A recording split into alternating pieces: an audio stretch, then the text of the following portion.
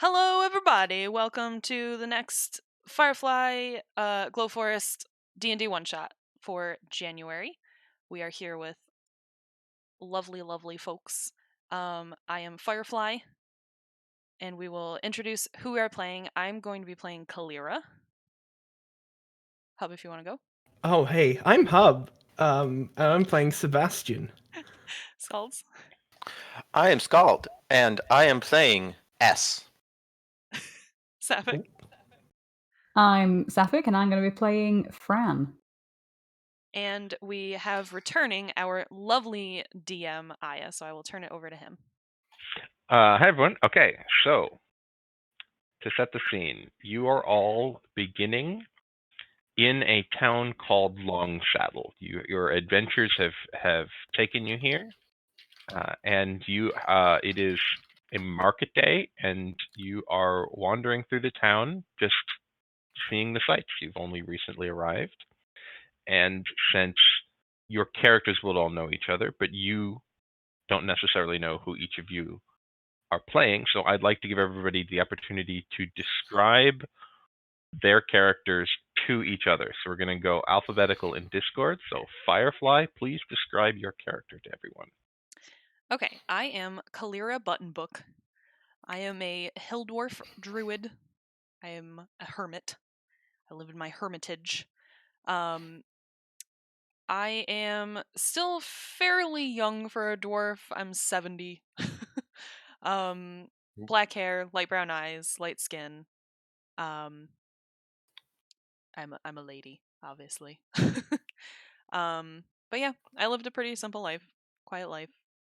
I'm sort of good at magic. Became a druid, defended my town, but I'm sort of on a mission to find my faith. Okay, Hubbard, please describe your character. Hi, I'm Sebastian. He is quite a tall fellow. He is a dark purple tiefling with a beaming grin on his face, and two small-ish horns with slick back grey hair. He's from an order of paladins. I'll just call you. I'll just tell you what they're called. The Order of Celestial Magistrates. And I suppose that's probably about it. Okay, we will leave the rest of it as a surprise. Yes. Oh boy. Sapphic, could you please describe your character? Yeah, Fran is a wood elven bard. She's about 5'9", olive skin, pale eyes, covered like smoky eyes going on, thick eyebrows, and like really stark, choppy white hair.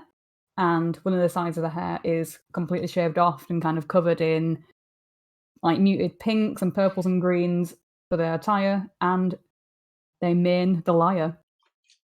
They main the liar. I love it. Okay, I'm not sure that anybody's prepared for this, but Skalds, please describe your character to everyone. So my character was raised in a monastery, living an austere life. The monk has kind of no need for personal attachments, and in fact, never really got a real name.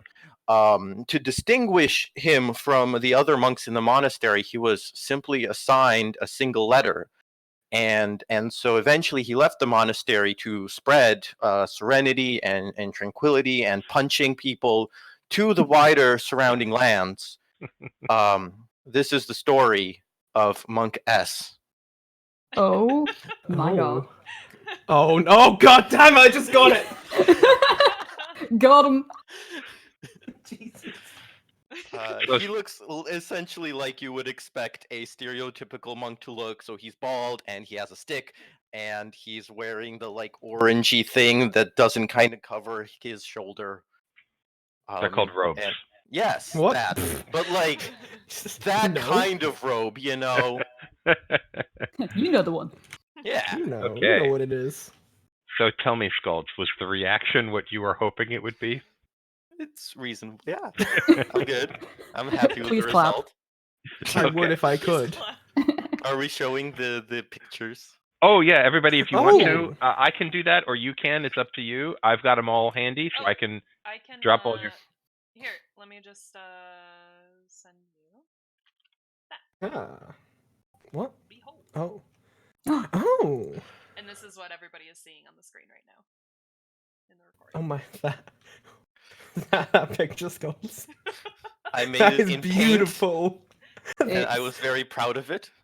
a masterpiece. I love it. I also took a cloak of protection so that I could draw what he looks like in a cloak of protection. Oh, Oh. my. Yeah. It's beautiful. Okay. That's amazing. So, no spoilers on this. Don't tell anybody else in any of the other chats. But if you had not sent me pictures, I would have drawn your characters in paint, and I am very bad at Nice. paint. They would have been thick figures. So those were the repercussions. I was saying that if you didn't send me a picture, I feel like that's what the still worth it. repercussions would have been. That seems fair. I mean, mine was Okay. close enough. No, yours look great, Hub. Your copied character it looks from dope. Doc. Yeah. I know. Like I know really you. good. picture. Yeah, I know you were talking shit about it, but honestly, he looks great. All right. So, let me navigate back to the right folder. Glow Forest one shots January. Okay, so all right. So you are, like I said, you are all. We begin our adventure in the sleepy village of Longsaddle, which you've been here long enough to know that it is a more or less unremarkable town.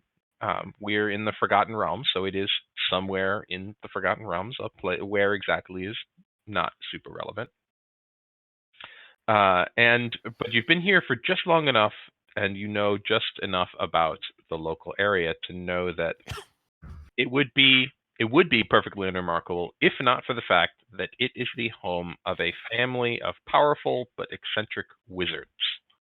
And the wizards are called the Harpels, Harpells, the Harpels. And for most of the time, they only mix with other spellcasters, but they've been known to make use of, let's just say, regular folk when they need something they can't be bothered to do themselves. So that's what you know about the town. So it is market day. It is market day in Longsaddle, and as you are wandering through town, there's a friendly, almost festive atmosphere. People from miles around the town have either walked or ridden here to shop for supplies or sell supplies or engage in business and commerce and chat with old friends. They have this market day, a big one like this, about once a month, and it's always a fairly large event. As you're wandering through town, you see stalls that are offering meat, furs, farming tools. They line the walls while you see groups of children laughing and dancing their way and running through town, and you pass a bronze statue of a robed figure wearing an expression of extreme self-satisfaction. And as you're passing through town, you pass through the town, through the various streets and alleyways lined with market stalls and the sounds of business going on. And as you pass this statue, you hear a metallic grinding noise, and it cuts through the hubbub. And you look up, and you see this head of the statue swivel and looks right at you. And the bronze face starts to move, and you hear a couple of mumbles like, "Oh, testing. Does this work? Ah, yes, I see it works. Ah, can you hear me? No, not the yokels. The ones with the swords and the armor and things. You four. Can you hear me? Hello. Ah, Hello. yes. Good. Hello. I, whoa. by which I mean Tristan Harple, not Great Uncle Humphrey here. This is his statue. I'm just borrowing it for a time. He'll never notice. I have a need for some of your type. You look like adventurers, and I need some of those. And I expect you probably have a need for gold and other shiny things and such. It's a fairly minor endeavor, nothing special, just a jaunt into the countryside, really. And in return, I'll supply you with, 250 gold apiece. Now, I expect you have questions, but we Harpels are not in the habit of discussing business in public, so I won't be answering any. My colleague, Carter, will be with you momentarily, and I have supplied with all the information you could possibly want. And there's a pause, and the head of the statue looks up and he says, "Ah, there he is." And you follow the eye line of the statue up, and you can see, and there's a silence, and you can see a soft flapping noise. And I'd like everyone to make a perception check for me, please. Ooh. Ooh. Oh, whoa. 14. I also 7. got 14. But my 19. passive is 16. Oh. Okay. Oh, So hey, my since passive is 16 too. this is an active check, since you are looking up and following an eye line, but Heck. anyone who got above a 10, Hey. Nice. so that was Hub. Who got the 7? Me, So Skald. Scalds, you are distracted by at the same time in the background a set of balloons are released up into the air, and you are distracted. You are distracted by the festive release of balloons. But the rest of you are correctly follow the eye line of this statue, and you see a small figure descending in the breeze, and it corrects its course from thin flaps from 2 small wings. And as you get closer, you realize that it's not a bird, and it's not a a plane. plane. On a plane. It's a What's a plane, bird guys? plane. It's a folded piece of paper. It's Ah. small origami swan type shape, and a little flurry of wing beats. It comes to the stop in the air right in front of, let's just say, Hubbard, because say Sebastian, because Sebastian's the largest one wearing armor, and it folds itself up into a flat sheet, and you reach out of the air and you grab it. And in your hand, you hold, and as you hold it, it unfolds itself, and you see a piece of old, battered paper, and it looks like a map. Oh. In the top of the map, it says Cartographical Assistant, Relief, Terrain, Range, stenciled on the top of the map. And the statue looks down, and it sees it. It says with approval, "Ah, there we go. Anyway, I need to get this statue back in the right pose, or old Uncle Humphrey will be frightfully grumpy with me. Toodaloo!" And it moves back into its original pose and locks, and it pauses for a second and says, and comes back and says, "Oh, before I forget, when you've accomplished your mission, just please report back to the local fest hall, and I or one of my representatives will meet you with your reward and payment once we receive your report.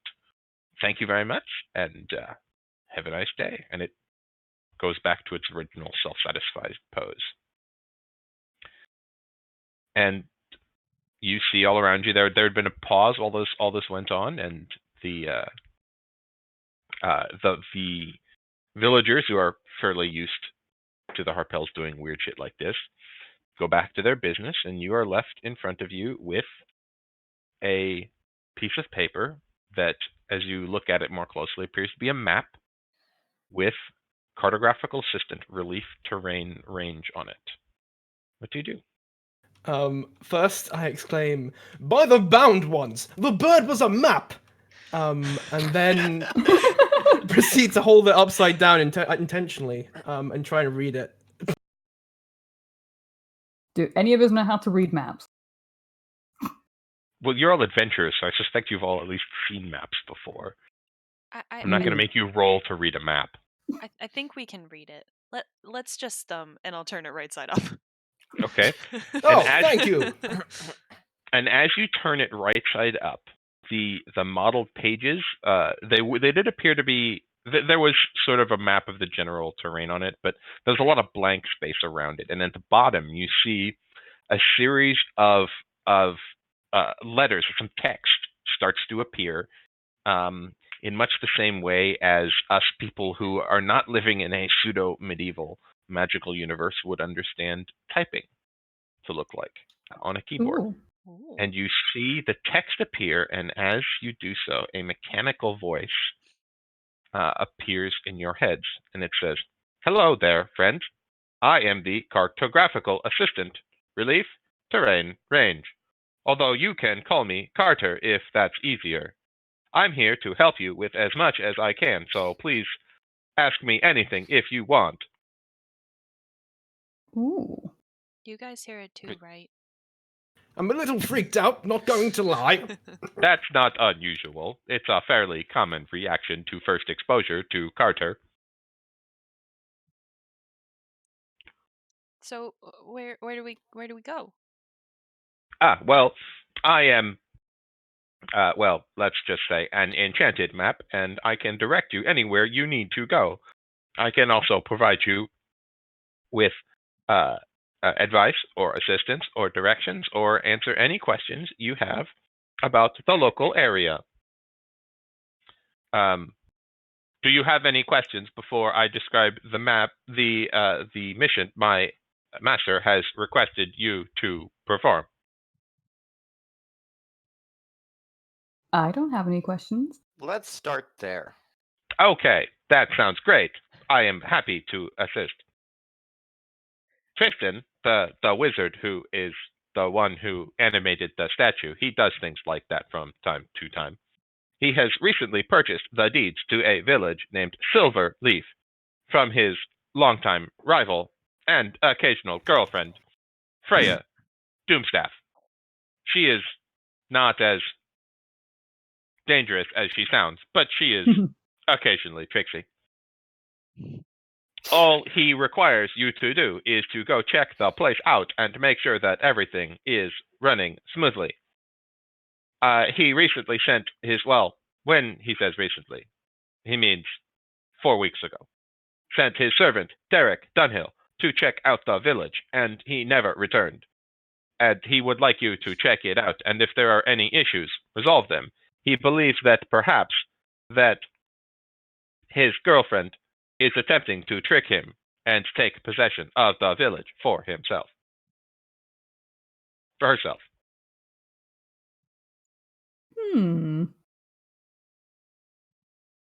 Well, I don't see anything wrong with going to go check. Sounds fine. Let's go. All right. Would any of you like to know more about the village of Silver Leaf? Is there a silver leaf? There is, in fact, a silver leaf. Well Oh. done, armored, Oh, purple-skinned thank you. person. The village is not exactly normal village. It is famous among wizards in the north due to the orchard that gives the place its name. There is a peculiar enchantment on the orchard, and it causes the trees to grow leaves of pure silver. Holy shit. Ooh. It is a prestigious possession, and therefore, even though Freya signed a magically binding contract, Tristan is still suspicious that she has tricked him in some way. It is not exactly a healthy relationship. Been there. Well, sometimes you fall in love with a goat. What's a relationship? I have never What's a fallen goat? in love with, but you do you, What are girls? good entity.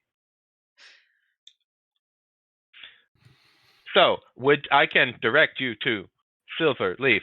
It is hidden in the hills to the east and south, but and is very difficult to find. But with my assistance, we can definitely get you there with no trouble. Is there any business in town that you wish to accomplish, or shall we head off first thing? Well, I think if we're going to go on any adventure, I want to... Let's go get supplies. That sounds pretty fucking fun. Okay, please just unfold me and say, Carter, please come help us, or something like it, when Very you well. need And directions. I start following him up before he finishes. Okay, as you fold it up, you hear this odd mechanical voice just get muffled, and you hear sort of faintly, oh, okay, fine, I see that, how we'll do it. Okay, just let me know when and it's cut off. All right, what would you like to do? Goodbye, friend. What would Poor you guy. like to do in the town of Long Shadow? You each have your starting gold plus 50 gold pieces, and the town is full of shops. I saw that I'm pretty fucking squishy. So Yes, you are. I would like to remedy that. Okay. So Um, preferably, I don't know. I'll have to see what kind of proficiencies or kind of armor that I can wear. But I believe you are proficient anything, in light armor. I am, yeah. So I'm gonna go to like a smithy or an armory if there's one in town, Yeah. or anywhere that Yeah. can sell me. I might Yeah, you come find- too. Yeah, you find a smithy without an armor shop that without too much difficulty. It's a market day, and so all the shops have their doors and windows open and displays out front of the various wares. And if you can ask the townspeople, they'll direct you to a shop, a smithy, which is called the Righteous Brand Smithy. And Nice. you step up front and you see a small halfling woman who is wearing a large leather apron, and it has tools hanging up in the back of the shop. And they appear to be sitting, but on an elevated stool, so to bring their eye line up a bit, behind a selection of weapons and armor. Sweet. So Fran will throw themselves over the counter and be like, "So, friends, we're going on an adventure into the Silverleaf place. And I need some gear, something to wear for little old me. What do you have? What are you selling? What do you do?" Well, welcome, friend. It's great to Hey. meet you. I'm not 100% sure what Silverleaf is, but if you need protection, we got plenty of that here. What kind of armor did you have in mind? We've got light armor, and we've got medium armor, and we've got a couple of sets of heavy armor. That's a little bit more on the pricey end. We got some weapons. If you need better weapons, what did you have in mind? Ooh, well, probably I'm gonna go for the light armor because I'm pretty bare. Like my coat's nice, but I can't do a few stabby stabs. It won't do. It won't do. So anything to make me stab resistant may be the key. We don't to have life. any enchanted armor here, but I see that it appears that you've got some leather armor on there. Is that the case? Uh-huh. Well, we've got some armor here, which is it's a little bit of an upgrade. It's studded leather armor. Your armor looks like it's in pretty good condition, so I could, if you just want to, I could sell you the studded leather, and I could buy your leather armor and sell it to the next adventurer who comes by. Ooh. Yeah. That was pretty cool. Let's do that. All right. So you take your armor off and hand it over, and she kind of looks it over, and she grabs a set of spectacles and kind of puts them down over her eyes and flips, kind of looks over and says, oh, "Is it Pretty elven nice, made? isn't it? It's very nice. Mm. I do particularly enjoy the decorations. The color's lovely too. The whole myself. thing is very nice. Well, I can give you on trade. So this is I can give you on trade about 5 gold pieces. Which means that for our studded, she pulls up studded leather armor and puts it on, and it looks like yours, but it's a little bit heavier, and it's got reinforcing studs on it, which means that it looks like it would take a little bit more of a beating before it actually gets the whatever is attacking you gets through the armor into you. And so this is 45 gold pieces. So for a net of 40 gold pieces, I will take this, and you can have our brand new studded leather armor. And if you like, I've got a couple of different colors. You know what you like. What colors do you have? What color do you need? Is it too hard a question? Green. Purple is the best. Oh, okay. She laughs. She laughs and she leans back through the door and yells, "Yo, Kenny, bring out one of the green studded leathers." So you come out and it's this deep forest green that looks like the color of the woods in the middle of in late spring before the summer heat has caused any of the colors to shrivel. It's a deep green color. It says, well, this is what we have for green. Oh, that's a lovely Ooh. color. It is, my diminutive friend. Not as good as purple, but I'll We take it have- off your hands. Okay. For Purple's 40 gold good, pieces, too. it's yours. And I keep your leather. It's very nice. Thank you. This one's Okay. also very good.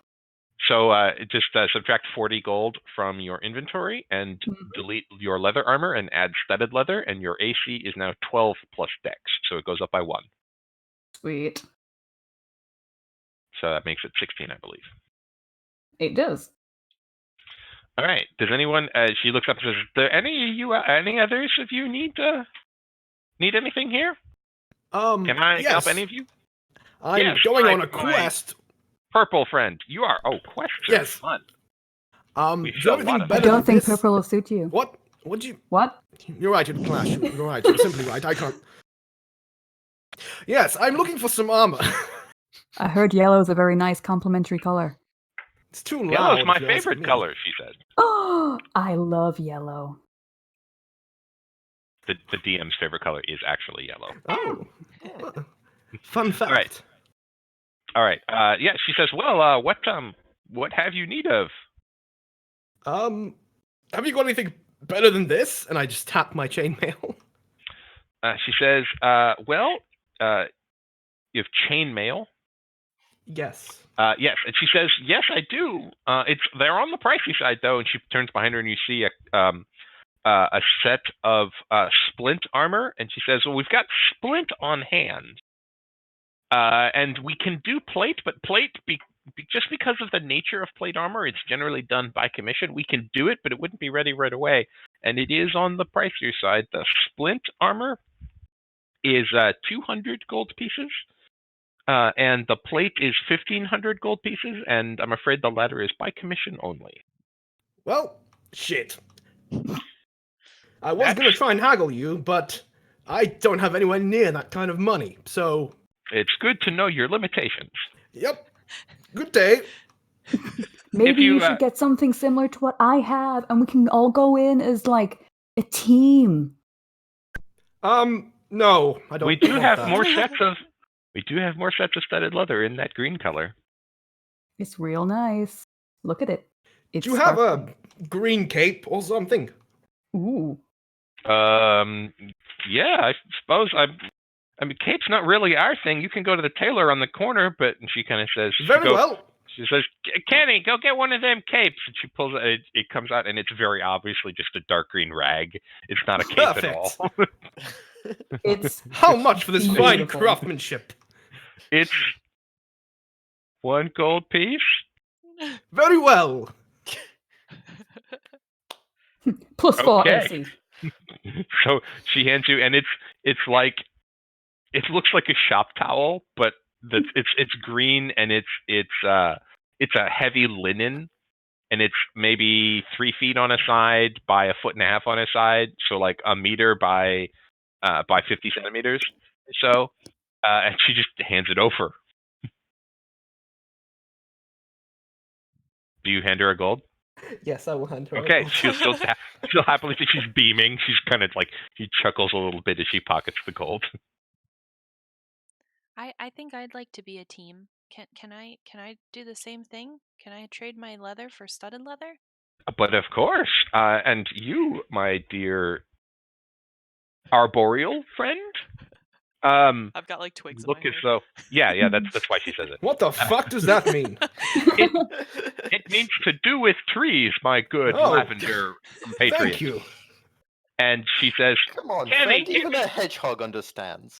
"Kenny, get me another one of them green studded leathers, but like dwarven sized." And so her assistant comes out and brings out another set of studded leather that's the same color as the one that Fran just bought. But it looks like it would fit a dwarf of approximately your size. Hey, Fran. We're a team. We look so cool. We look so good. Yes, we do. And would you I agree. Would you like to trade in your leather as well? We'll happily take that one on exchange for the same deal as we gave the tall one with the loot. Yeah. Okay, so she hands over the studded leather. You take off your leather armor, hand it to her. You It's hand like her super dirty. Yeah, you hand her 40 gold pieces. You get the idea that she's an armor. She can clean it up and sell it.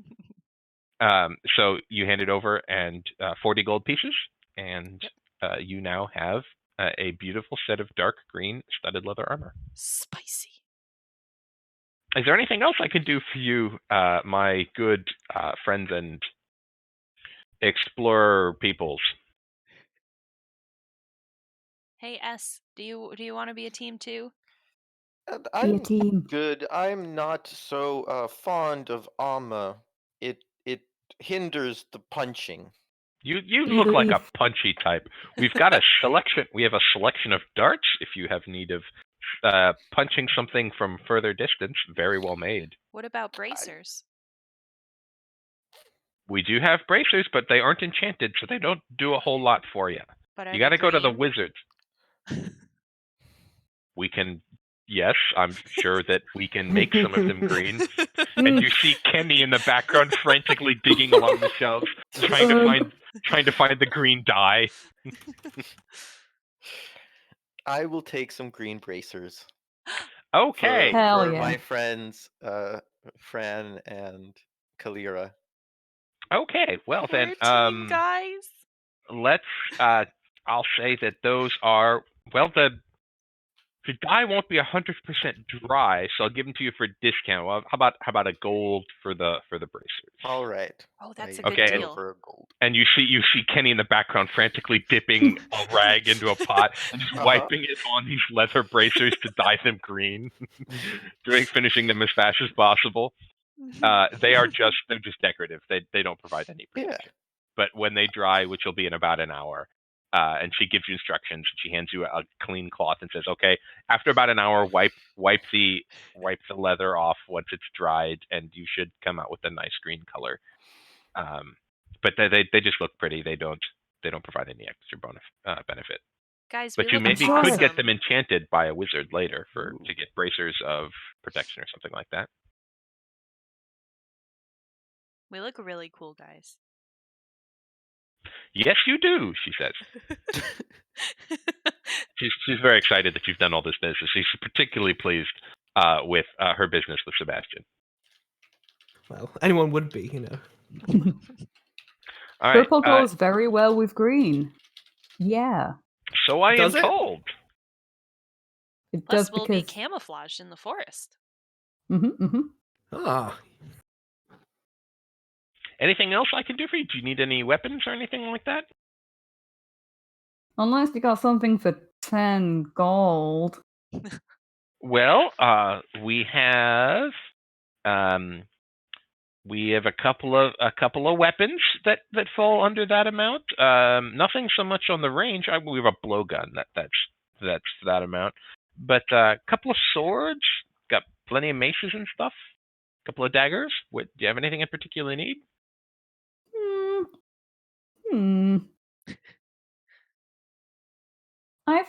I think I'm good. All right. Well, thank you very much for your business, and have a lovely market day, my friends, and good luck on your adventures. Thank you you. too. That was fun. Goodbye. She kind of does a royal wave as you walk away. Is there So do anything I. else?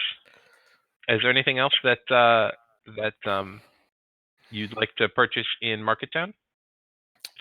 Oh God, I just saw what Bunsen posted in Discord. Good Lord. Yes. Okay. So yeah, is there anything else you would like to purchase in your Market Town? How much would like a healing potion or something be? I think well, that would be prudent. Yeah. If you find an apothecary and inquire within, and their standard healing potions are 50 gold pieces each. I will take one of those. Okay. You hand there's what looks like a middle-aged furbolg man there, who he looks very approvingly at Kalira, because he too has twigs in his hair and what appears to be moss growing on one side of his neck up to his face. He looks like he literally just stumbled out of a stone circle in the middle of the forest. But he's got a couple of healing potions, and he hands you one for 50 gold pieces. Hey, you look great. Why, thank you. Well, you look great too. And a druid Oh, grabbed him a really- little flower and put it in his I- neck. Oh, well, thank you. That's very nice. I really appreciate that. Fuck, I realized I'm doing a voice. Yes. I didn't do that on purpose. It just happened. Yeah. You became Puma. Look, I became sometimes these like- things just happen. Completely by accident. Yeah. Quick Well, roll Gutsuas, please. I really appreciate that. Thank you very much. Tell you what, and he waves his hand, and he druid crafts a small flower, and it's like an orchid, but it's an orchid that looks like a spider attacking another smaller spider. It's a really cool looking orchid, and he puts it in your hair as well. Wow. And he's like 4 feet taller than you, so he has to bend down real far to put it in your hair. He says, "A flower for a flower. Thank you very much." This is great. Thank you. Do you have anything else? I'm happy to provide more potions or anything like that. We've got a couple of vials of things on the shelf if you need anything. We got some any kind of lowers. We got some poisons and some healing potions. My God, man! Hey, I In don't. broad know. daylight. You look like adventurers. Adventurers need weird things like that. I'm trying not to judge. You should do the same. Perhaps you're right. And he's got there's a couple of minor potions, but nothing of too much significance there. So, here's the deal, friend. I'm a little out of gold. I have as many as the fingers that I have. Is there anything So that I could- 14. No, I'm just kidding. I don't know how to count. Yeah. Is there any like magic leaves that I could lick that would be worth 10 gold that they'll do me like some healing things? I know Well- how expensive the potions are, but anything for little old me Make a persuasion check. will do. And you're a bard, so that should be pretty good. Yes. Go on. What is it? It's a natural one. Okay.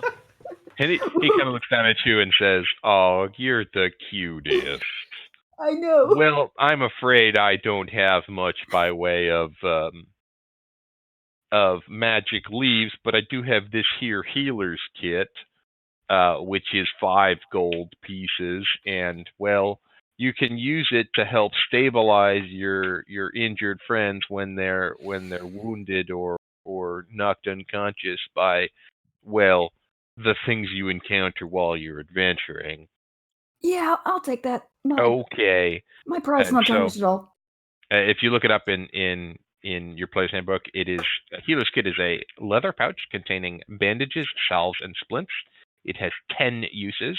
As an action, you can expend 1 use of the kit to stabilize a creature that has 0 hit points without needing to make any a wisdom medicine check. Cool. So normally to stabilize a creature that's at 0 hit points, you have to make a medicine check. This allows you to do it for free. And then there's a feat also called the healer feat, which allows you to actually heal a bit with a healer's kit. I see. But yeah, so it allows you, if any of your compatriots goes to 0 hit points, you can stabilize them with the healer's kit without needing to make a check. Nice. Okay, and he says, "Well, happy to do business with you. Is there anything else I can help you with here at well, I should probably come up with a name for my emporium. I just kind of call it the shop." What's the word for shop in Furbolg? He says a word in Furbolg. Maybe you should name it that. That sounds like a great idea. The DM will come up with something, and the next time you come here, we'll have a better name. Smashing. You're welcome. Thank you. He looks a little confused that you said you're welcome before he said thank you. I'm on it. And is there anything else you guys need? Yes. Sorcerer, I will take 1 potion. What manner of potion? Also, I'm not a sorcerer. Whatever you say, sorcerer. Your secret's safe with me. You're very strange, purple one. If strange is a word for good, then yes. Sure. Let's pretend like that's the case. I'll take the kind that costs 64 gold. What? Not Okay, 69? This is the GM laughing. What? I have no idea where you're going with this. What do you I want? don't know. What can I get for 50? You can get a buy a healing potion. Okay, what is it? Just standard healing potion? Yeah, just a regular potion of healing, 2d4 Okay. plus 2 healing. I will take that then. Okay, and he says, "Well, I'm not 100% sure what that means, because you could pay me 64 gold for a potion of healing, but normally it's only 50." And he pulls one down off the shelf and puts it in front of you, and it's red. You son of a bitch. 55. Very well. Pleasure I doing business. accept. Okay. Now that you've been fleeced thoroughly by 2 NPCs, he hands over this potion of healing and takes 55 gold pieces. So it's just a regular potion of healing. Okay. Is there anything else I can do for you?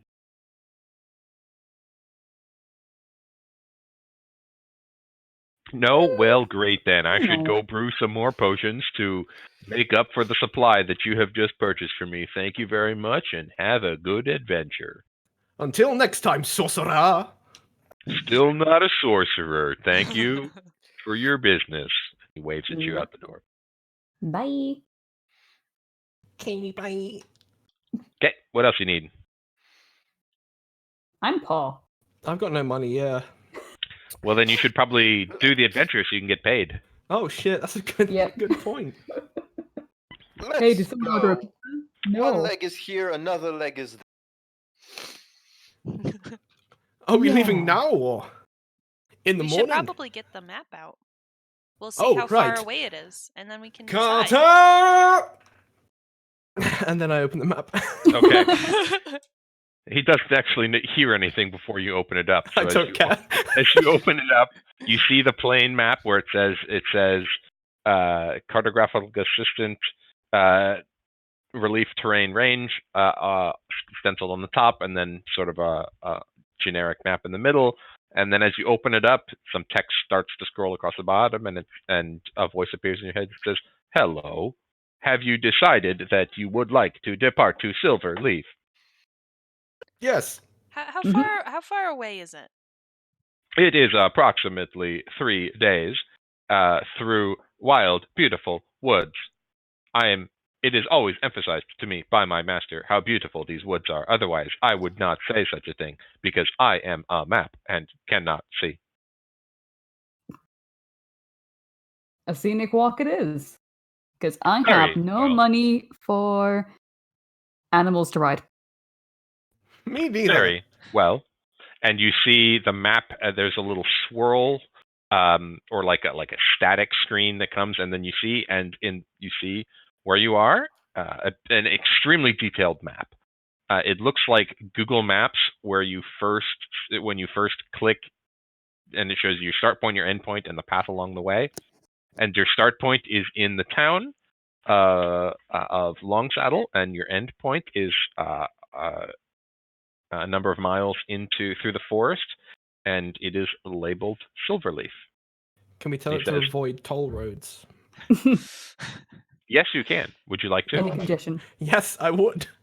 Well, there are no toll roads in this part of the world, but sure, I will input that into my decision matrix and make sure that that is the case. Thank you. Would you like to depart now or in the future? What time of day is it? Yeah. It's probably about 2:00 in the afternoon.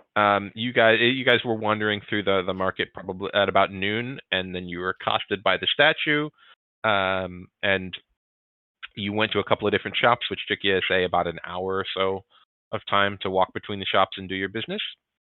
And so I'd say about 2 o'clock in the afternoon on market. Ideal time. Adventure time. Let's be off. Adventure time. All right. And it zooms into the starting point and provides turn-by-turn directions. Okay. Amazing. Sweet. Amazing. And so you guys, you head out of town. And it's a fairly small town, quaint town. It's honestly a very pleasant place. Weird wizards aside, and you can see the tower, the wizard's tower, and behind you as you walk out of town. And you enter the forest, and there's a path, but it's not a very winding or well-traveled path. And after a while, it disappears. But with the directions provided by the map, you don't need to make any survival checks or anything. It just provides you a step-by-step direction. And you, as you walk through it, they're up the hills and through wild, beautiful woods, and you see animals in the background, and you see the map circles you around known bear dens and warrens of various animals, and you don't need to worry about being accosted by any wilderness or animals along your way. And it is also extremely helpful. It points out good places to camp. It also provides you with helpful directions to if maybe you want to make a slight detour to see a view. It provides you with local locations of interest where you can see the spectacular overlooks. Ooh. And about 3 days later, shortly after noon again, you crest a tall hill, and below you see a village. There's maybe a score or so of houses nestled in the valley below, and even out from a distance, all this way up at the top of the hill, you can see a shimmering gleam of what appears to be an orchard. But instead of little green or red spots from fruits, you see the orchard is just silver. It's beautiful, gleaming silver color. Everyone, please make me a perception check.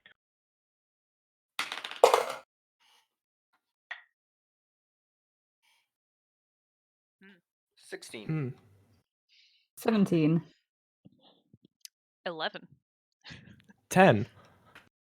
Okay, so Sebastian and Kalira, you're too intrigued by the notion of you've heard the rumors, like the map told you to expect a forest, an orchard with silver leaves, but you weren't really. You thought it might be just like, hey, look, they're just colored silver or whatever. But no, they appear to literally be silver, and you're entranced by this, and you don't really notice. But the other two, Esh and Fran, you look around the village, and there doesn't appear to be anything moving in the village. So in a case of that nothing's moving in the village, like in the same way that like maybe the leaves aren't moving, there's just like no movement, like no wind, no nothing. All right, can you say that again, Safik, please? I was saying, is it like is it like stagnant? Is like nothing moving at all, or is it more of a case of that the village is empty? It's more case the village is empty. You see like other trees waving in the breeze and stuff, but you don't see any movement of peoples. There's no livestock moving. There's no people moving. There just appears to be a static village in which nothing is happening. Sebastian, this is really pretty, isn't it? It is. This is amazing. I've not seen this much silver in a long time. I've never seen this much silver. Neither have I was lying. While this is happening, Fran is going to skip down the pathway into the village. Okay, it's a short walk down. You just walk down the hill. It's maybe a mile or so. It takes about 15 minutes. And so you arrive at the edge of the village of Silverleaf. It appears to be a quaint, pretty, well-built cottages and beautiful gardens.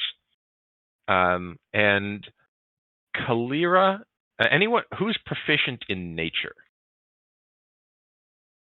Kalira's not even proficient in nature. Not me. Wait a minute. No. Wait a minute. Hang on. Oh, that's right. I Oh. chose Arcana instead. Ugh, she has like twigs and stuff in her hair. Okay, but because you have twigs in your hair, Kalira, Yeah. please roll me a Which one do you nature use? check. Okay. That is a 3. They appear to be beautiful as slightly unkempt gardens. Can I make actually an Arcana check to see if I would know why they're silver? Maybe, like if it's a magical effect. Why the trees are silver? Yeah. Yeah. Yeah, go ahead. Okay. Because he didn't say exactly why, right? Yeah, go ahead. Map You can builder? roll it if you want. Okay. Could be a ruse. Could be a ruse. That's cocked. That Same. is a 12. It appears to be magic of some sort. Oh. You are from the you're a hermit and you are familiar with what trees normally look like. The trees don't look like this, and you know that there are wizards around here, so this might be a magical thing. But without anything more specific, the trees are still in the distance. You're right now just at the outskirts of the village. It's still a little bit of a walk to the orchard. I'm gonna. But as you get down into the village, you see that you don't see any people.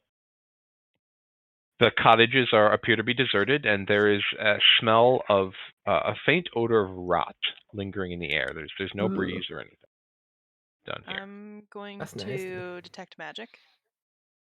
Okay. What's Around, the see if I radius can- on detect magic? It's different for D&D, I think. It I think is it's 30 feet, I believe. I think you're right. Yeah, 30 feet. Okay, so for the next 10 minutes, you have detect magic running. You do not detect any particular magics in the 30 feet around you. Does anyone want to try and find the source of the stale air and rot smell? Go on then. All right, Let's look. All right, the two of you who just spoke, so Sebastian and Esh, please make investigation checks. Oh fuck. -1. Let's go. Same. Ooh. 9. 13. All right, so Esh, you are not super used to villages, so you're not really sure where to go look. But Sebastian, you think, perhaps I should look in the kitchens. And you notice that the smell of rot appears to come from spoiled food in pantries and kitchens. There's no dead bodies. It just appears to be the result of neglect. The village appears to be abandoned. All the food in the kitchens and pantries appears to have spoiled. Oh my god! Is no one gonna follow up on that? I will. He's like, what's going on? Oh, all this food has gone to waste. Ooh. I know. What's in this is room? everyone? I don't know. What is in the room? Oh, if you go through the houses, I'll say that your investigation check also turned up some books. Let me look up, Sebastian. Let me pull up your character sheet. You do not. You cannot understand the languages written in the books. Any heresy? But when Fran comes running in, if you are holding a book and pass it over to them, you notice, Fran, you can read the books. They are written in Elvish. Ooh. Just a note, Aaya. I forgot that I did not actually prepare detect magic. Okay, So, well then you I didn't find anything anyway. You definitely do not detect any magic around you. Apologies. I thought I'd prepared it. I did not. Kalira, what languages do you speak? I don't see them on your character sheets. I speak. Oh, there they are. Yeah, Common, Druidic, Dwarvish, and Halfling. Okay, yeah. So the only person who can read the books is Fran. They're written in Elvish, and they are mostly concerned with gardening. I'll give it a flick through and see. Is there anything that explains the silver leaves, or make an investigation check? Yeah, it's a free boss. I see legs from me, dog. It's a free. Oh, it's a 3. Sorry. Yeah. Sorry. Normally your accent doesn't cause a problem, but in that case, I didn't quite. I heard the word free and I got confused. Okay, no, there's nothing in there about the orchard. They mostly appear to be concerned with the various plants in each individual house's gardens. Cool.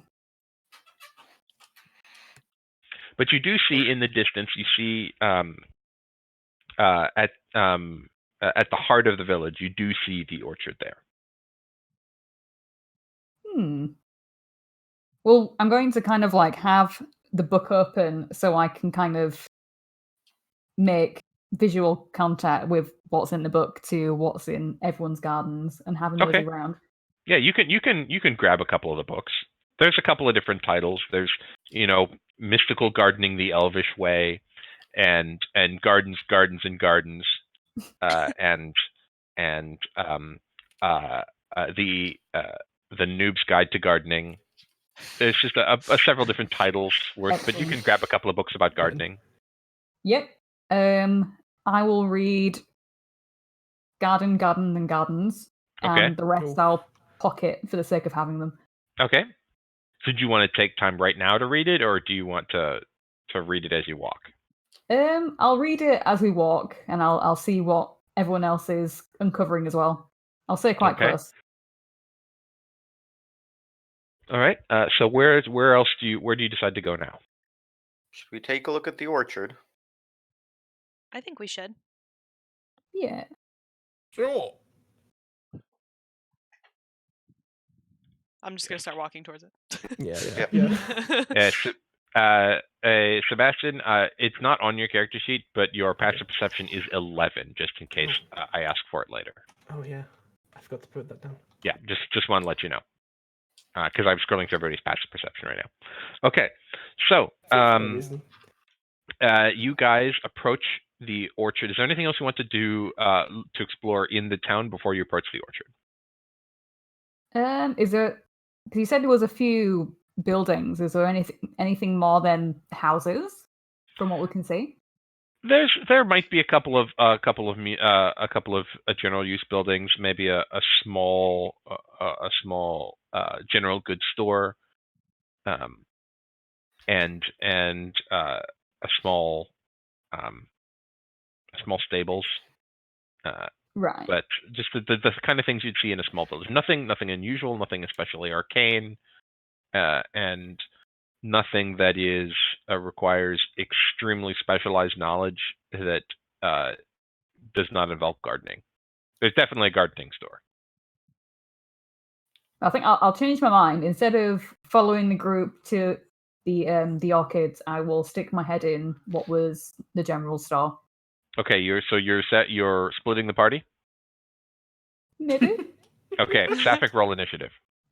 No! I'm just kidding. No, you're fine. Why you do this? That was funny.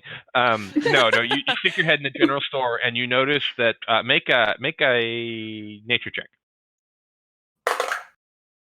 This dice is going in jail. Banned. It's a 4. It appears to be full of plants. Ugh. There are no people in here. Okay. Does the town generally look like people left it or like they vanished? Make a perception check. 19. It looks like the town doesn't look abandoned. It looks more like they vanished. Okay. There's no sign of strife or danger or anything dangerous that happened that would cause them to leave. Does it look like it's been abandoned for long or recently? Make a perception check. All right. Fuck. It's a natural one. You don't know. You have no idea. Okay. Well, this die's going in jail too. Your dice rolls, fam. They've been bad. Yeah. New dice, Sapphic. Yeah, it honestly is. Okay. Dice, who dis? So, what else do you want to do? Is there anything to loot in this shop that I'm in? Is there anything to leer in that shop? Make an investigation check. Oh, I'm scared. Got you, Hub. Thanks. I got a 14. Okay. You find roughly 16 gold pieces worth in copper in a desk that appears to be with a ledger. There's a little cash box with there's no gold. It's all silver here, but it's roughly 16 gold pieces worth of silver. Sweet. You see, there's a lot of plants. You see some tools. If you'd like to loot any gardening tools. I'll take a singular tool. Okay, there's a couple of trowels. There's a scythe. There's a gardening fork. The usual kind of things used to garden. What in particular do you want? I'll take... A sickle. I'm sorry, a sickle, not a scythe. That's the one I was thinking. Yeah, I'll take a sickle. Okay, you take a sickle. If you want to add to your character sheet, it does 1d4 slashing damage on a hit, and it is a light weapon. Sweet. I'm gonna pocket the cash because I am naughty. Okay. Oh shit! Is anybody watching them do this, or are you by yourselves? Are you guys exploring somewhere else? I'm with the others. Okay, I know, Safik, you said that Fran went in by themselves, but I don't know if anyone followed you in. Nah, I I'm don't still think going anyone- towards the orchard. Okay, so then you pocket. You don't need to try and hide it or anything. You just use that they pocket and no problems. Sweet. It's mine. Where'd Fran go? I don't know. Nowhere. You should find them. Oh, see, there they are. Oh. All right. Nothing interesting in there. I'll Flowers. take your word for it. Nothing to see. Pointy gardening objects. Definitely. But by the way, No money. the gardening store is called Gardening R Us. Heh. Nice. Oh, it's beautiful. Is the R backwards? No, but it is shaped like a very, very deformed tree. Yeah. Are there any animals around? Make a perception check. And since you are a druid, I will let you do it with advantage. Ooh. Ooh. Oh shit. Oh shit. Firefly, for the love of God. I got a 16 and an 18. Oh, those are good numbers. Never So mind. plus 6. So. Oh, give me the total number. 24. No, you do not see any animals. You see exactly as many animals as you see people, which is to say, none of them. Although you do hear in the distance in the orchard, you hear a raven cawing. That's the only animal you see. Oh shit! I want to find him. Can we all hear this? Spooky. Yeah. Cool. I want to unsheath my lyre and start playing it and see if the raven reacts in any way. Okay. Make a performance check. Yeah. Why is this? It's an 11. The raven appears to be unmoved by your dulcet tones. Oh, fuck off. You are not sparkly, nor are you making raven noises, so it does not come out to visit you.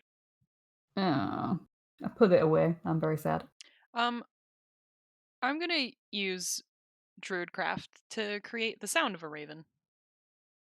Okay, is that a thing Druidcraft can do? Yeah. Can it make sounds? Yeah. Shit. You create an Yeah. instantaneous, harmless sensory effect such as falling leaves, a puff of wind, the sound of a small animal, or the faint odor of skunk. Okay. You make a cawing sound, and you hear a raven sound come back. It echoes back. Doesn't come to you, but you hear an echo. In the sense that it is answering. Okay. By doing that, can I like pinpoint its location and start walking towards it? Yeah, it's in the orchard. Right, It appears to come from a tree in the middle of the orchard. Okay, I'm going. Okay. Guys, Yeah, we should I'm go find following. that raven. Okay, so you all head to the orchard, and before you, as you turn a corner around a house, and spread out in front of you is the orchard, and it is It is a thing like nothing any of you have ever seen before. There are only about a dozen trees in the orchard, but above each of their thick black trunks is a shimmering, shining mass of silver leaves. And the breeze had been mostly still up to this point, but it kicks up, and it's an open space here, so there's no real houses to block it. And you see a breeze comes through, and each and every one of these leaves twinkles with an otherworldly silver beauty. The orchard itself is roughly 60 or so feet across. It's circular, and it's ringed around it by a low wall, maybe 3 feet high, of gray stone. In front of you, there's an entrance to the orchard, is a small iron gate swinging gently in the breeze that just picked up, and you can see a gravel path extend from about where you're standing through the gate and into the middle of the orchard. You see in the orchard a wide-brimmed straw hat decorated with a pink ribbon discarded in the middle of the path. Off to the left, a weather-beaten wicker picnic basket. You hear the raven somewhere in the middle of the orchard. You can pinpoint the tree. It appears to be near the back of the orchard from your perspective, from where you're standing right now. And after a minute of looking through, you notice that in the middle of the orchard is a small table, and it appears to be some distance away, but you can see what appears to be a fountain of white sparks rising from the surface of this small table. Again, I'm going to give the druid one more chance to make a nature check. Oh no. Aww. It's a 12. That beats the DC. Yay! The trees are beech trees. They appear to be enchanted beech trees. You've seen a beech tree before. They're not super rare. Beech trees do not normally have silver leaves, but you do not have detect magic, so you suspect it's magic, but you can't confirm it in any way. All right. Do you enter the orchard through the gate? Yeah. Can I quickly just use a divine sense in the general, like within 60 feet, I guess? Okay, within 60 feet of you, which standing at the entrance to the gate would get you essentially the entire orchard. Okay. You do not sense the presence of any fae, fiends, celestials, or undead. Must be fine then. Those are the only creatures, right? Definitely. Good board here. They're the only things that divine sense gets you. Yeah, the only thing I'm worried about. It's fine. Yeah. Okay, so do you? It's not like there's some sort of vampire masquerading as a What? fat, jolly. That would be ridiculous. I had so much fun with that, guys. Vampires aren't real. So much fun. All right, so you all enter the orchard through the gate, and take 1 or 2 steps in, and you feel a strange, tight feeling in your bodies. The world spins around you, and everything goes black. Oh no. You don't know how much. We could have predicted this. You do not know how much time passes before you wake up. But you remember having been on the gravel path when you passed out. But rather than a gravel path around you, you find yourself lying on what appears to be a wide field of small boulders. Each one of them appears to be about 1 or 2 feet wide. Green walls of thick foliage rise up to the left and right of you, and a strange dome-like structure lies what appears to be a few hundred feet in front of you. In the distance, you can see impossibly huge trees looming up into the sky, topped with titanic silver leaves. A cold sensation runs through your bones as you glance over your shoulders to see that the gate you just walked through is now the height of a castle tower and hangs on a wall that will put any fortress to shame.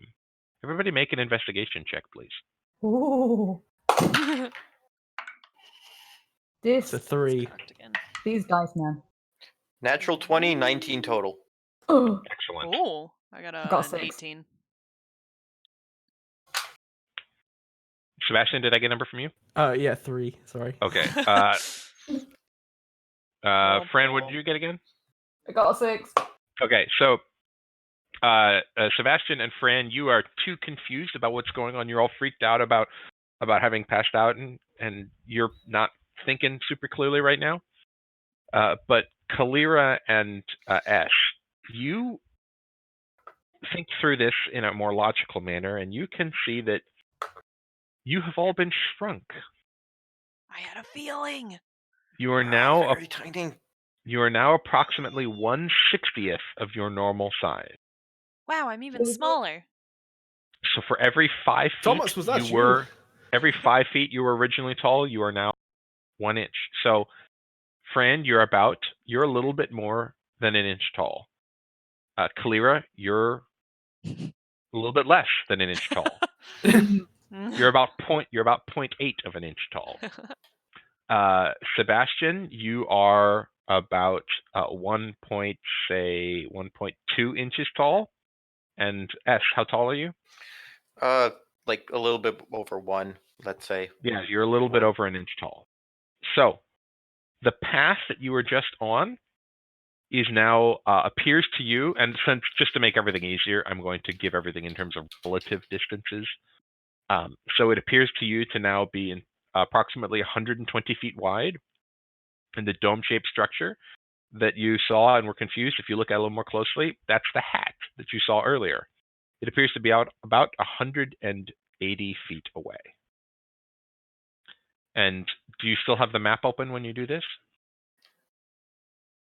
Sure. You hear from the map as you have it open in your hand, you hear, well, that was strange. I was not expecting that. I don't think we were either. I don't even know what that was. Oh, Neither do this is I. bad. This is really bad. Well, it is clear that something weird has happened in this place. Perhaps we should investigate. Yeah, Sure. Let's. I think that's a good Okay, idea. which way do you go? Do you go towards the hat? Where do you want to go? The hat is about 180 feet directly ahead of you on the path, and you have to follow the path to get to the table where you saw the weird sparks. So do you want to head towards the hat? Let's. Yeah, Yeah, go let's on. do it. Yep. Okay. You can go somewhere else if you want, but that's the closest I'm finna get a landmark to you. large hat. If we're All right, hungry, we can probably find the picnic basket. The picnic basket. Oh my Yeah, god, I you just could. thought of What? I just thought of Yogi. Okay. Oh shit! I just realized Yogi's gonna have a field day with this. Yes. I don't know if Bean's seen the cartoons, but if so, they're gonna have so much fun. Okay, so you head towards the basket, and the two of you, I believe, Esh and Kalira, with your passive perception, you notice underneath the brim of the hat, you see 4 hulking furry figures. I point them out and I ask what those are. Okay. And I try to figure out what those are. Make an intelligence check, a general straight intelligence check. 10. Okay. Hold on, I'm flipping through my monster manual quick. They're monsters. And I point them out to Kalira, who maybe is familiar with furry things. Yeah, all of you can make it. So as this has been pointed out, they're too far away to notice you. So, but everyone can make an intelligence check, having been alerted to their presence. I'm sure this will go well. Got a 13. Got a 14. Got a 5. Okay, excellent. Sapphic, Fran, you need new dice. I know.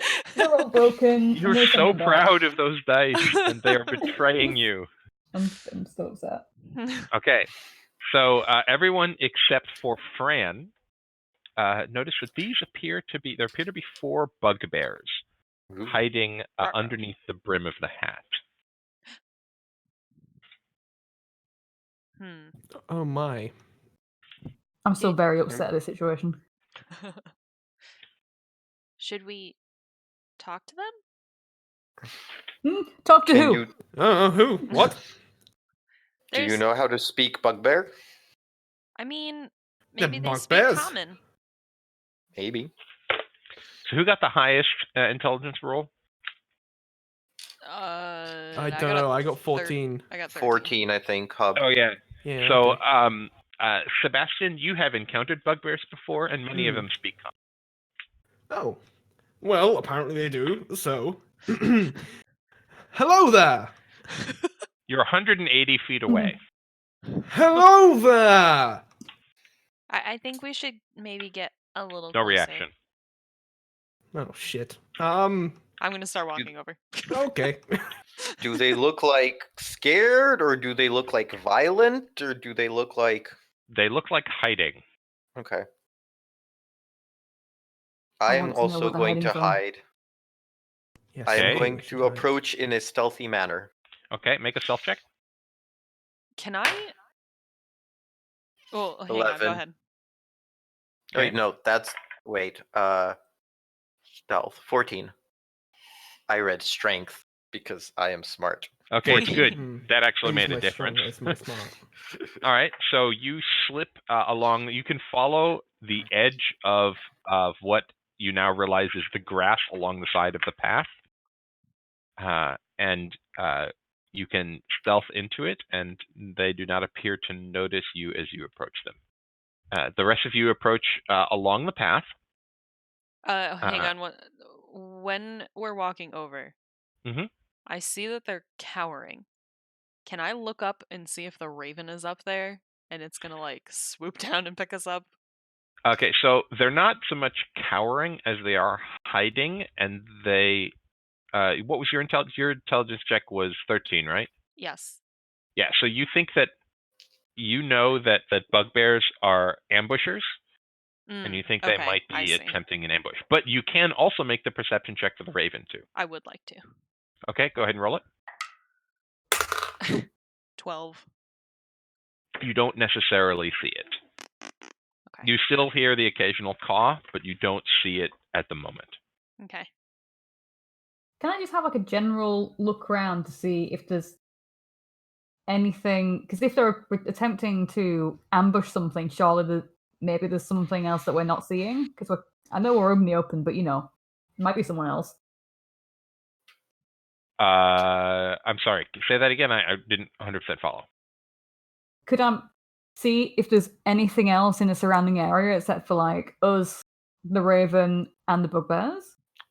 Yeah, go ahead and roll perception. Jesus. Jesus can't save you now. It's 4.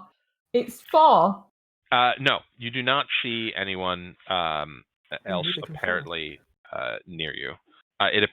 You know from based on what you remember seeing before, Honey, you shrank the adventurers. But so you suspect that out there is probably a picnic basket and stuff, but there's no one else apparently on the path that you can see. Right. Understood. I will continue walking towards the bugbears. Okay. So I'll say you get to about 60 feet away from them. Does anybody do anything? You just keep walking. We just keep walking. All right. So you get about 30 feet away from them. You see their at this point you see their large furry forms. They kind of slink. They're not 100% sure. Actually, I got to roll. Hey, Sebastian, you want to try talking now? Sure. Hello there. Nothing. Do you speak common? Make just Sebastian. Actually, all three of everyone except for S. Make a perception check for me. Are And they this is moving? a perception check based on hearing. We're gonna see what you Okay. hear. 13. 17. I got a 7. Okay, Fran, you hear sort of mumbled in a language that you do not understand. You hear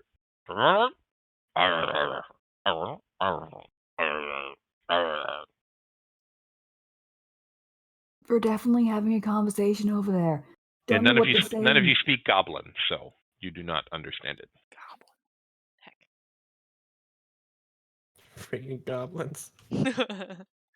Yeah, bugbears are goblinoids. Yeah. Mm-hmm. Okay, so you get to be about 30 feet away from them. Sebastian, do you call out to them? Yes. Okay, what do you say? Say, hello there. We appear to be lost. And I- you hear all from underneath it. You hear, Are you going to eat me? and you hear one voice come out from one voice, and you kind of hear a couple of elbows poked, and you see one of the figures kind of go, "No, That's great. no, No. maybe, no." And you hear, and you see one of them punch the one who's talking. Says, "No, no, what are you doing here? That's a good question. How did you see us? Wait, what? I was for the. Oh, damn it! I'm fucked up again." And from underneath, you hear another one for punch it in the kidney again. And you don't speak Goblin, but you can infer from body language that this was basically something with the effect of, "God damn it, Lawrence, you fucked up again."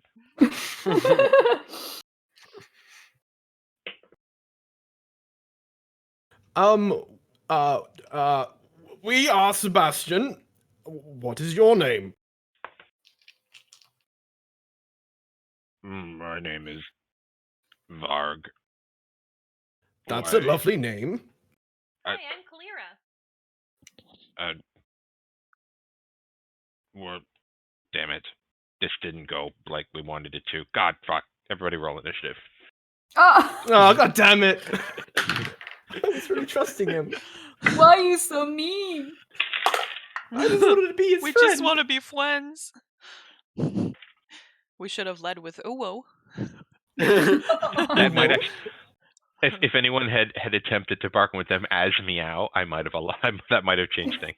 Whoa. Hello, Bugbear. We all friends. We are So friends. when is Meow gonna play D&D with us? Because that would be amazing. When we can convince her otherwise. Yeah, we can trick her.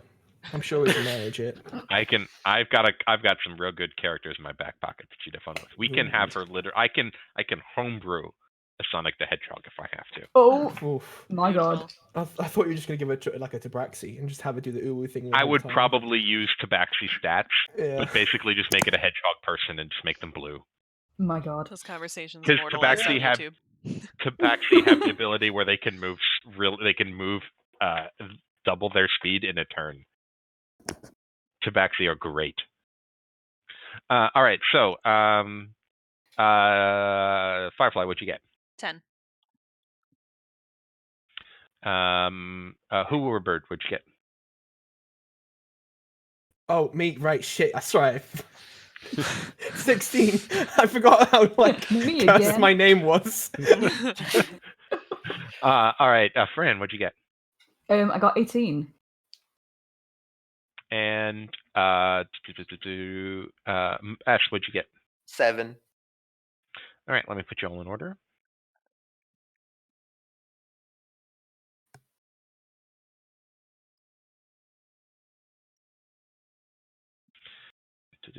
And then the bugbears.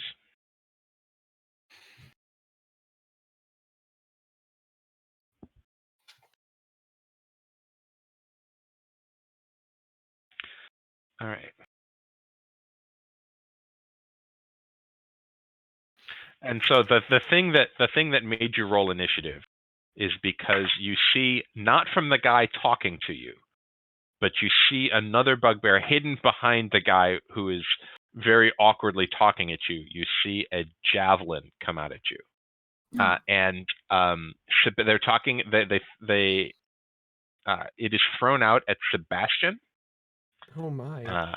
Because he's the one doing the talking, and they rolled a natural 20. Oh shit.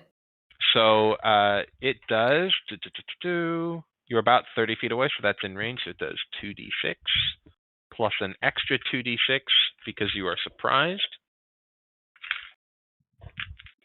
So and now Sebastian's dead. I'm fine.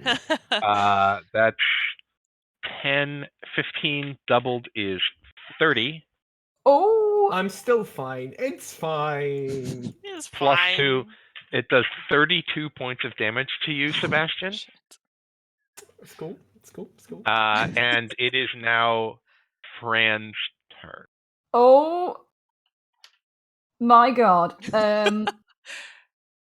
So I am going to use my movement to stand behind everyone. And I am going to. What am I going to do? For the bugbear that threw the javelin, as I stand behind everyone and point dramatically at them, be like, "That was really, really mean." And I'm going to cast Vicious Mockery. Okay, and Hub, I actually misread. It's not 32. It's 22. It's 1d6. It's 1d6 at range, not 2d6 at range. So it's just 22. I'm taking one of the 5s and getting rid of it. So it's just 22, not 32. All right, so Vicious Mockery is what kind of save for me? And you are casting at the guy, at the one doing the talking, or the one who did the throwing? The one who did the throwing, and it is a wisdom save. Okay, what's your DC? 14. Rolled a natural 20. Fuck off. That's 2 natural 20s in a row on different d20s. This is illegal. All right, so yeah, it made the save. Unfortunately, you have your movement. That you still have a bonus action if you want to use it.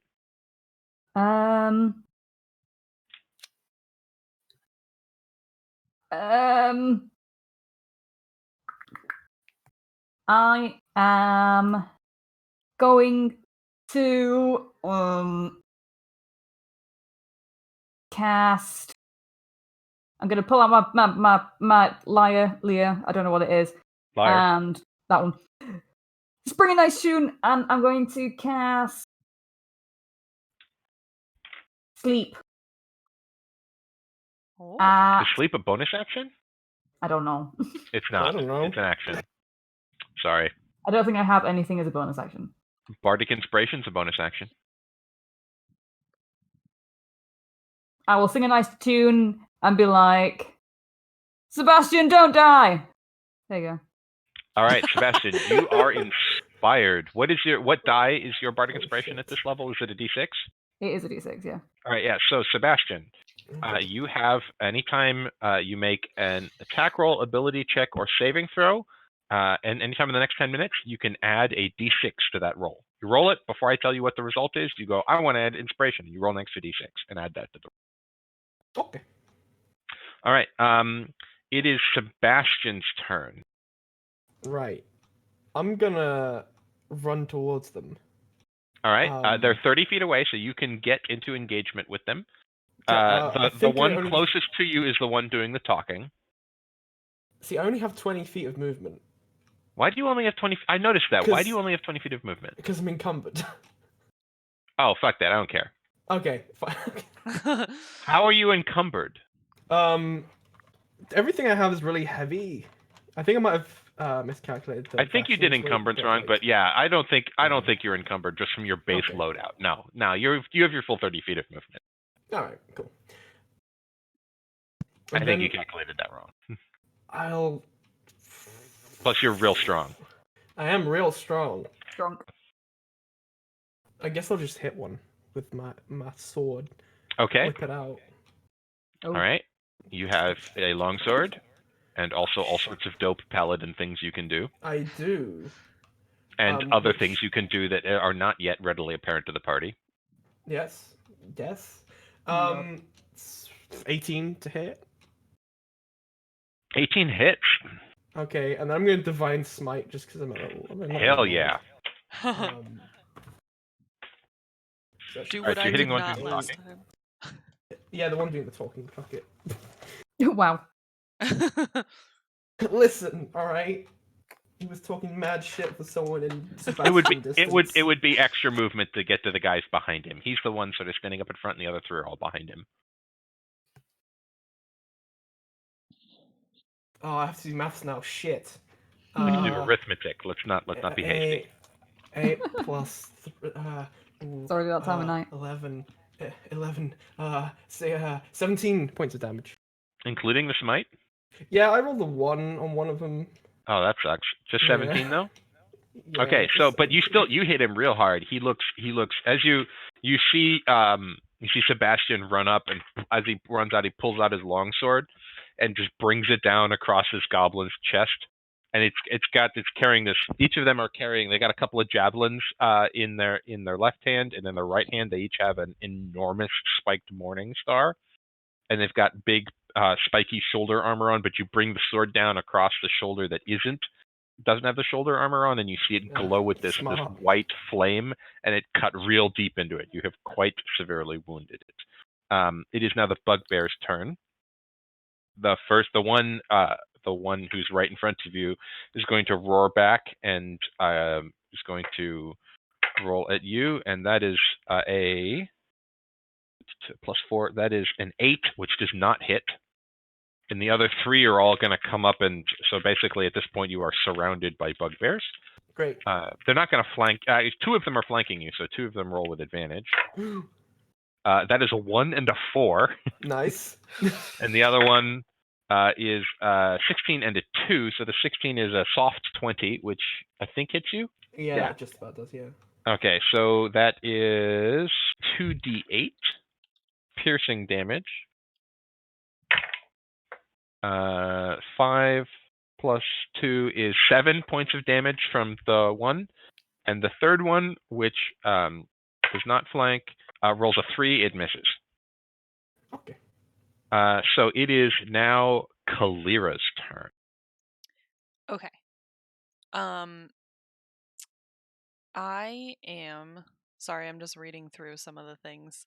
It's all right. I've only played a druid once, so I'm reading just Yeah, through some of the the wild shape forms. I've never played Druids a are fun as hell. I Yeah, love they're druids. super fun. I think what I'm gonna do is be like, "Hey, that's rude," and then turn into a giant spider. Okay. Ooh, shit. And let's see. I have 30 feet. We were 30 feet away from them, right? So I can only get Yes, to the that's one in the correct. front. Okay. Yeah, you can only get the one in front. All right. Then I will go up to him and I will. Oh wait. No, never mind. I'm just gonna do a bite attack on him. Okay. I would like you to please make a passive intimidation check. Please roll a passive intimidation check. Oh. Okay. Well, that's just a straight roll for me because I have 0. That is a natural 1. Okay, they do not appear to be especially intimidated by your spidery form. Well, they will be when I bite their face off. Okay, good. Go ahead and roll the hit. Okay. That's 10. A total of a 10? Yes. Yeah, it does not hit. You go to bite down on the one, and you have expended all of your movement. You go down to judge it, and you bite down at air. But you are now standing next to Fran, and in the teeth of it with the rest of the bugbears. I'll say you are probably you're a little bit further away than everybody else because you stealthed, but I'll say that you are about 40 feet away because that's your movement speed. I want you to be able to hit. That seems reasonable. Given that I'm hidden, is what kind of... Can I approach hidden, or as soon as I leave, I'm not hidden anymore? Roll stealth against their perception. Because there are 4 of them, I'm going to let them roll with advantage. Okay. That's natural, so that's 25. Yeah, Stealth. they don't see you. They're busy about other things. So your Okay. first attack is at advantage. Cool. So I will whack one of them, I guess. Okay. You're going to say that as you one of- come up, you're not going to attack the guy who was doing the talking, but if you watching all this, you can attack the guy who did the throwing. He's Okay. now one of the ones flanking Sebastian. Yeah. So with advantage, that's 15, so 22. Hits. And that is with my quarterstaff, that is 9 damage. Okay. And then I'll flurry of blows him. Okay. So that's 2 unarmed strikes. That's a natural 19, so that's a 26, and that's Hits. 15. What was the other one? 15? 15 does not hit. No, it takes Okay. it on the shield. He's now alerted to your presence, and as you go to punch him, he turns around and the second blow hits, just lands right on his shield. Am I flanking him? Do I get bonus from that? Yeah, I'll say that you could have run up so that you're flanking, so you can have advantage in that second roll. Okay, all 3 then. Yeah. Yeah. You can roll all 3 again to see if you got any natural 20s. Yeah. So the no natural 20s, but the other one is now a 22. That hits. So both of them hit. Yep. Total of 6 plus 10, so that's 16 damage. Ooh, he looks extremely hurt. You just come up and he is not used to fighting people with fists of stone, and you are just punching this dude, just like fucking him up, and he looks woozy on his feet and very dazed and very, very injured. And so I will, because I flurry of blows him as an open hand monk, I'll say he. Where did I write what happens? He does a save or else falls prone. Okay. What's the save? Dex save DC 14. Roll the 15 plus 2, 17. So he is not prone. Okay. Okay. That's my turn. Yep. All right. Great. Good turn. Fran, your turn.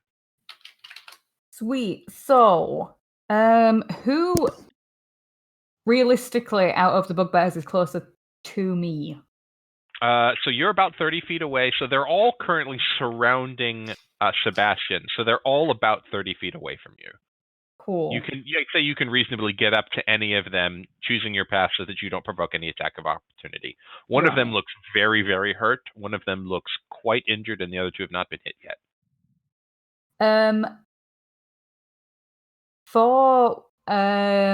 Remind me how many of them are there? There are 4 total. Cool. For the ones that haven't taken any damage, I am going to cast Hold Person on one of them. Okay. I'll say that's just Bugbear 2, because I've got 4 of them on my sheet. All right, so yeah, pick Hold Person, and what kind of save do they need to make? It is a Wisdom. Oh, they're not super great at that. What's the DC? 14. Natural 20. Bloody hell! So you go to cast a spell, and he locks up for a second, and he shrugs it off, and he just kind of looks up at you and laughs. Damn. All right. And for clarification, no, I'm okay for bonus action. Because I've not like I have a lot of thunder damage spells, and it says that creatures within range. Does that still mean my party? So what particular spell are you talking about? So I have Thunder Wave and Thunderclap, and they say within a cube, and it's any creature within range needs to make a save. Okay, so Thunderwave is a 15-foot cube. If you on your character sheet, I don't know if you're going from your character sheet or going from D&D Beyond, but Thunderwave is a 15-foot cube starting at you, so that's too far out. And I believe Thunderclap. I've got. That's 5 feet, and I have. Yeah, that would be. You'd have to get closer to use it, regardless. But I'm looking up the spell. It is not in the player's handbook, which means it was probably. I think it might be an elemental evil spell. Well, just for clarification, Yeah, no, anyway, that's fine. if I was to cast a spell that said creatures within range, does it not include my party? Yes.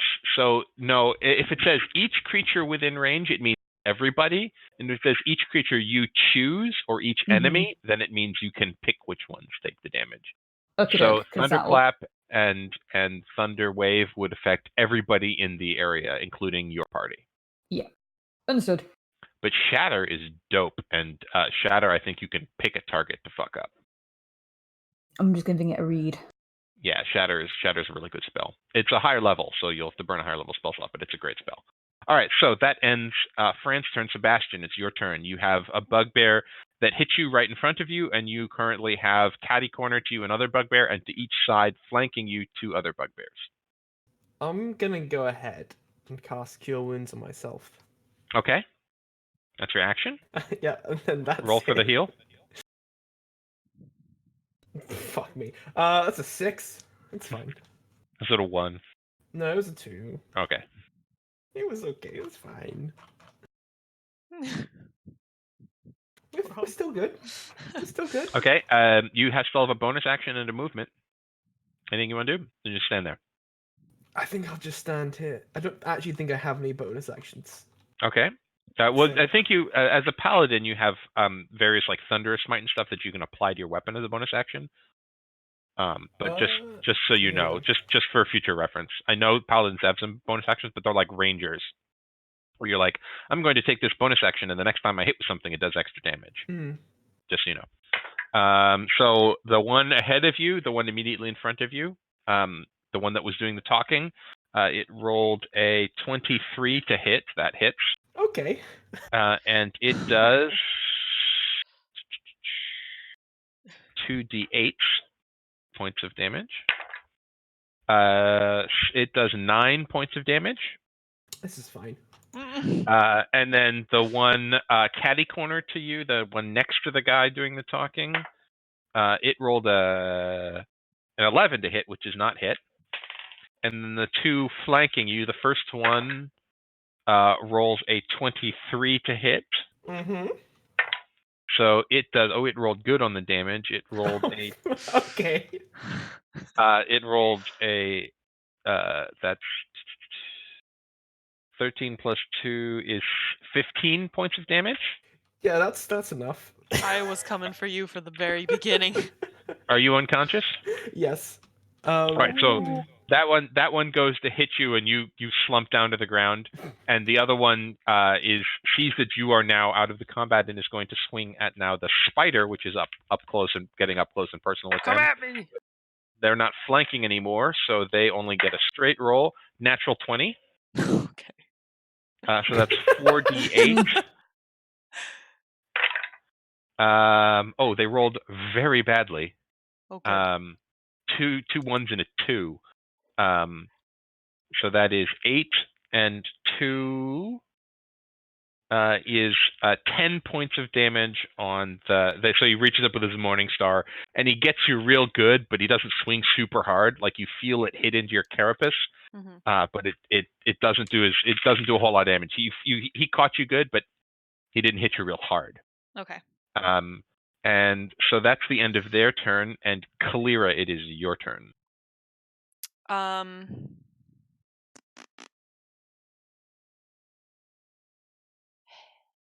All right. I am going to cast Cure Wounds. Can't cast while you're in wild shape. Ah, shoot. Wait. Wasn't there? Oh, no, that's right. I didn't take that. Shoot. Whale. Well, hail. Whale hail. Wait, is that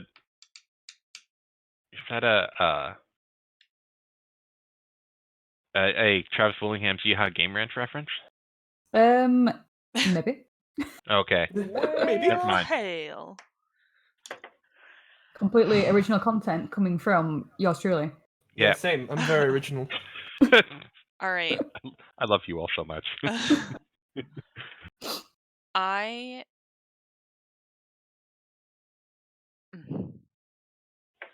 I don't want Hub to die so soon. I have plans. Oh.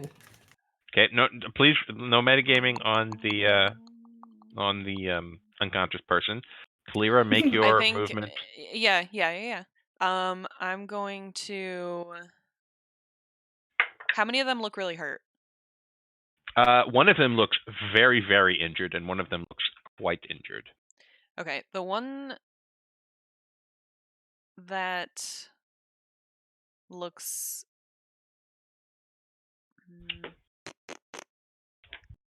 It's hard. Do I take one out or do I like try to put damage on another one?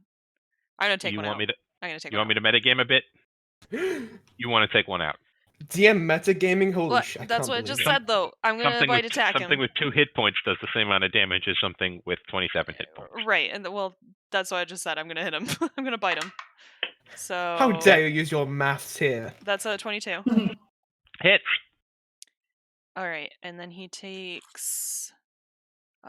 Where's my d8? 1d8 plus 3 piercing damage. Okay. So that is 6 piercing damage plus 2d8 poison damage. Hell yeah. He has to make a DC 11 Constitution Okay. saving throw. Well, before the poison even takes hold, He's like dead, just right? the bite, just rips his chest open. And this was the guy who threw the original javelin. So you're super, super upset at this dude, and you just bite him, and you see just his chest just dissolve in your jaws, and he is extremely dead. Okay, well, like with his dead body in my pincers, I'm gonna look at the other two All right, Oh. make another intimidation. and like spider growl. Okay. Grr. Rawr. Okay. Yeah. Seriously, make another. I'm not joking about this. Make an Cocked. intimidation check. Yeah, I'm Rar going. XD. 18. No, wait. No, yep, 18. All right. So they are intimidated. They each have a disadvantage on their next attack roll. Yay. It is now Esh's turn. You are the guy who you are currently attacking, and you did a very large amount of damage to. Just got their chest ripped out by a giant spider that used to be Kalira. I thumbs up at the spider. There's one that's looking injured and 2 that have not yet been hit. Can I Spider move winks to? at you with half of their eyes. Can I move to flank any of them? Yeah, I'll say you can move to flank one of the ones that has not yet been hit. You go, instead of being next to the spider, you just roll around to the side. Okay. Cool. And then I will whack him with a quarterstaff. Okay. That is 24. Hits. That's 13 damage. Okay. And then I'll flurry of blows him with one arm strike, which is 13. That misses. And the second one, that's a 23. Hits. And so that's another 9 damage. Okay. And I'll do the same thing where he does a dex save to be prone. Okay, DC what's the DC? 14. He rolled a dex save. He rolled a 7, so he is knocked prone. All So right. bugbear number 3 is knocked prone. Ho-ho. And Fran, it is your turn. Cool. At the top of this round, everybody hears a caw. You hear the raven caw from above you. Fran, it is your turn. I am going to run over to Sebastian and use my healer's kit to stabilize him. Okay. So that expends your action. Sebastian, you are stable at 0 hit points. Oh, nice. No die. I know die. No die. Plus Gib HP. Mm-hmm. Oh, whoa. Oh, whoa. What's And this? Sebastian. Anything else you want to do, Fran? I don't think there is anything I can do. No. Yeah, it would have taken your movement to get there. You still do have a bonus action. You can inspire again if you want to. Inspire us. I will. You don't have to. I'm just letting you know that that's a bonus save. I'll leave it for now. Okay. Sebastian, you are stable. You are at 0 hit points and are unconscious and incapacitated. It is now Nice. the bugbear's turn. Bugbear number 1 is going to turn and swing at the spider because he is freaked the fuck out by the spider, but he is scared, so he's at disadvantage to attack you.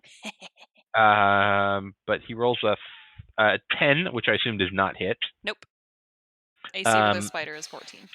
Yeah. So the second bugbear is going to turn and swing at you as well, also at disadvantage. But that's a 16. I rolled a 17 and a 12. So that does hit. Rude boy. So he rolls 2d8 plus 2. So that is 10 piercing damage from bugbear number 2. And bugbear number 3, who Ash has just gone and fucked up royally, is going to swing at you, Ash, also with disadvantage because freaked out by the spider.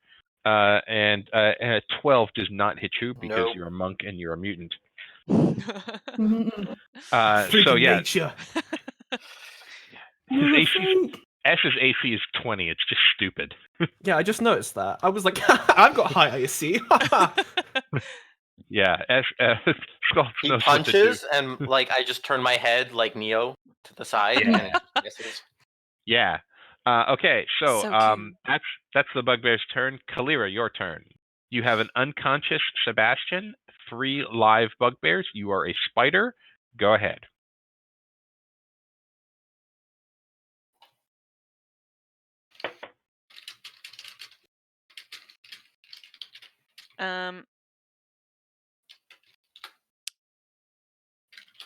I'm gonna wreck face again. Okay. Because I saw. Well, I see that Sebastian's been healed, so I'm just like, okay. He's stable. Oh, He's well, not been healed. yeah, he's been stable. stabilized. Yeah, you see that Fran run up to him and just start bandaging his wounds and checking his pulse and rig up a little bag of fluids. Yeah, that's good. I'm gonna whoever's closest to me. I'm gonna. Okay, so you him. can. I'll say because Fran. So because S was flanking with you on bugbear number 3, I'll say you get flanking on bugbear number 3 if you want it. So roll with advantage if you want it. Yeah. Let's do it. Thank God for advantage. So 16. 16 is its armor class. You hit. Ho! Okay. So I do 7 piercing damage. Okay. Plus 2d8 poison damage. They have to make a DC 11 Constitution save. Before the poison takes hold, you do the same thing. You're familiar with this. S softens them up, and you bite into their chest, and their chest just starts to like shrivel up and dissolve, and it collapses. It's dead. I'm gonna slowly turn around and look at the last one, with like the blood dripping from me. Okay. Make an intimidation check again. I'd like to investigate his fear levels.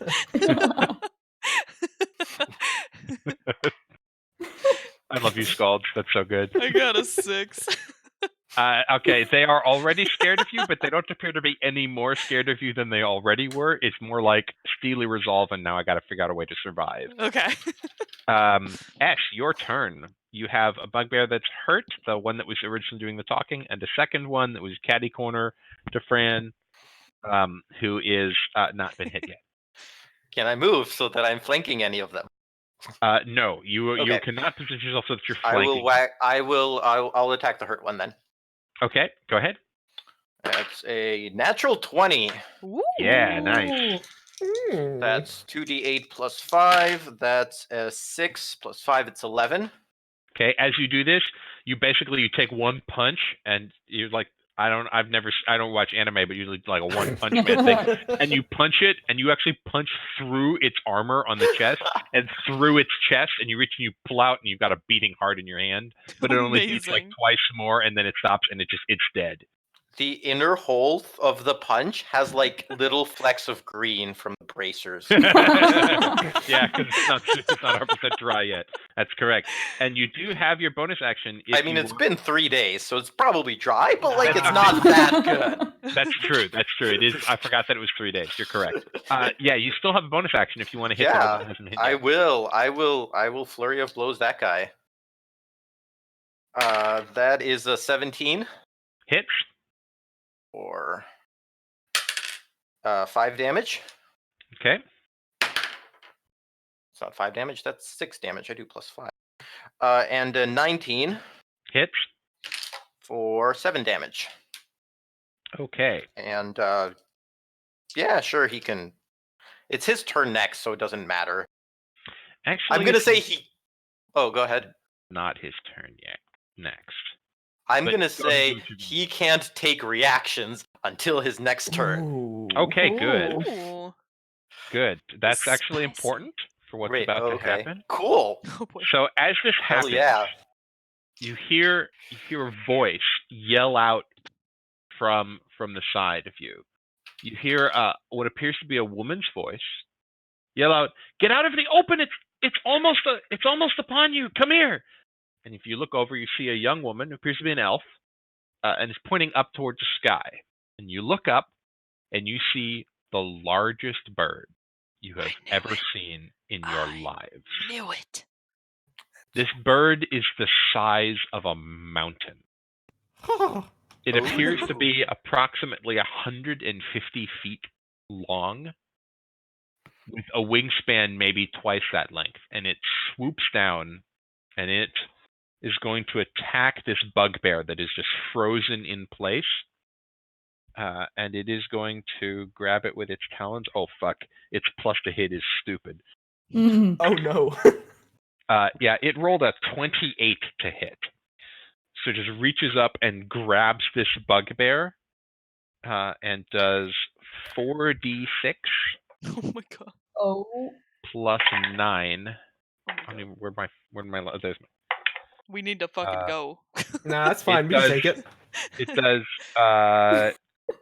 24 points of slashing damage as it grabs this bugbear with its talons and just crushes it with its talons and flies back up into the sky.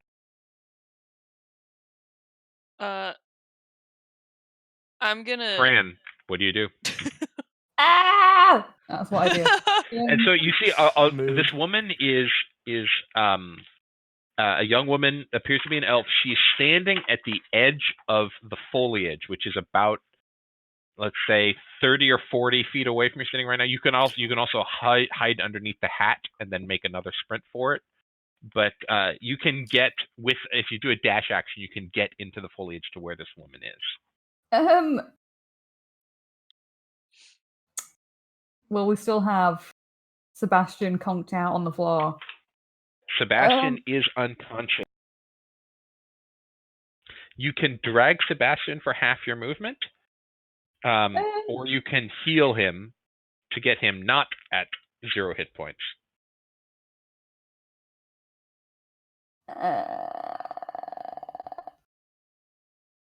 How far away is this bird? It is swooped up into the sky and is basically at this point just snacking on this bugbear in the middle of the air. I am going to cast Cure Wounds on Sebastian. Oh shit. Okay. So 1d8. Where's my d8? Which one is it?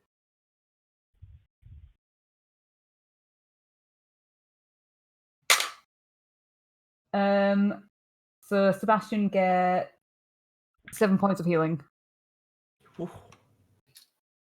Okay, Sebastian, you are conscious, but you are still prone. But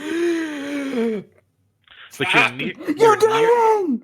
You guys are all maybe 20 feet from the hat at this point, so you've pushed out a bit from the hat, so you can take cover under the hat if you need to. So what would you like? You still have your movement and your bonus action, Fran. Now that I've healed Sebastian, I'm going to try and drag him under the hat. Okay, what's your movement? 35 feet. Okay, so you can, I'll say that with your full movement, you can get both of you just under the lip of the hat, Sweet. with half your movement dragging. Right. That is what I will do.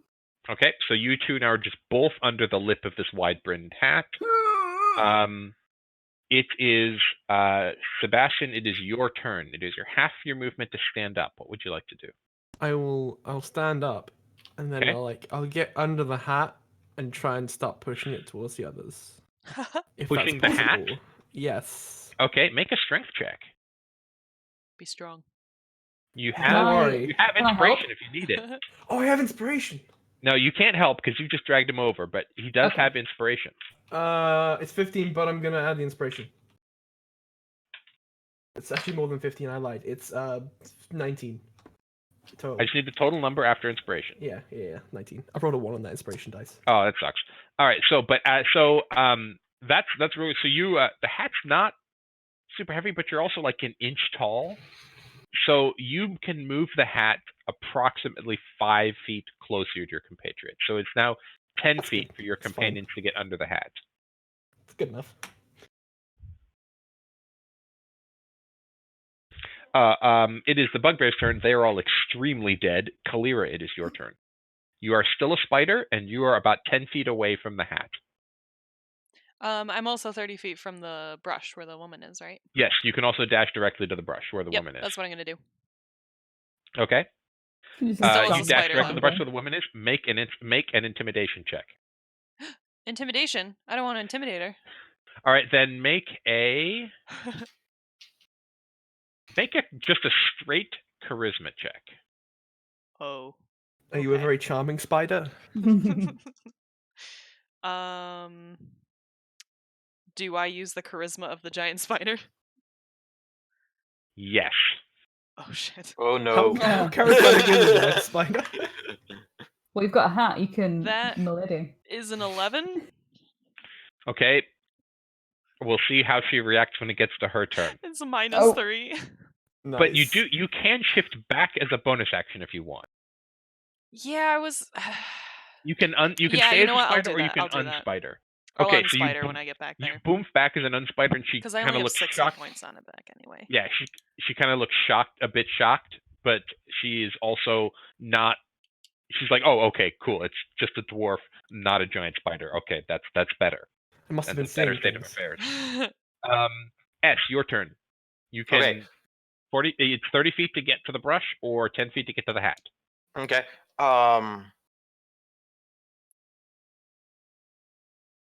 And then the hat is 40 feet, therefore, away from.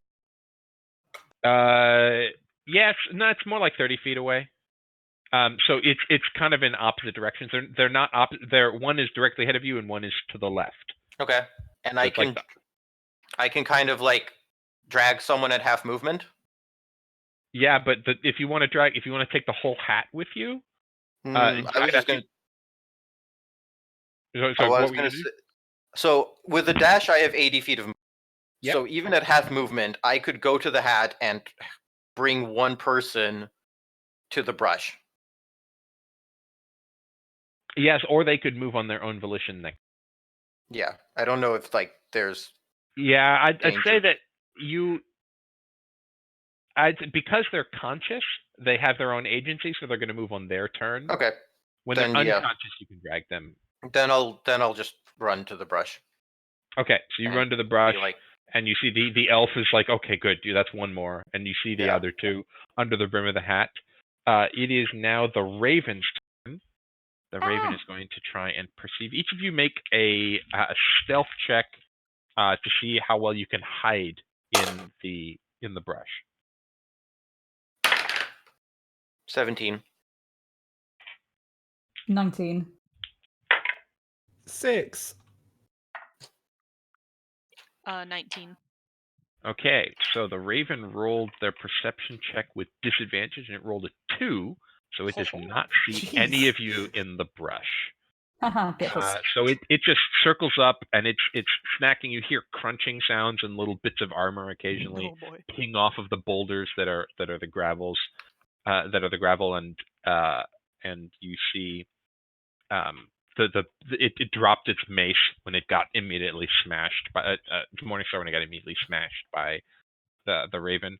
But the raven is up in midair and is not going to attempt to attack anything else. It is the elf's turn. She is just going to yell out at each of you, saying, "Try and get to the brush if you can. Do your best to get to the brush." One of these, I'll figure out how to do an Irish accent. She's an Irish name. I can do Scottish, but I can't do Irish, which is weird because my mom's maiden name is Doyle. All right, so Fran, your turn. You are 30 feet, you're about 35 or so feet from the brush. If you dash, you can get there easily. Yeah, I'll do that. I'll make a mad dash for it from the hat. Okay, you dash, you easily get into the brush. Sebastian, your turn. I'll just dash into the brush, I guess. Okay, you dash into the I'll brush. abandon my hat. At this point, the raven, I'm going to let the raven's previous perception check ride, and it circles and does not see anything else. And you see, if you look up, you can see through these blades of grass, which appear to you to be approximately 50 feet tall. Let's see, you're each an inch tall. An inch is 5 feet. So actually, no, they're more like 15 feet tall blades of grass. They're like approximately 3 times as tall as each of you. And you see it circle and fly back towards the orchard, back towards the tree where you previously heard its cawing. And so the elf looks at all of you. She says, "Oh, thank God you got out. It's you cannot go in the open. The raven is it will destroy you. It's eaten several of us, and you please just stay out of the open. We can go through the brush. I can lead you to everyone else's if you want." Yeah, that would be an amazing idea. But I have just one question. Okay, yeah, I'm how surprised it's so it's just the one. small? Wait, we're small? We're Oh, tiny. shit, that explains Very things. small. Notice? Of course I noticed. I'm sorry. Is the purple one? Did you really just notice this? Listen. Just calling you out. And so I honestly, I have no idea. I have no idea how it happened. We just woke up and we were all tiny. Wait. Are you the residents of the village? Yeah. Oh my god! Yep. Knew But it. my name's Saoirse. And I saw that there were a couple more of you, so I came out to try and get you guys to safety. The most of the rest of us have taken up lodgings in the picnic basket. Do you want to? We can come introduce you to everyone else in the basket. In And the picnic basket? I can answer more questions there, but I don't feel comfortable this close to the trail and the open. Will you follow me? Sure, friend. Absolutely. Yeah. If anyone's taking notes, her name is Saoirse, Saoirse, like the Irish name. Yes, of course I know that. I remember it being awful to spell. Yep, it's one of my very favorite names. Such a good name. It is. It's one of my very favorite names. Yeah, I butchered that spelling. I already forgot, so it's fine. Yeah. So she leads you through the grass, and it's a couple hundred feet apparently to you to the basket, and you see as you come through the blades of grass ahead of you, there is a wicker basket which appears to be the size of a castle to each of you, walls huge above you. And she gets out, she announces as you get out that there's kind of like a clearing just because the basket's on the ground, and she says, "We're here," and she puts her fingers in her hands and whistles this loud whistle, and you see a rope fall down from above. And with assistance, I'm not going to make each of you roll for this. I'm going to say, if nothing else, so they can tie a loop and pull you up. But you get to the top of the basket, and there's a gingham cloth covering a red and white gingham cloth covering the top of the basket, which appears to you to be a very, very heavy canvas, but is probably just a normal light gingham cloth if you were full size. And through a small rip in the cloth that the rope travels through, you each slip inside the basket.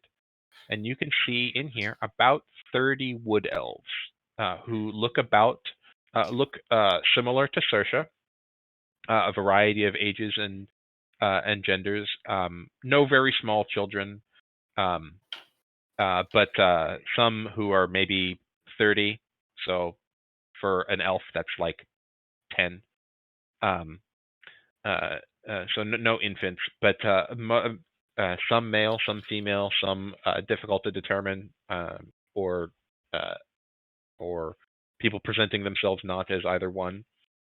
And they'll welcome you into the basket.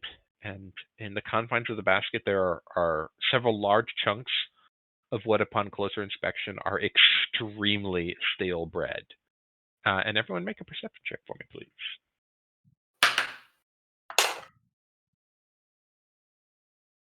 16. 19. 19. It's a 5.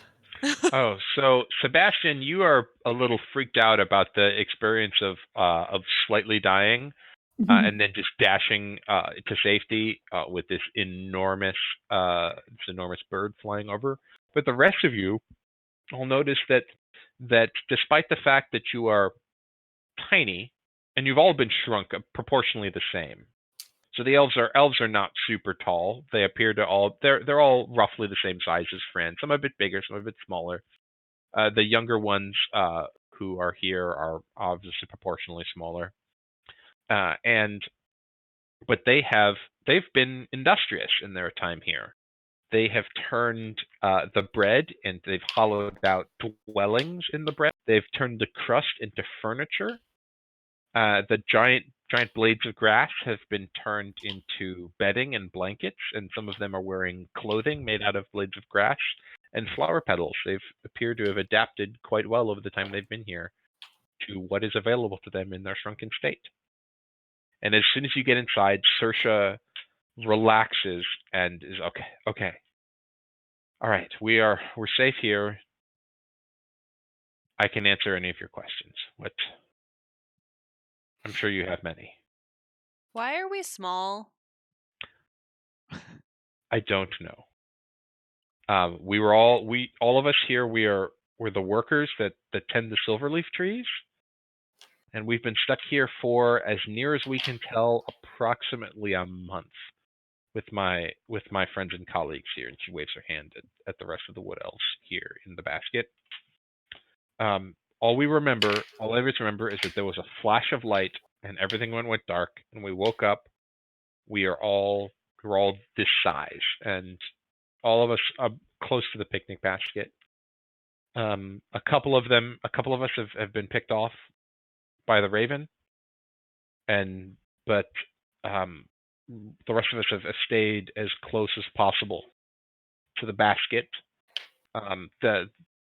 It looks to us like only the humanoids have been shrunk. The insects are their normal size. The raven is obviously enormous, so probably its normal size. And then it got a little rougher when the bugbears arrived, and they were surviving on insects. And you'll remember when those of you who ducked underneath the basket, there were insect carcasses in there. It looks like the bugbears have been eating insects to survive. If there's anything, we're just a couple of us are better or worse with weapons, but most of us, I'm the one who's been sort of scouting around. But you look capable. You took care of the bugbears, obviously. Well, you and the raven. Is there anything you can do to help us? I mean, we were sent to check here by the wizards. Am I not correct? I don't know. To the rest of the group. Are you talking to the DM or to the rest? Oh, yes. So someone somewhere knows that something's up. Otherwise, they wouldn't have sent us on our way here. Like, they were speculating that the woman the ex of the wizard who sold them the area could be up to something.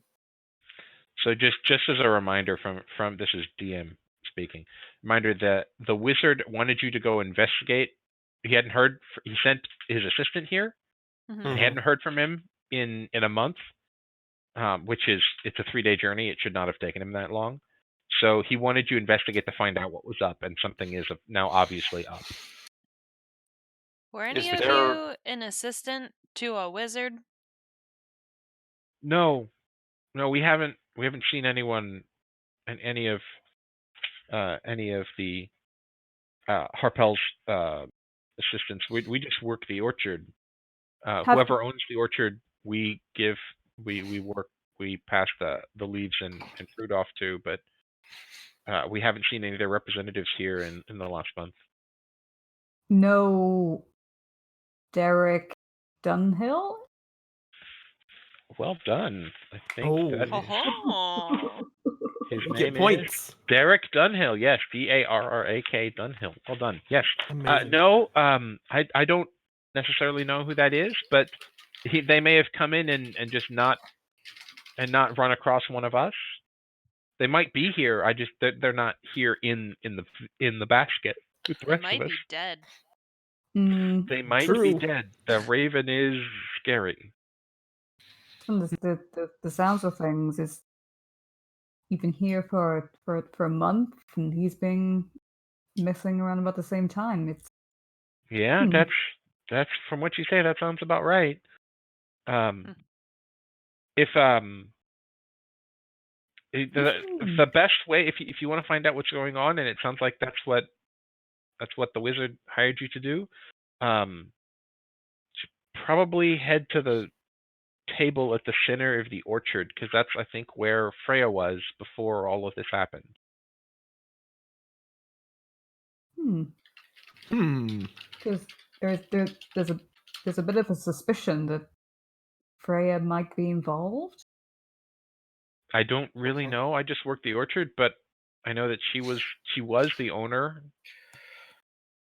Maybe she's a wizard too. Maybe that's what happened. How do the trees become silver? I don't know.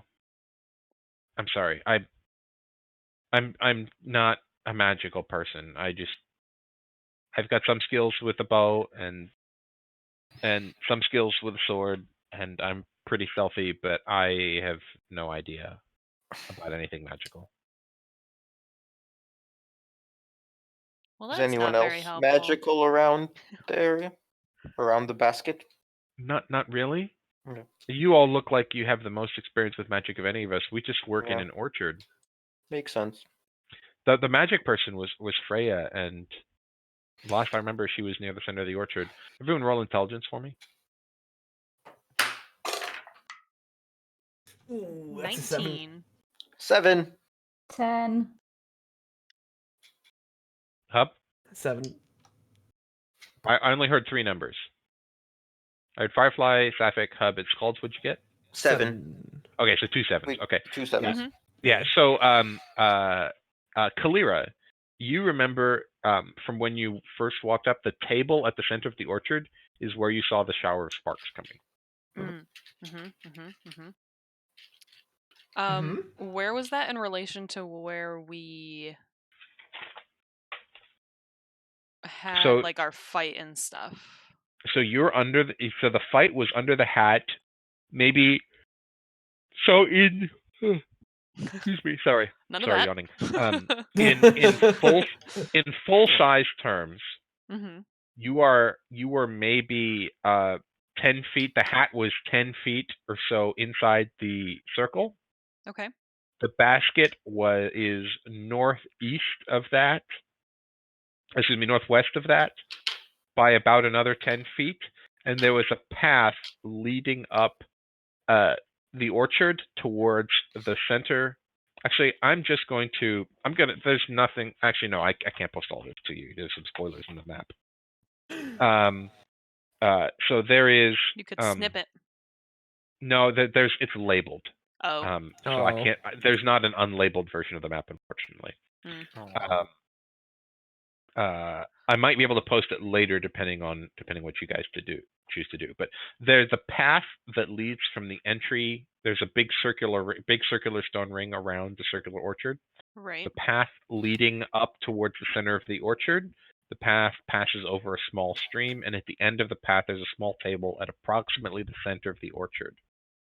And Okay. so it is, in real terms, maybe 30 more feet up the path, but the path isn't fully straight.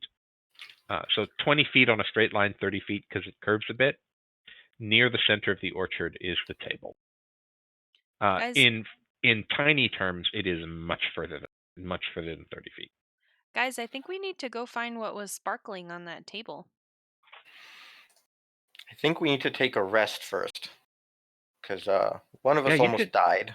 You can stay here as long as you need. At this point, it is probably, let's say, 4 o'clock. Actually, yeah, I'd say you got to the village at 2 o'clock in the afternoon, exploring the village. It's probably 5 or 6 in the afternoon. Saoirse offers you accommodations and lodgings here. She says, the food's not great. We've got insects, and I mean, we kind of just hollow the bread out to live in, but we've got some stores of stale bread we've hollowed out. And there's not much, but you're welcome to spend the night here if you need to and head out in the morning, or you tonight. It's up to you. Let's spend the night. Okay. Sebastian looks pretty rough. Yeah, you don't look great. I really don't think that's the case. I think you. Huh? Well, I look great. Okay. If you insist, my purple friend. But you know, Okay. if anyone else wants to sleep, that would be fine. All right. So you guys are safe in here. You don't necessarily need to keep watch. Is there anything you want to do before you take a rest? Do you want to chat with any of the people in there, or just take a rest and head out? Is there anyone? Oh, go ahead. Sorry, you can. Oh, I was just gonna ask if any of them knew what was on that table. I mean, that's about where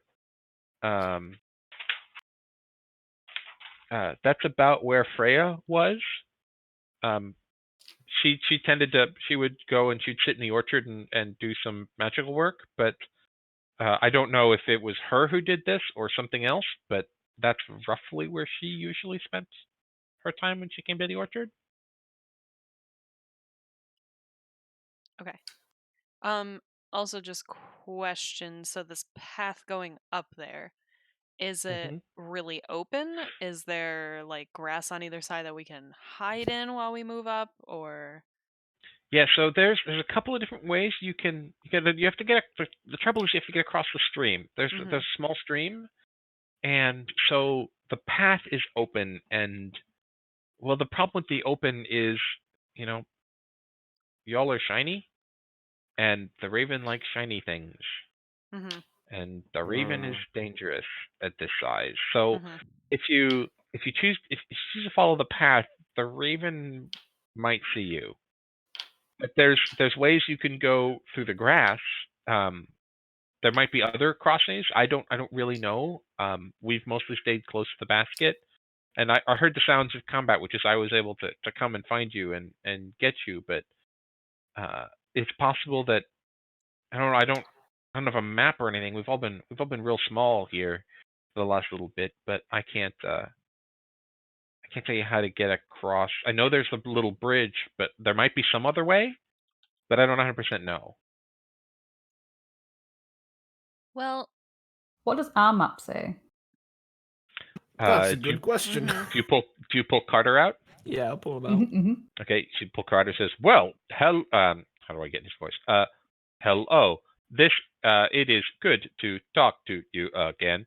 I am glad that you all survived your combat.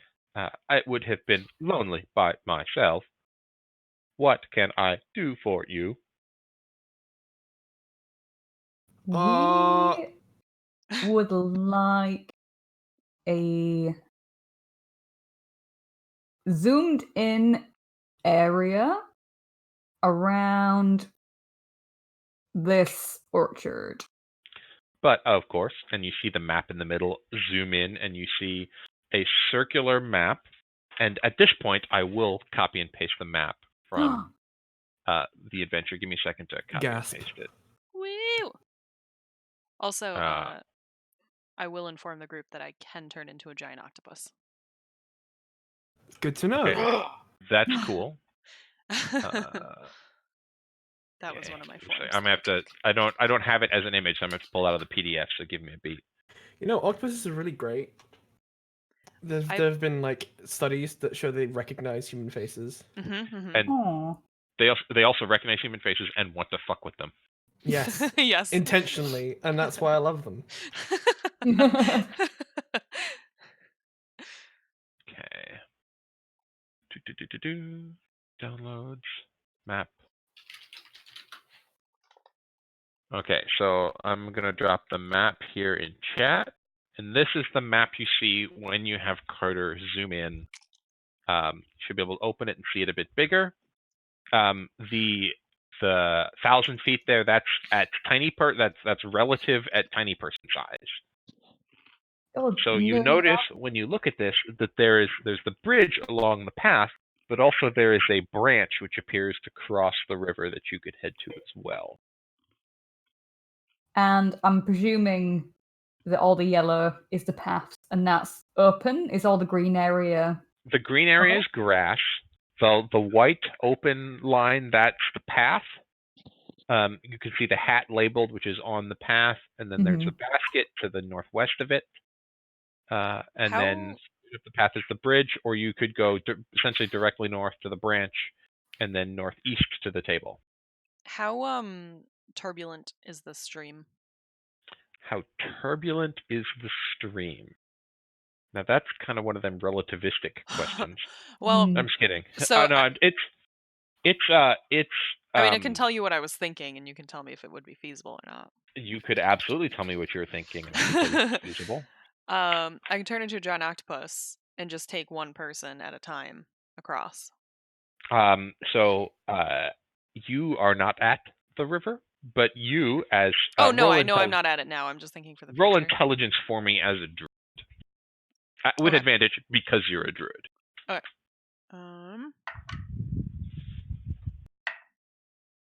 Actually, roll nature. roll nature. Which, if you were proficient in nature, would make a difference, but you're not, so it doesn't.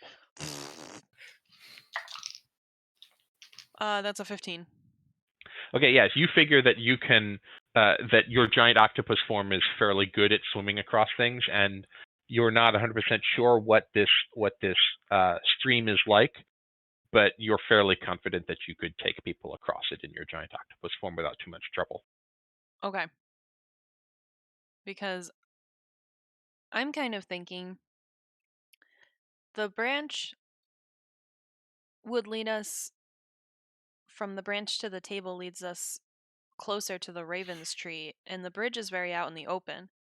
But if we went southeast of it and went across that way, then we could loop around that tree on the right of the table and get to the table.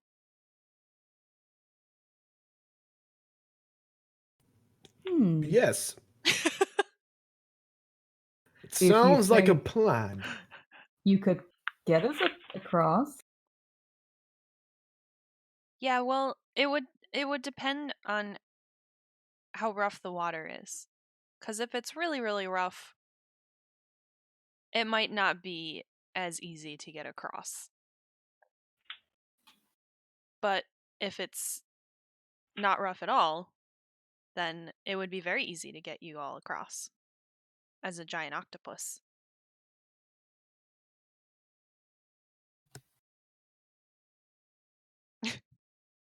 Any thoughts? Sounds fun. Thoughts? Suggestions? Let's do it. Yeah. Yeah, let's do it. Okay. But we'll rest here for the night. All right. So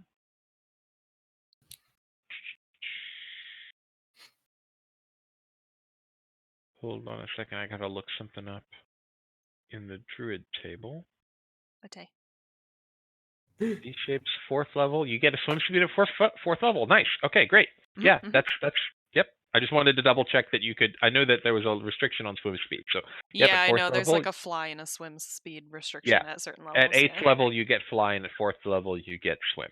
So Mhm. yes, so yeah, that plan sounds like an excellent plan to you. And Saoirse pipes up and says, "Wow, you can really do that. That's amazing. Do you guys need help, or do you got it on your own?"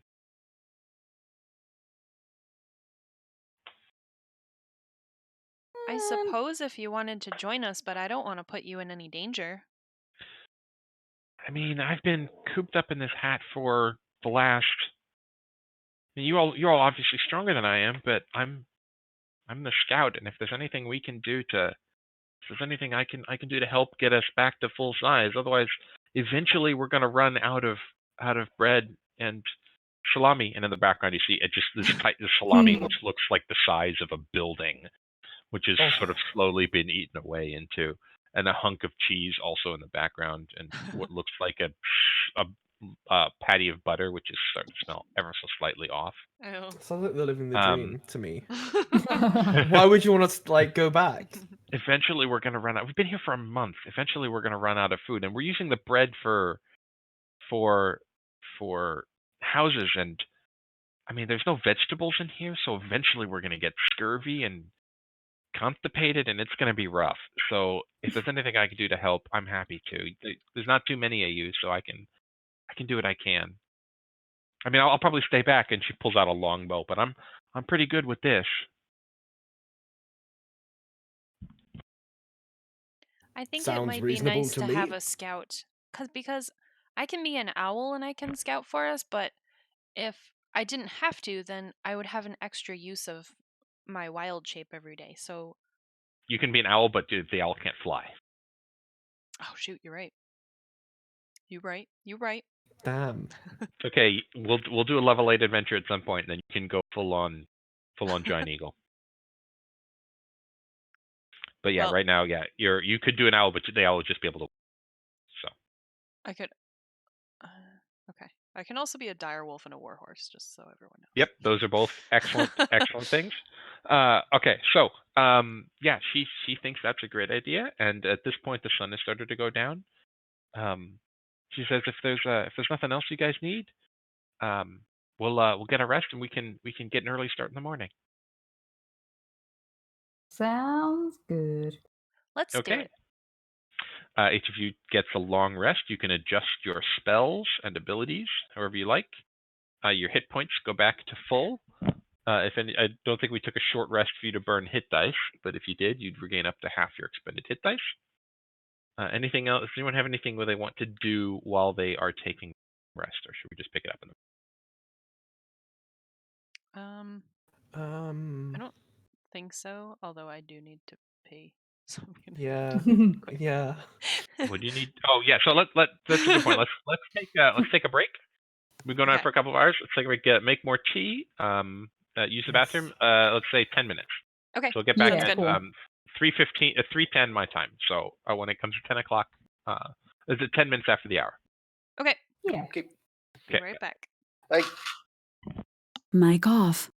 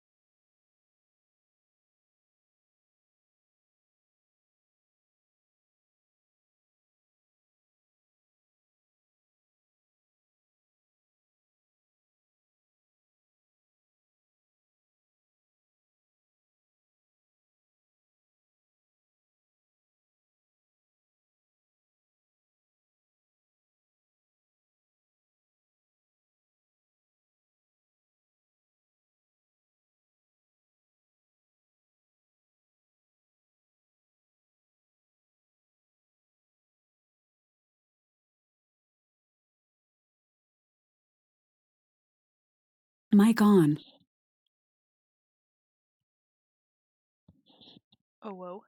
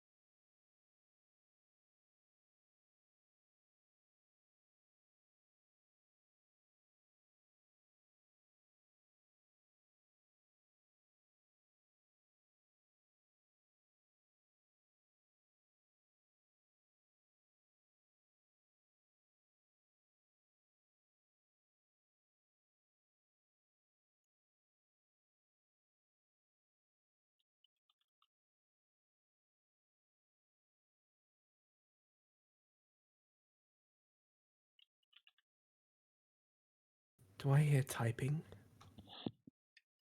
Hello. That's illegal. Unacceptable. Man, I sure hope my housemates are out. Because otherwise, the hallway is dark, which means no one's been out there for a while, which means they're probably either sleeping or trying to do something. I don't know what, but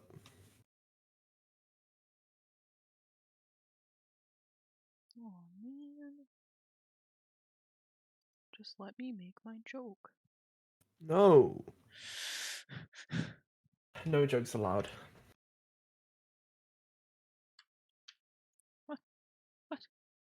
What? You tell me. I don't know. Well, now we both don't know. There we go. What the frick? What is wrong with this? Oh my god.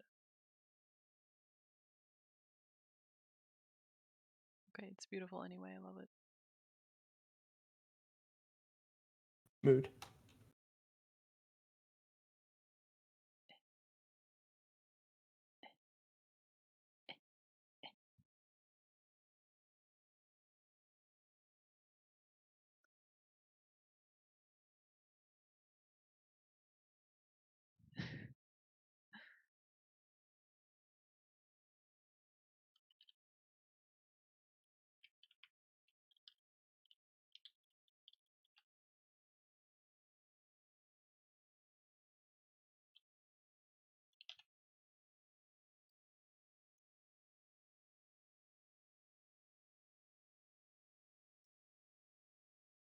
I've done it.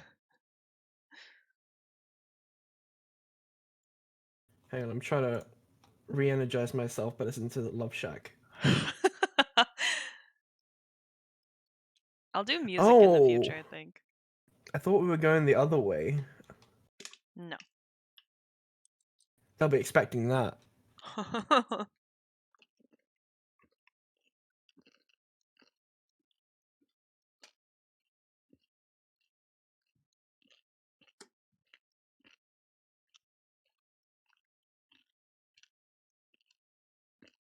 Oh no. Now I was typing.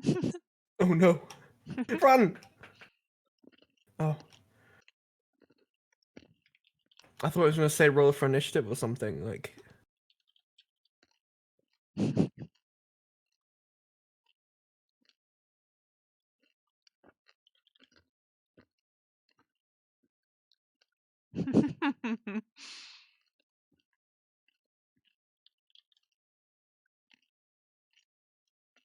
Wait, where's the... the what? I'm looking for a specific emote. There it is. Hello? Yeah, well.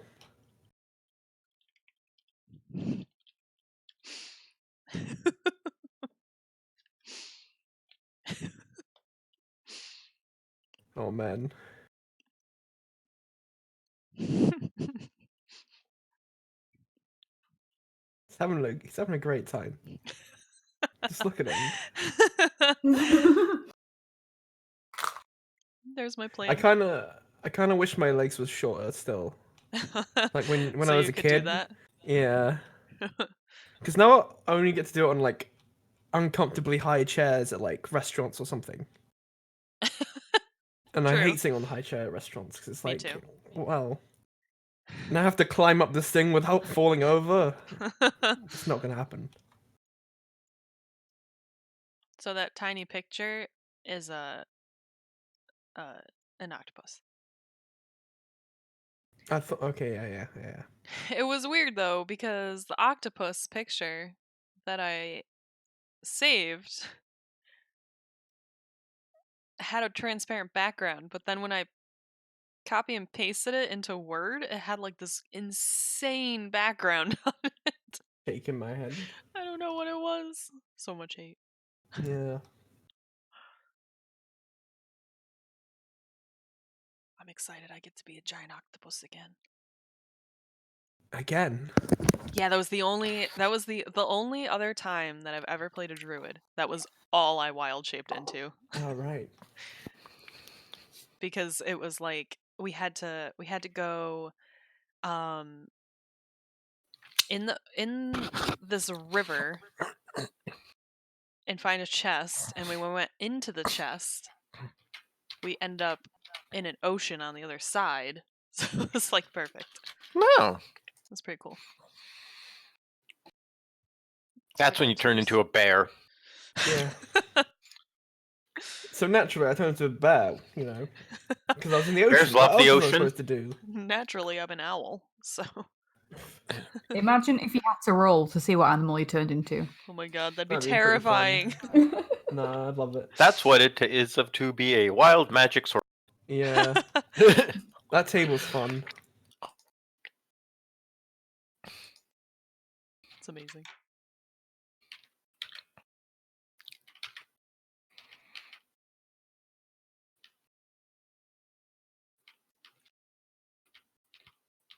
Bison and his brother are downstairs watching The Witcher. Ooh. How is it? I don't know, I haven't watched it yet. Oh no! It's so It's good. on my list of things to do.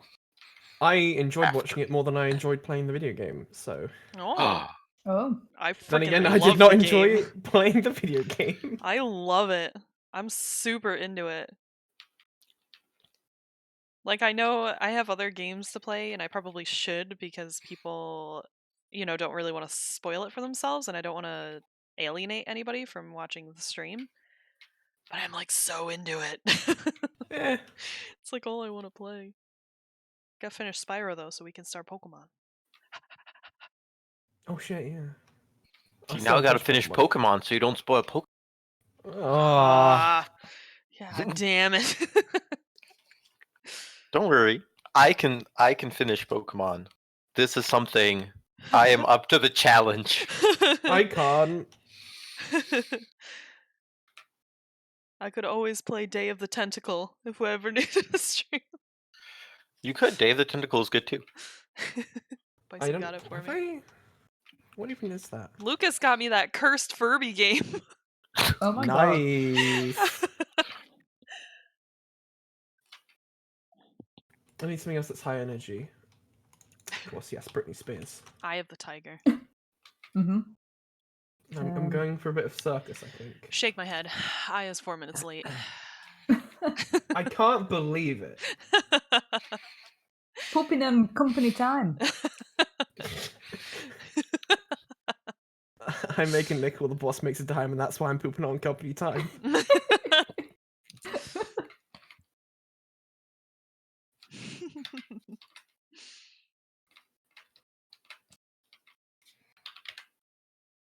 Man, pooping at work is such a it's a power play. Like, I mean, you're not oh wrong. my. Although it doesn't mean you have to be brave enough to poop at work, so It's true. I'm not brave enough, unfortunately. When you gotta poo, it's what you do. Yep. Just gotta go for it. Mm-hmm. The things that YouTube will remember from us. Totally Hey. forgot. What do you mean? This is all very relatable. You're not wrong. I'm famous, Mom. Everybody poops. It's true. Yep. It's on my list. Common denominator. It's on my list for channel point rewards. What, pooping? Yeah. You just poo on stream? Poo on demand. No, it's Streamer one of the books poop I on have. command. Streamer, do as I say. forgot that was a thing in The Witcher. I totally forgot. They just if you just shit on command, do it. Yeah, just do it. Yes. It's like, oh, okay. If you insist. Okay, I'm back. Hello. Welcome back. I'm not going to tell you We what I was missed you. doing because I don't want it on YouTube. He was pooping on company time. But Discord guessed it. Okay, so anybody else have anybody have anything they want to do? You see my little Overnight? plan? You see my little plan? I did see your little plan. Is that a little giant octopus? Yeah. I love it. Oh, I thought this was like the new. Can we Tanya enter zone. the plan into the map, and then the map can like direct us? Oh. Hey, Firefly, Ooh. Mm-hmm. please take inspiration for your plan Yay! and for your map. Did you guess the right Yay! plan? Oh my god. Oh no, I'm not saying that it was the right. There's no right or wrong plan. I'm it's just saying that definitely the that's right cool plan. and worth Yeah. inspiration. It's definitely Yay. the right plan. Especially the little giant octopus over It the took stream. me a while to find one, and it wasn't even the right one, but I did it. I don't care. I don't care. It's great. I like it. Yay. All right. So you all wake up in the morning Mhm. and you come to and you wake up. There's no real way to keep track of time here, but you wake up when the sun comes up and you've all gotten your long rest and you can prepare whatever spells you need for the day. And you open up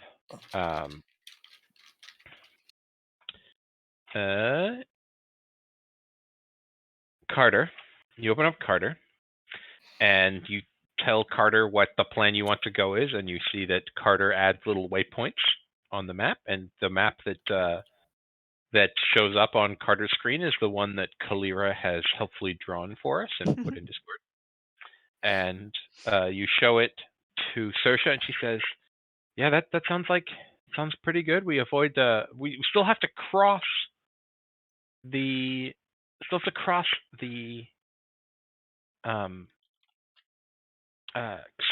path. So we'll be out in the open for a little bit, but it'll keep us away from the Raven's Tree and relatively hidden for most of it. So there's that one little brief bit where we got to run, but other than that, it looks okay."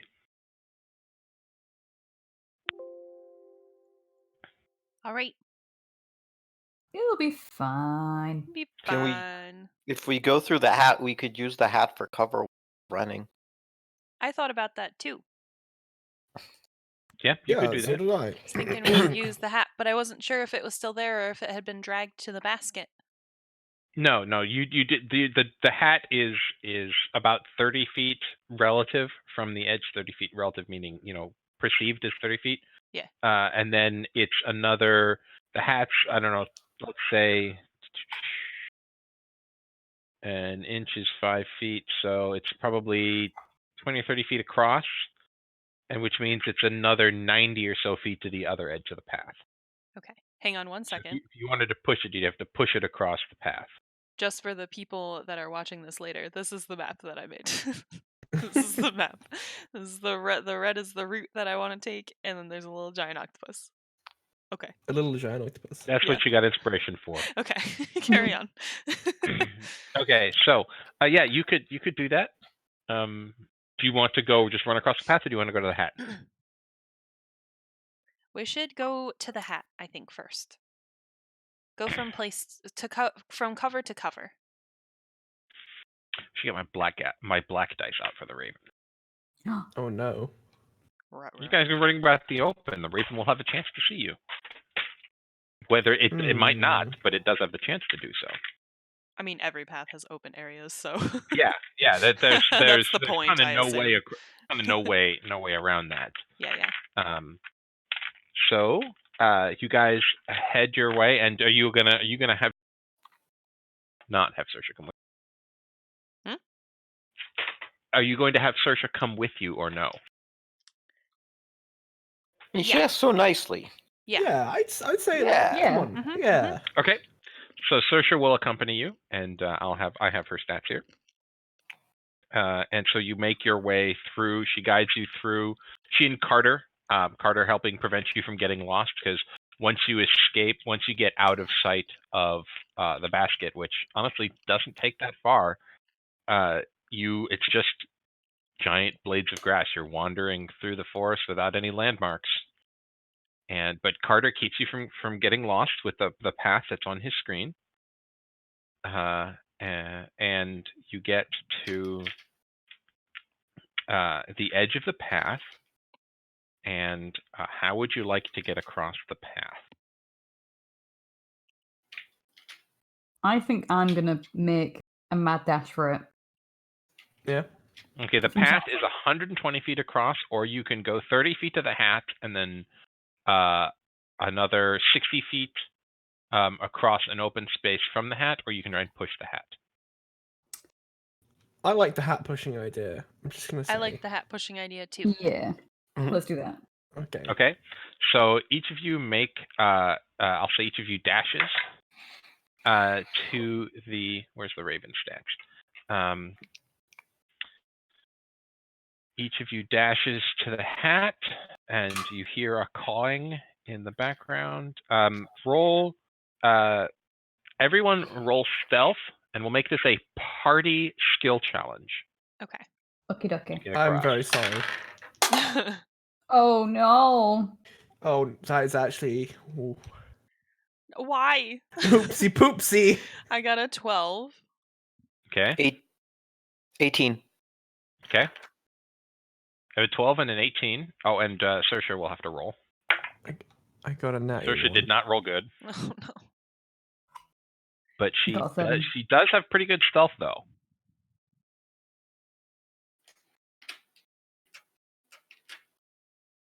Okay, so Sebastian, what'd you get? A natural one. Kalira, you got below 10, right? I got a 12. 12. Ash, you got 17, 18? 18. 18. And Fran? 7. Okay, the party unfortunately fails a skill check because I rolled perception for the raven. So as you scudder across, you hear cawing above, and you see the raven circling above. You can make it to the hat, okay. And the raven hasn't attempted to swoop down and attack you, but it is in the sky above you. So you can now try and push the hat if you like, which I will make this again a group skill challenge. Everyone roll strength for me, please. Oh no. Just the straight strength. Oh god. Actually, roll athletics because this will be an athletics. Does Ugh. not matter for me. Oh no.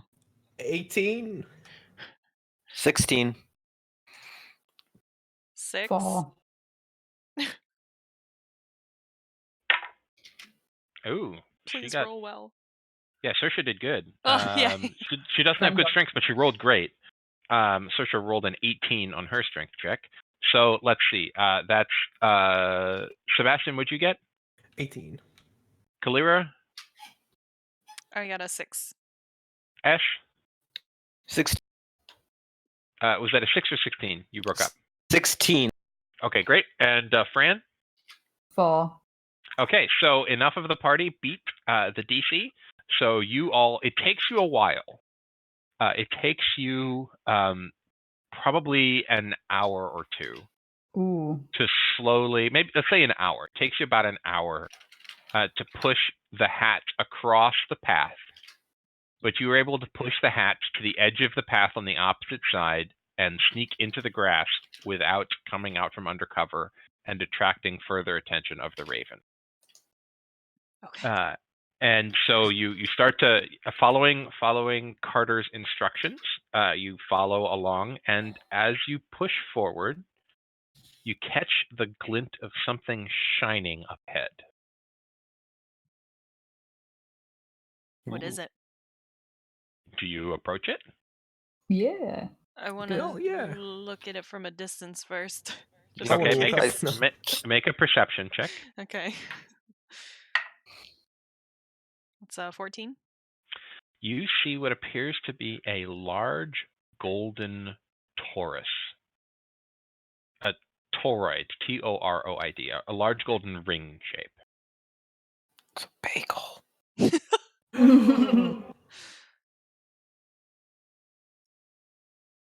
Okay.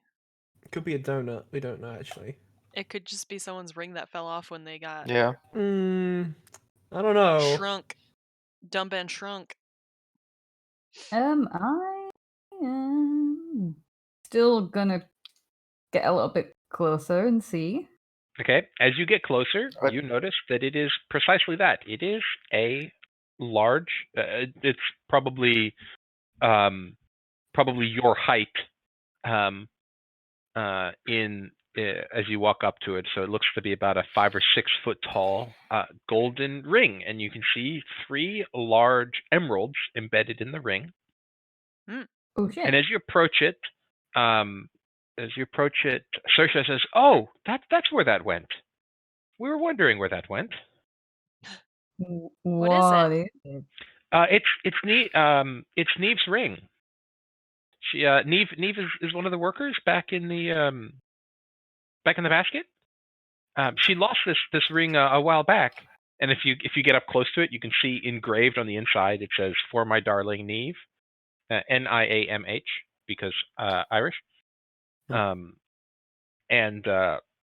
she says, "I'm sure there'd be a reward for this." She was telling us that there was awards. It's her favorite ring. It was given to her by her partner, and she lost it about a week or so before the shrinking, so a little bit more than a month ago. If you Carter can, we can probably mark the location of it and come back and pick it up when we're all big, and you can pick up the reward if you like. Yeah, we'll mark it on the map. Okay, and as you do that, Carter speaks up and says, "Hello, I can put the location in here for you, and you can come pick it up at another time." And you see a little pin appear in the map. Oh my god. And it's labeled Neve's ring. Nice. You can push up ahead. And as you go, let's say in the time it took you to get, let me pull up, where's the map? The time it takes you to go from the basket to the hat, put the hat across, and you have, it's about another hour or two. It's probably 3 o'clock in the afternoon. You pass under one of these enormous silver trees with the leaves rustling in the breeze, and you get to the edge of the creek, the little stream. What would you like to do? Okay, what does the stream look like? Is it is it moving quickly, or does it look doable for me to swim through as a giant octopus with a person? It is approximately 180 feet across, a relative per your size. Okay. And let me pull up. I gotta switch to something in the DMG quick. 116, 117. Oops, just 2 more pages. Okay, so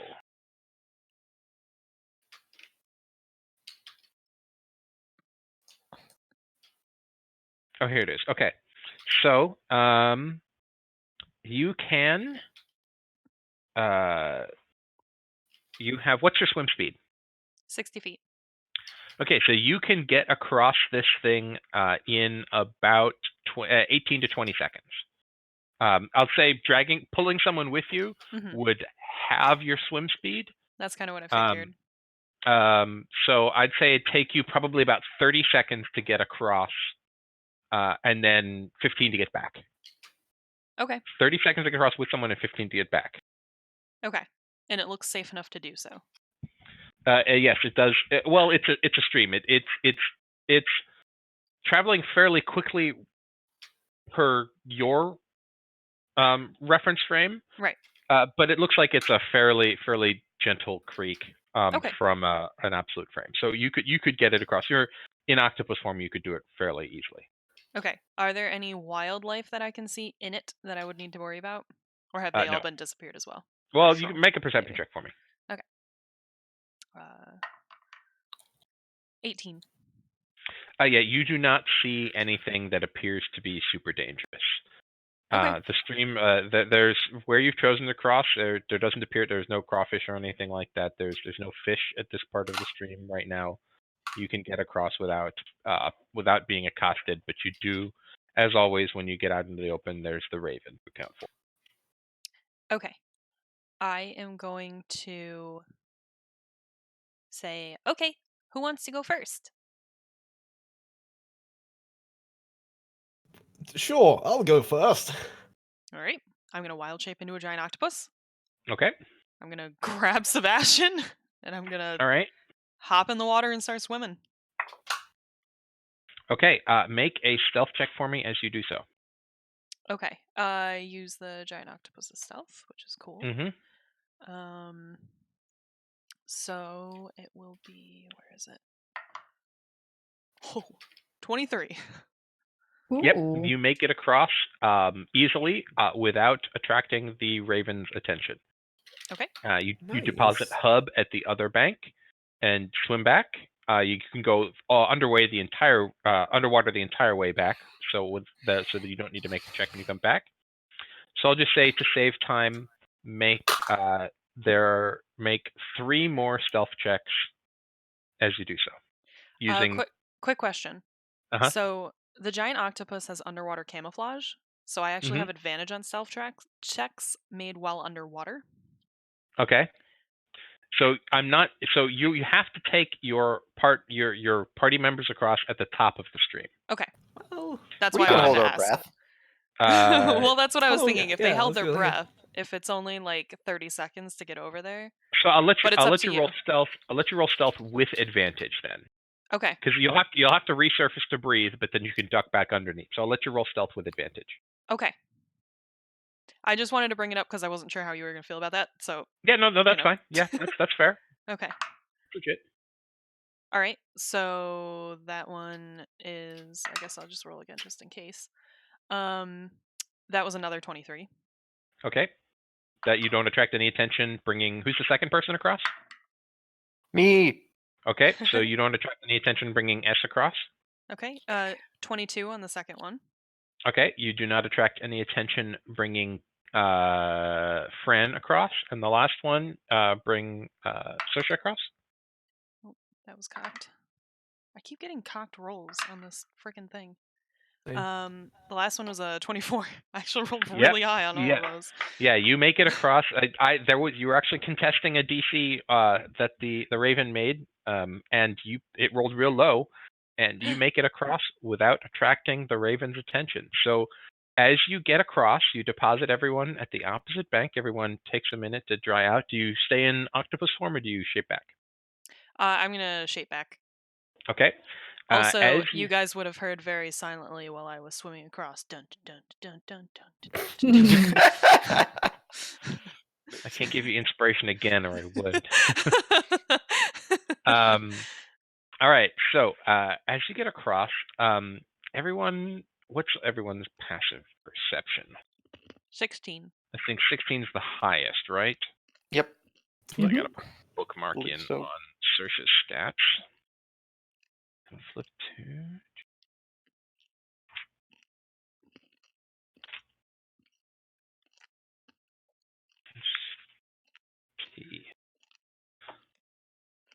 Okay, so.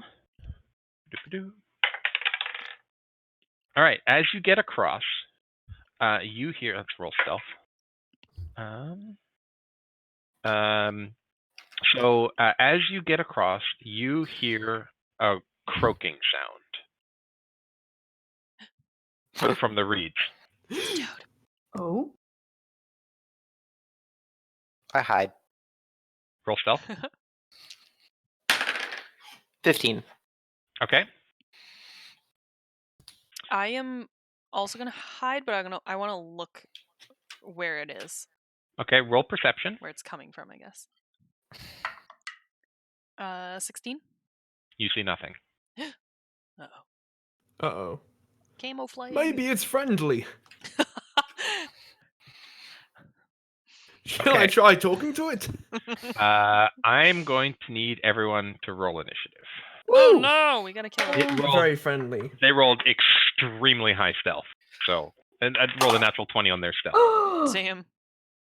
I rolled a natural 20. Oh, wow! Nice. The tides are turning. They rolled garbage initiative, though.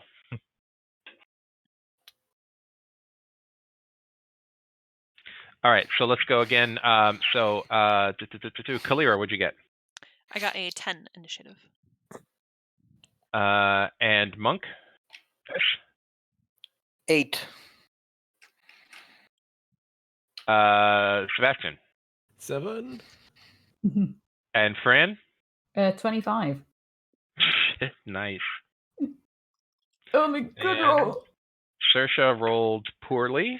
Imagine She having has Dex. great dex. This was made by the Strength Gang.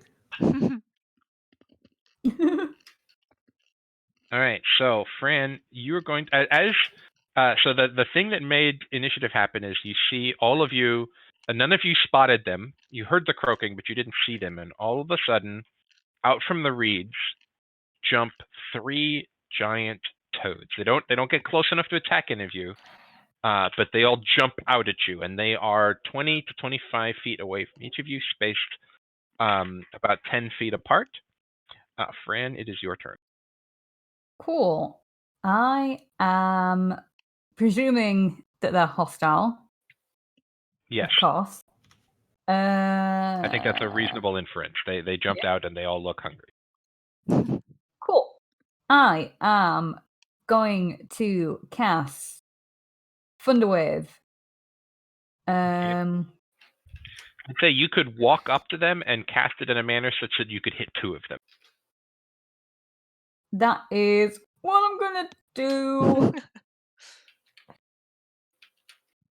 So that is a Thunderwave is a Constitution save of 14. Okay. And I'll roll separately for each of them. Both fail.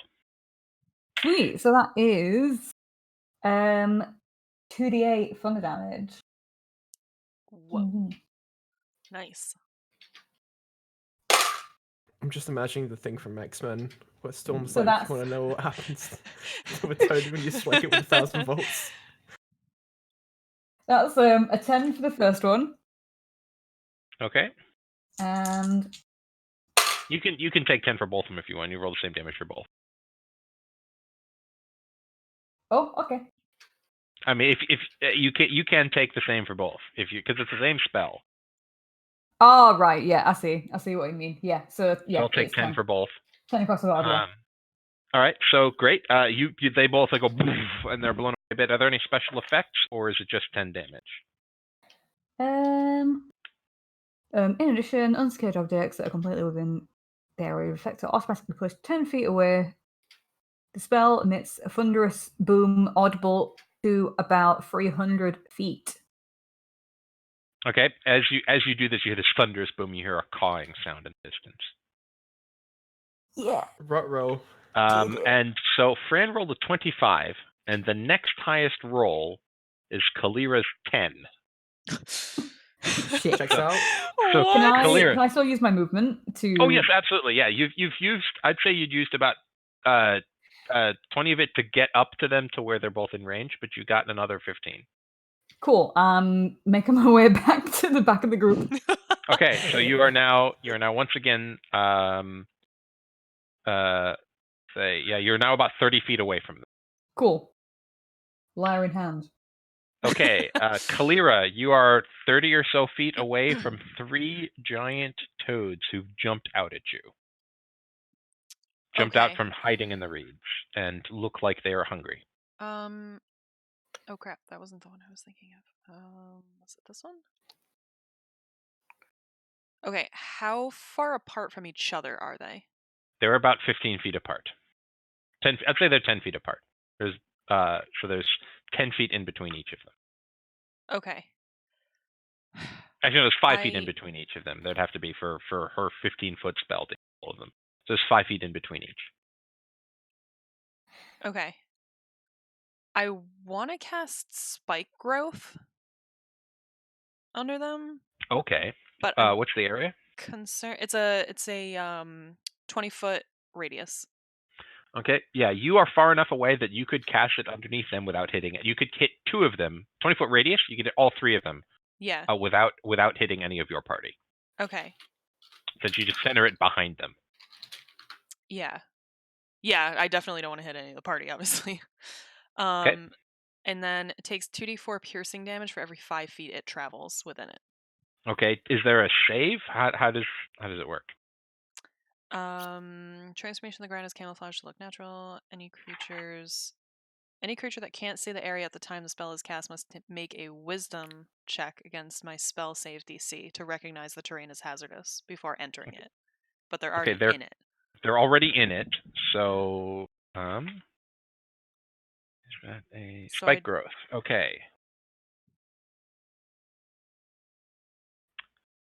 All right. So yeah. So it does. They don't take any damage right now, but if they Right, try but when and they move, move. so spikes grow up around them. Mm-hmm. But if they try and walk through it, Mm-hmm. they will take damage. But your part, it's hazardous to your party as well. So a circle starting about 10 feet ahead of each of you.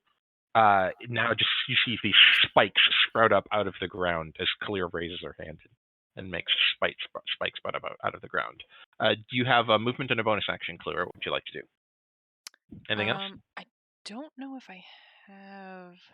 Here, let me click on. Definitely don't want to use my other wild shape. So actually, no, I'm not going to do anything else. That's it. Okay, Ash, it is your turn. Okay. So I was hiding. Can I tell if they see me? Yes, they saw you. Okay, yeah, that's what I thought. Their perception beat your stealth. They rolled Yeah. a 16 on perception. That's what I was gonna assume. Yeah, one of them is kind of looking off at you. Yeah, but that one's in the middle of like spikes. Yep, they're all in the middle of spikes. Okay. I'm going to kind of stand not on the spikes but before the spikes, and I'm going to take the dodge action. Okay, so you walk up to the edge of the spikes and take the dodge action. Yeah, and that's my turn. Good. Sebastian, your turn. I will walk up to the edge of the spikes. Mm-hmm. And use Sacred Flame on, like, let's just say the middle toad, because why not? Okay. That'd be Toad 2. Yeah. So he's gonna make a wisdom. A dexterity saving throw. DC 14. Yeah. It rolled a 13, so it fails.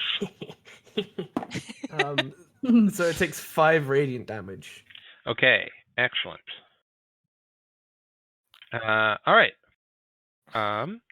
It is now Saoirse's turn. She's going to pull out her longbow, and she is going to shoot at the same toad that just had Sacred Flame erupt from underneath it. Her longbow is +4 to hit. She hits and does 6 points of piercing damage. Okay, that toad is looking quite wounded. It is now the toad's turn. The toads went last. So one toad is going to jump out of the spikes. It is not going to take any damage because it is not walking through the spikes. It is jumping out of them. See, that's why I was afraid when I cast it. They're toads. They have a jump speed. They have good jump. So they're gonna jump out. Actually, tell you what. I will let them roll a dexterity save against your spell DC to not take damage when they push off. Okay.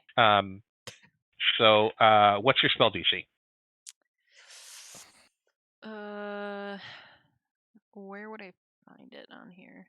It's at the top of your spell page. Spells. Probably something 14. like 14 or 15. 14? Yep. Okay. One made, the other failed. So what is the damage if they take? Just the 5 per 5 feet of damage. It is 2d4 piercing damage. Okay, so roll 2d4 and I gotta turn a light on in here. let me roll a d4 and see which one took that damage. Toad 2 takes that damage. That's the one that's been hurt. It was 5. 5 damage. Okay. Excellent. So as it goes to plant its legs to push off, it pushes one of its feet through a spike and kind of croaks out in pain. The third toad is going to... and so each of these toads, one is going to attack S. And so it lands right next to you, and it is going to... it is a 23 to hit, right? Disadvantage. Oh, yes, thank you. Dodge. Disadvantage. Thank you. 19. Misses. Ah, nice. All right, so the second one is going to go and attack... he's going to attack Sebastian. 21. Yeah, Oh, no, hit, yeah. the low disadvantage, sorry. Okay. 16. Yeah, that'll miss. No, wait, no, it's a straight roll for you, but I rolled 2 dice. Never mind. Let's roll again. 18. That misses. Okay, so it goes to bite at you, and it just clanks off your armor. Both of you are able to either successfully dodge and or use your armor to defend you. And the last one is going to jump out at Fran, who is the closest one to it. It Eek. does roll. What was the damage from the spike? Roll damage for the spike. Again, it failed its save to take damage from the spike. Okay. 2. Okay. All right. So it jumps out and it lands next to Fran, and it soft 20 to hit Fran. Oh, yep, hits. All right, so you take 1d10. You take 9 points of piercing damage plus 7 points of poison damage, Oh, and you are grappled. So you're restrained. So remind me what damage. I had a 9 and A 9 and 7, so total of 16 damage, a 9 piercing and 7 poison. shit. And you are grappled. So you're specifically you are restrained, which is technically a separate condition from grappled. Let me pull up the conditions table for the monsters. All right, so you're restrained. Your speed is 0. Attack rolls against you have advantage, and attack rolls by the creature restraining you has disadvantage, and you have disadvantage on dexterity saving throws. Oof. You can use your action to try and escape. You can use either an athletics or an acrobatics check to try and escape. Mm-hmm. All right, so it is now Fran's turn. Cool. I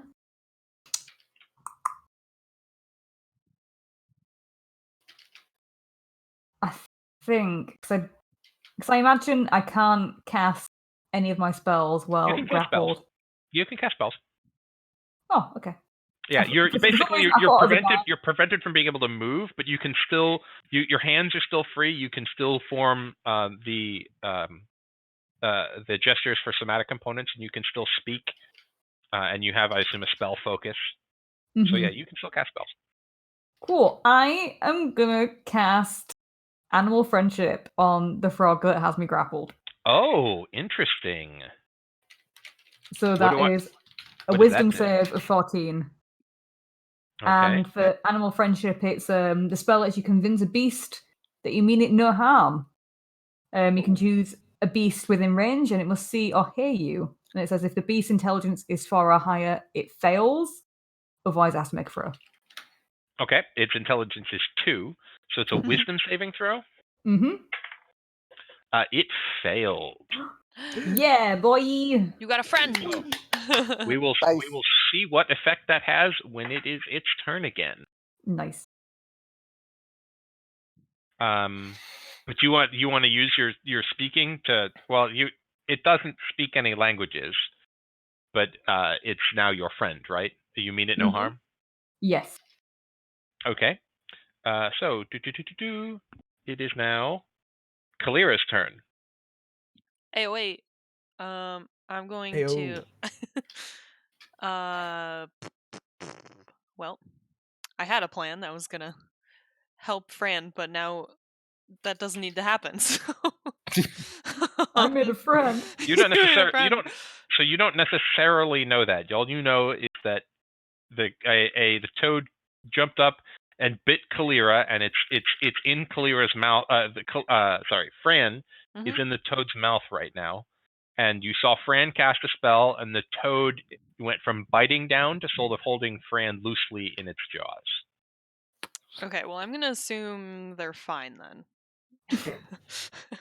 Yay! It's fine. Well, I guess a part of my action be like, I'm fine. Everything's fine. Yep, that's fair out.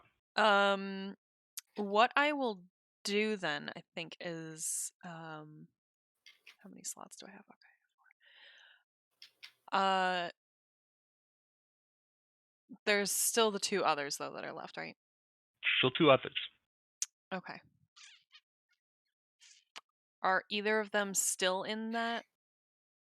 No, they've spike? both exited spike growth. Okay. Because I think that's They've all concentration. jumped So I out would of just the area. it's concentration. So I'm just gonna drop it. Okay. To cast. All the spikes retreat into the ground. To cast. Sorry.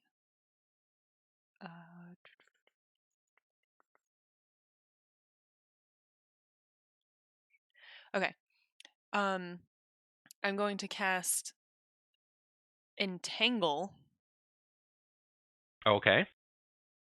I think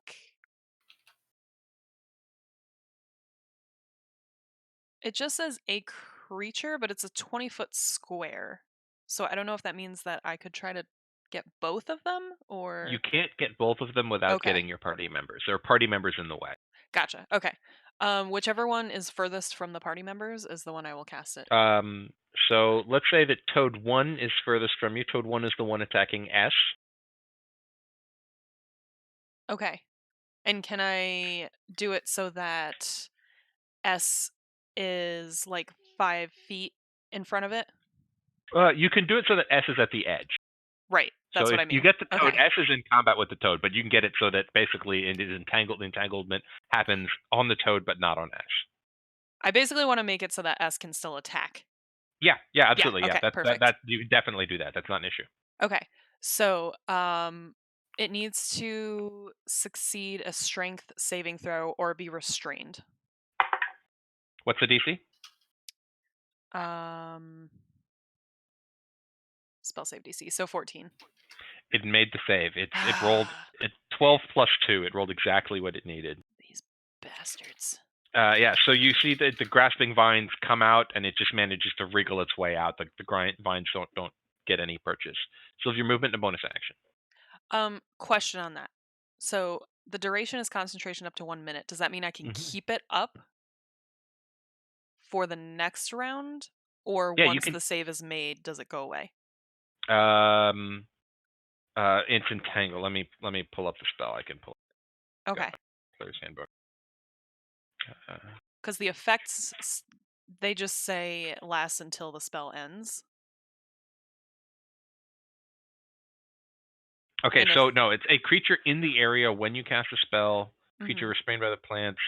On a success, it frees itself. Okay, so yeah, it's still difficult terrain, but it is not entangled.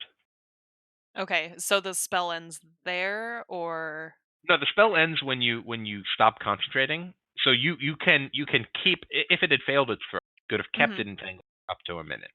Okay. But it is not entangled, and it doesn't say anything about starting its turn in the area. So it is just you've failed to entangle it. Okay. And it's now just difficult terrain. Okay. Just wanted to double check on that. Okay, not a problem. You still have your bonus action and your movement. I am going to. Which one's my bonus action here? I am going to bonus action healing word on Fran. Okay, you've already cast entangle. Oh shoot, turn? that's right. I can't do spells. Yep. You could cast a cantrip, and so you can cast a spell of first level or greater and a cantrip in a turn, but you can't cast 2 first level spells. I'll do a cantrip and do guidance on Fran then. Do you have a cantrip that is casting time of a bonus action? It is. Oh no!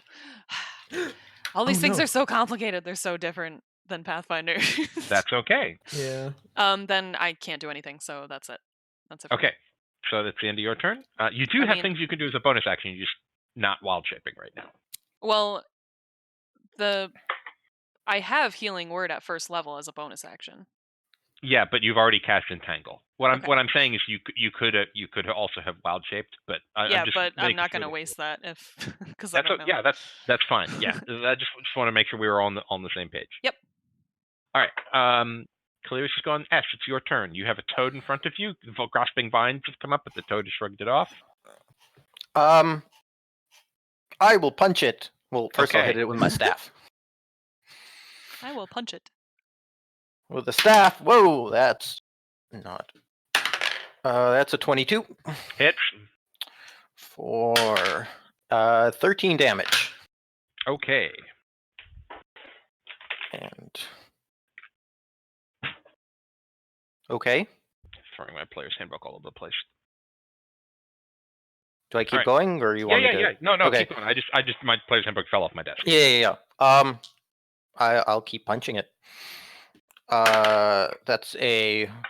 This is a 21 Hits. with 9 damage, All right, nice. and that's going to be my turn. Nice. Yeah, you hit it real good. It did not appreciate being punched as hard as you just punched it. It is not super excited about being punched like that. As you do. Sebastian, your turn. You All right. have a toad in front of you. I'm gonna hit the toad firstly. I believe in the power of positive thoughts, so it's definitely gonna happen. 22 to hit. Then Hits. I will divine smite on top of that. Okay.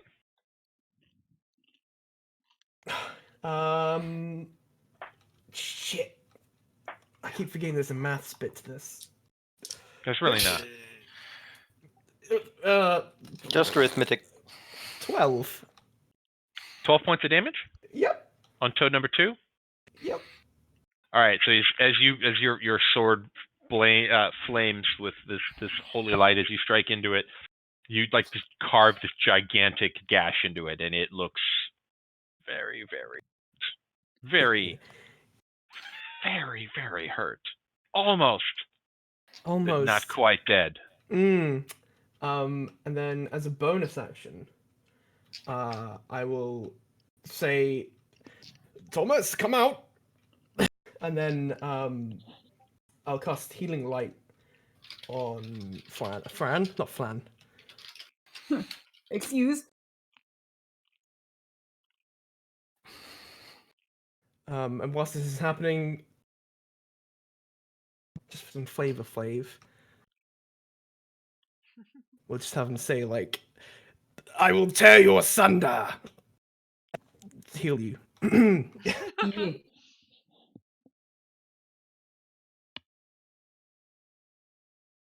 I'll use 2 of them. That's great. Go on. Go on. Oh my god. That's a whole 8. Big heals. Thanks. Okay, you heal for 8 points of damage, Fran. I'll take anything I can get.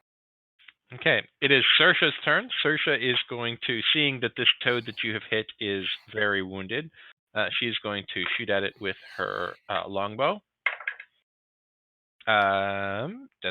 She hits, and it had 1 hit point, so she just shoots at it, and just this arrow kind of just thunks through its eye socket, and the one attacking you, Sebastian, falls over dead. It is now the toad's turn. Toad number 1 does not appreciate its food fighting back this much, and it is going to try and jump away. It's the one fighting you, Ash, so you have an attack of opportunity if you want to. Sure. Okay. That's a 22. Hit. For 7 damage. Okay. So it jumps away, and it jumps 40 feet into the reeds and disappears into the reeds, so you cannot see toad number. Okay. Toad number 3 is the one that has been charmed by Fran, and it is going to let you down. It's going to drop you out of its mouth. Oh, and thank its God. gigantic long toad tongue is just going to lick up your face. Aww. Oh, wonderful. And it's just going to stand there looking at it. Fran, it's your turn. I don't. Generally, how I understand charm spells to work is that if you attack them, it breaks. That's correct. Obviously. So I am just gonna crawl back over to my friends and stand up. Okay. It is your friend, so it does not attack you as you walk away, so it just kind of stands there. Kalira, your turn. Goodbye.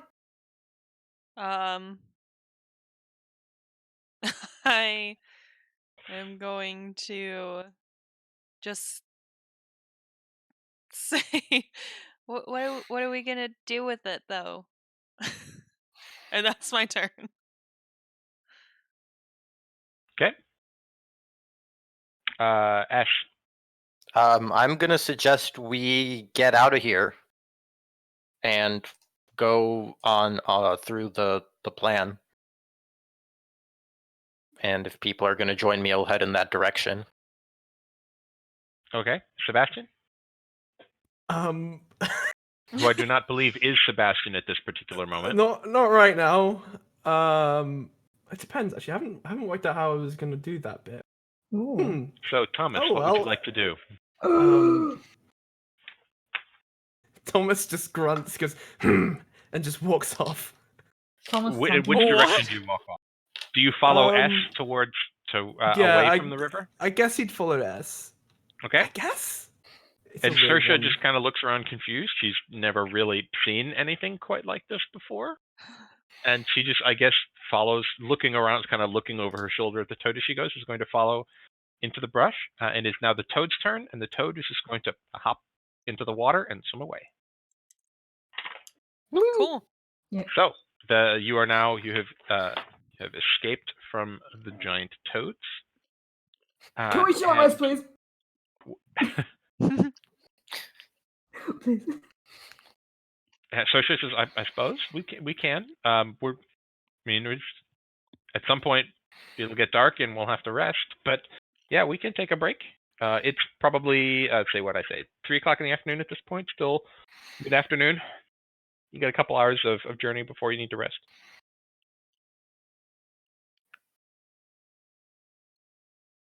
From looking at the map. Mm-hmm. Yeah, from if you look at the map, you can see that it would probably be where's the map? From where you are, it's based on how you'd probably have to take a rest at some point along the journey. You probably get under this large tree next to the table, take a rest there, and then go to the table in the morning. At some point, it's going to be you're going to have to take a break somewhere along the journey. Take a long rest. Okay. Okay, so I will cast Cure Wounds on myself. Okay.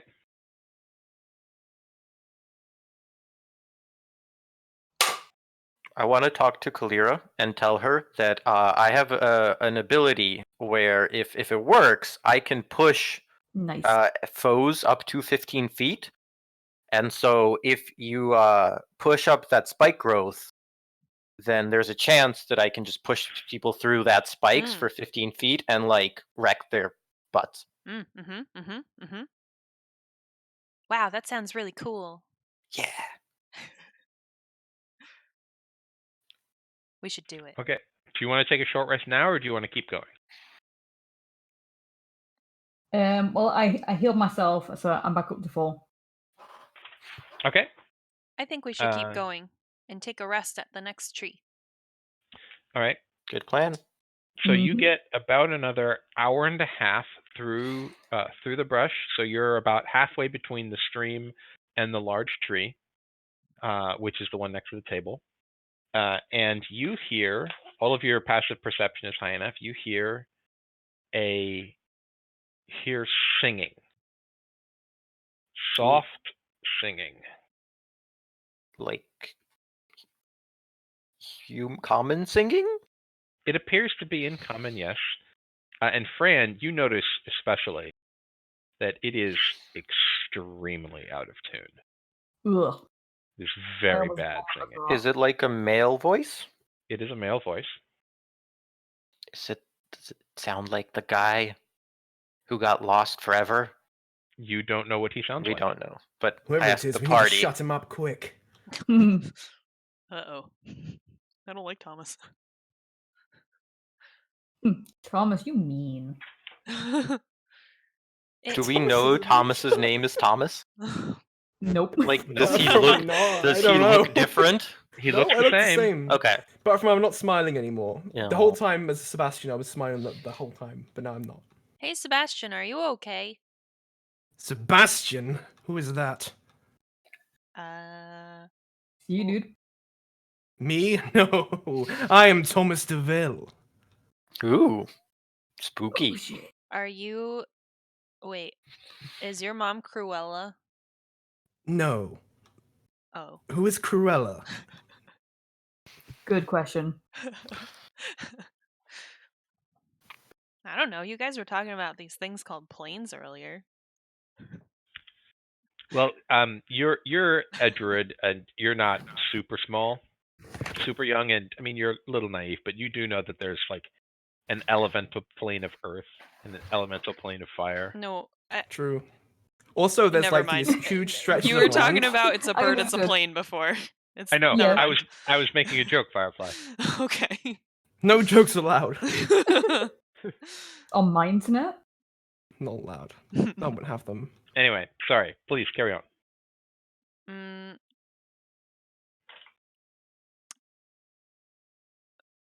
Can we tell? So, where is it coming from? It's coming from obviously the direction we're going in, but the tree?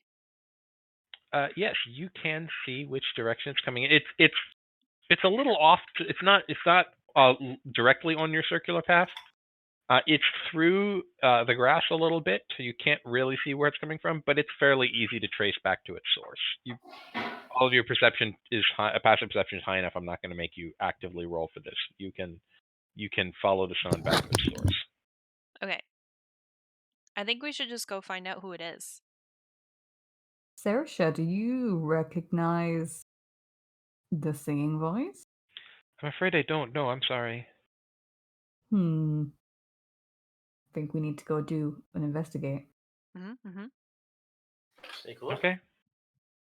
All right. So you head through, and it's a couple of minutes pushing through the grass. You see, in a small, in the grass, you see a large green glass bottle laying on its side, and on it you can read in common the label says Oakham's Scrumpy Cider.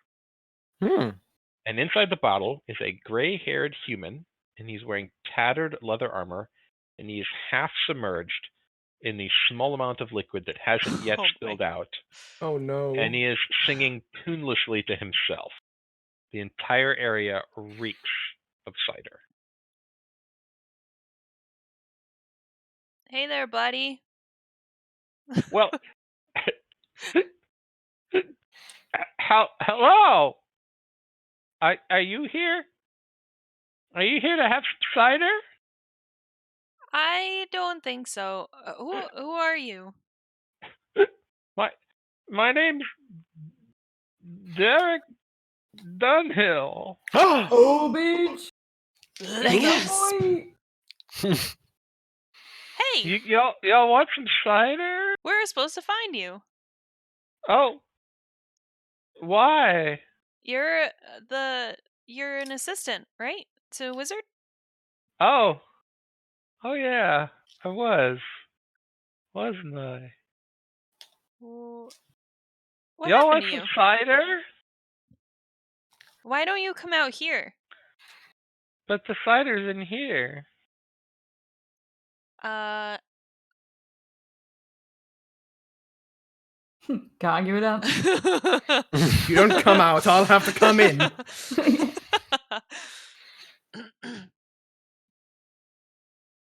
Alright, I'm gonna climb the ball. Okay. You squeeze through the opening, and you are now in a bottle, a little bit a layer that feels like it's about 6 inches deep in the bottom of this bottle, and excuse me, it feels like it's about 2 feet deep. Sorry, a little bit more than half an inch in real terms in the bottom of this bottle, with a dude just floating in the bottle. So is the bottle standing up, or is it like falling? It's laying on its side.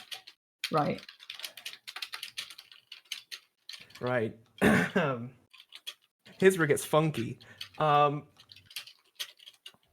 just say something like, I'm going to put you out of your misery. And then I'll use 5 points of Where is it? Lay on hands to remove a poison effect, which I guess alcohol is technically a poison. That is exactly what you needed to do. Okay. As you do that, you feel as you put your hands on him, you feel this holy energy pulse into him, and you feel the sensation of something being pushed out of his body, and him laying there, and you see his eyes where he could barely stand up. He's just like sort of floating in the water with his head just above the water. And he goes, well, that was quite the experience. Thank you for that. I've been in here for quite a while. I'm sorry you had to see me like that. Wow, that's You're gonna Can have we get liver out of this bottle now? problems. I mean, to be fair, I work for a magician. Liver problems are the least of my issues. I've been polymorphed at least thrice. And then I guess as this happens, a smile returns to my face, and I just go, "You're positively pickled, friend." Parts of me Go do, and on. he kind of stands up, hunched over because he can't stand up fully inside the bottle, and you see that like his entire armor is like permeated with the smell of cider, and he's got like the worst case of raisins on the tip of his fingers, and he says, "I would like to get out of this bottle now, please." I suppose you would. And then I climb out of the bowl, I guess. Okay, he follows that after. He says, "Wow, I mean that was nice while it lasted, but I lost myself in there a bit. Thank you for rescuing me. I've been in here for, oh God, I honestly couldn't tell you. I lost track of time in the bottle. As far as we've been told, it's been about a month. That sounds about right. Oh man, I'm gonna have the worst headache. Oh man, it's already coming on. Oh You boy. haven't been, have you been in this bottle this whole time? I mean, I got in here and I remember that I walked in and there was this weird feeling, and I woke up surrounded by boulders, and I kind of crawled my way through the grass, and and uh and then I managed to swim across the stream just barely. It was a little touch and go, and I got here. So there was, a couple of days before I got to the bottle, but yeah, I guess I've been at the bottle ever since. I just got thirsty and it got out of hand. I'm sorry. I don't know why I'm apologizing. I just feel like an idiot. You know that springs are fresh water, right? What's a spring? Like that I'm just kidding. I know what a stream. spring. Well, I think stream and a they mean spring, the not the same season. thing. Well, Spring, yeah, it's true. There is a season called spring as well. That's true. So, I didn't know we had to get so technical. what do you guys? I work for a wizard. It comes with the territory. What are you guys doing here? Kind of looking for you. What? And fixing Why? whatever problems around here. There are definitely some problems around here. They could use some fixing. Yeah. Would you like to help us fix it? I would extremely like to help you fix it. I would like to forget having done what I did for the time being. Yes, I would. Did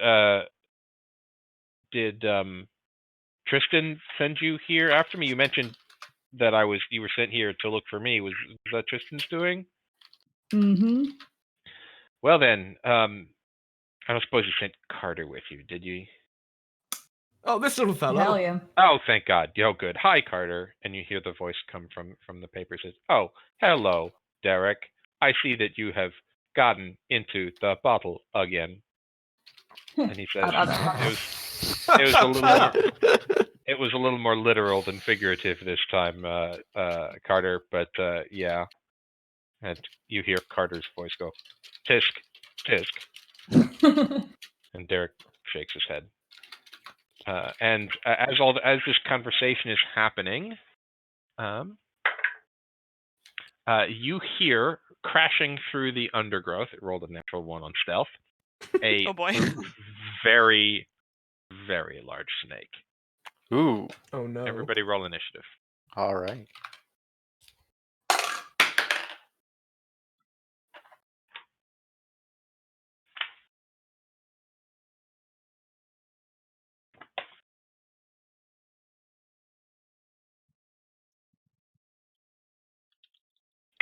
All right, it rolled a 2. All right, Sebastian. I got a 19. Kalira. 14. Ash.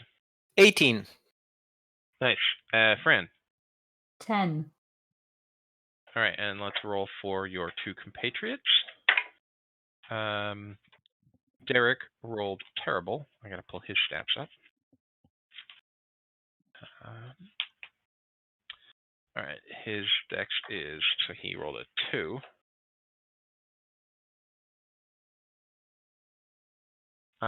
And 10 and a 10 for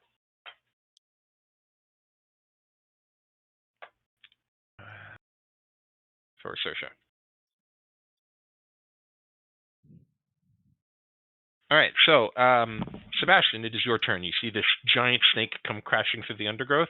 It has been attracted by the sounds of so much prey all in one place. What do you do? Well, I'm gonna run up to it and start slashing Okay, because that's apparently my thing. it's a paladin thing. It sure is. That's what paladins do. 23. Just like Esh is punching everything. 23. That 23 to misses. hit. Oh shit. No, I'm just kidding. It and- hits. Oh god damn it! It's a snake. I thought not we a were in dragon. trouble. Might as well be a dragon. It's Do the old giant. divine It smite. is a very large snake. Do a big old divine smite, which is gonna be huge, massive, totally massive. 8 plus 3, 17 points of damage. Okay. And then yeah, that'll be my turn. I'll save the other stuff. Ash, it's your turn. Cool. I'm gonna punch it. Okay. That's a 14. 14 hits. Nice. For 13 damage. Okay. And I'm gonna flurry of blows it. Okay. That's 16 16 hits. for 6 damage. Okay. And another 14 14 hits. for 8 damage. Okay. And I'll try to knock it prone with Dex save against DC 14. Okay. It rolled a 14 plus 2. Okay. 16. So It it's not succeeds. prone. Also, it's a snake. Prone Yeah. is relative for a snake. Maybe so it would be also prone. How much was the last damage? It was 8? It was yes. Okay, so it is Fran, your turn. I am going to cast blindness deafness on it, Okay. and that's a Constitution save of 14. Okay. It failed. Is it going to be blind or is it going to be deaf? I want it to be blind. Okay. So it is blind. You now have your bonus action and your movement. Do you want to move anywhere? To the back of the group where I belong. Okay. Yep. You slide back. No trouble. It is now. And Oh, I'm sorry. Yes, you have bonus action. Sorry. Still. I am also going to give bardic inspiration to S. Yes. Okay. Ash. How would you like to inspire Ash? I am going to do a Fortnite dance. Okay. Just for funsies, roll performance. Oh, bitch! Oh, it was made to do. Don't fuck me, dice. Whatever you fucking do. I got 12. It's not a great dance, but you find yourself oddly inspired, Ash. Yeah. It's So just the default inspired. dance. They tried. All right. Hey, no, it's, Saoirse, what are don't the judge. effects of? Actually, I've actually moved my player's handbook. I'm going to pull up the effects of blindness. This fills you with Blinded attack rolls have advantage. And filled with determination. Saoirse again pulls out her longbow. and is going to attack it with advantage. She rolled double 18s. That hits. And she does she's a longbow.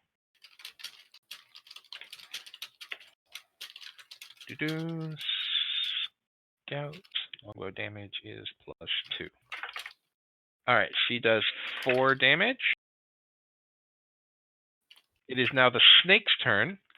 The snake is extremely confused by all this punching and stabbing and slashing and fire and everything, and is going to just try and blindly turn around and run back the way it came. Sebastian and S, you both have attacks of opportunity with advantage. Ooh.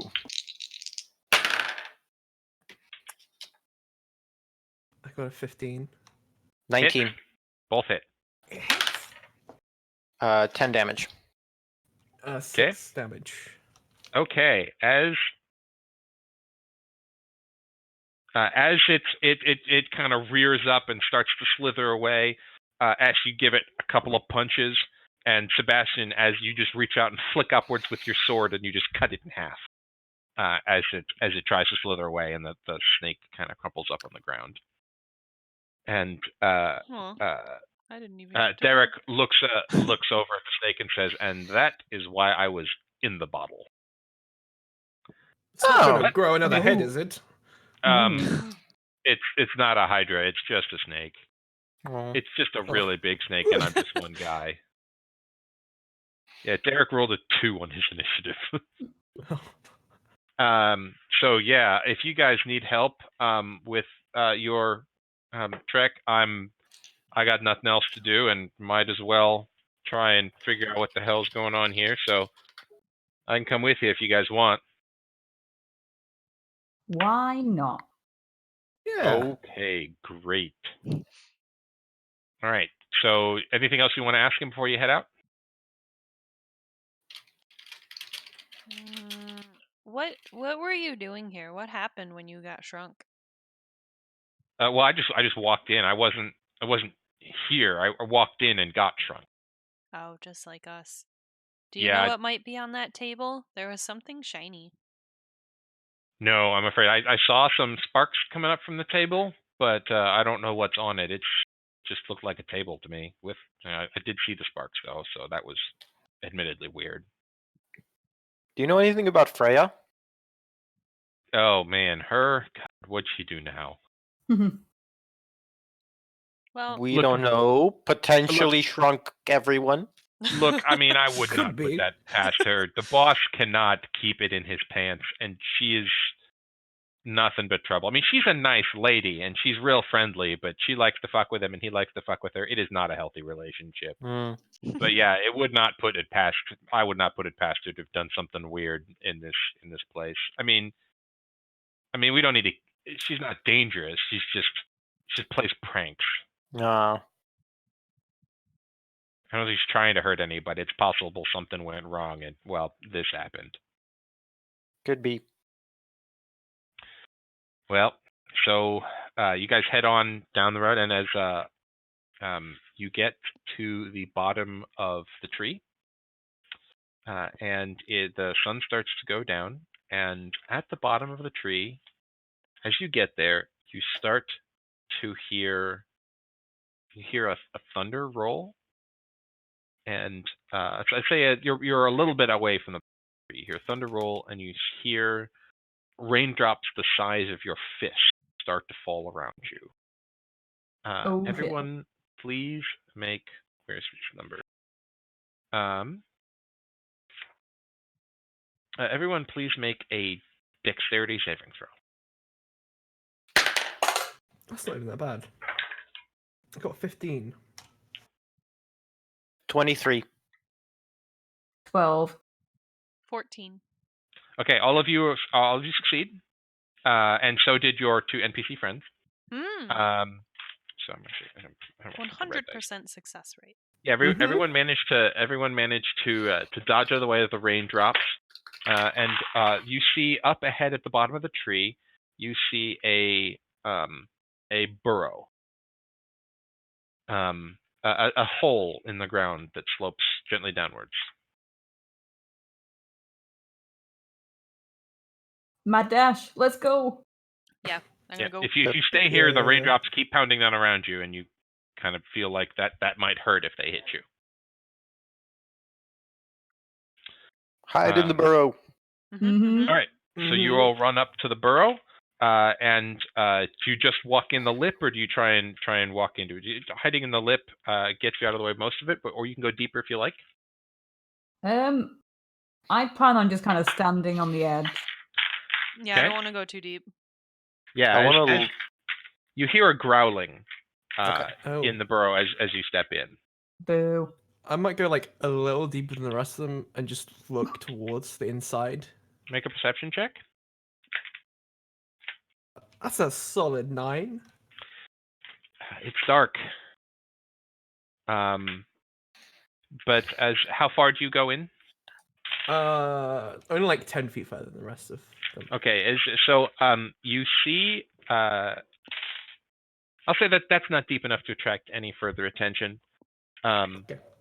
So you do hear some growling from further in, but you don't go too much deeper, and the growling doesn't get any nearer to you as long as you don't get any closer to it than you Cool. are currently. Mhm. Do you guys want to wait out the rain? What do you want to do? I think we can take a short rest and wait out the rain. Yeah. Okay. It's getting close to sundown, but isn't quite sundown yet. You're at the base of you're near, but not quite at the base of the tree. It's like another maybe 20 feet to the base of the tree. So the burrow is at the base of the tree, but you can come out of it once the rain stopped, or you can do whatever you want here. If you take a break after about 5 minutes, the shower ends. You can finish your long rest here, or find a more a place to rest that doesn't have growling. A less growly place. I vote Sounds for like the a less good growly plan. place. Yeah. Okay, so you head out, and as you leave, the growling subsides. Kalira, you're good at nature, even though apparently you're not good at nature. You didn't take animal handling, or didn't take animal handling or nature. So I'm just giving you a hard time. Make a. I'd like as you leave, please you make a perception check as you go. That is a. Oh, that was okay. It's the frickin' side of this thing. I think it's the leather. I might need to use a different one next time. That is Just use silk. 24. It's a 24. 24. So Sebastian, although Sebastian does have dark vision, as do you. Sebastian isn't really used to places like this, and you are a little bit more used to places like this, even though none of you have any experience with, being shrunk to 1 inch tall and climbing into warrens. But as you are on your way out, you peek behind you and you see a rabbit at an enormous rabbit at the far end of the burrow. And because your perception check was so high, you see hidden behind the rabbit a couple of small baby rabbits. Cute. Oh. And make an animal handling or nature check, your choice. I will do animal handling. Ooh, that's an 11. 11 total? Yep. Yeah, you figure that rabbits not normally so aggressive. Probably the fact that there were babies here. But Okay. you didn't get far enough into the warren to make it attack, so you all make it out. You find a gap amongst the roots of the tree, a safe place to set up for the night. Well hidden from prying avian eyes. Does anyone want to take watch, or do you just want to take a rest here? I can take a watch. Okay. If we want to do watches. All right. Let's say I'll have you I'll roll take a watch. perception. I'll have Firefly. I'll have you roll perception. See if Dark Vision, you roll perception and make it for the group Okay. during all of your watch shifts. I don't want to string this out too long. Okay. So just do a straight perception roll. Roll it with advantage since you're counting other people's help over the course of the evening. Okay. I got a 16, 22. So as the night goes down, and then the three of you who are taking watches, let's say Saoirse takes the third one. You guys take your watches, and you see over the night you see the rabbit hop out and go exploring for food, and you hear some cawing in the distance, but you don't see the raven at all. And otherwise, it is a peaceful, pleasant evening that passes uneventfully. Haha. You wake up in the morning, and Carter tells you that you are probably about an hour's walk to Freya's table, to the table that you saw, that you suspect Freya is at in the middle of the orchard. Let's go. I'm ready. You can swap up your spells if you like. I prepare fist. Okay. Yes. Good. Roll Arcana for me. 1. Fist is extremely well prepared.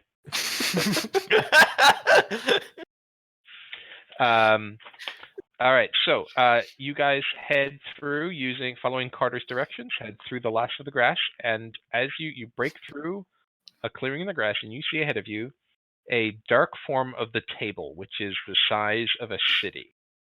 And it looms up ahead of against you, and as you push your way towards one of the legs, you realize that the grass below it, the clearing, is where the grass has been trimmed to create a wide circular clearing around the table.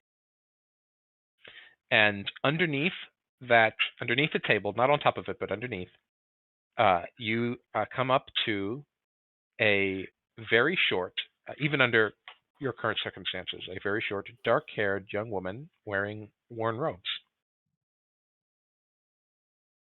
And do you try and stealth up to her, or do you just walk? I'm gonna stealth.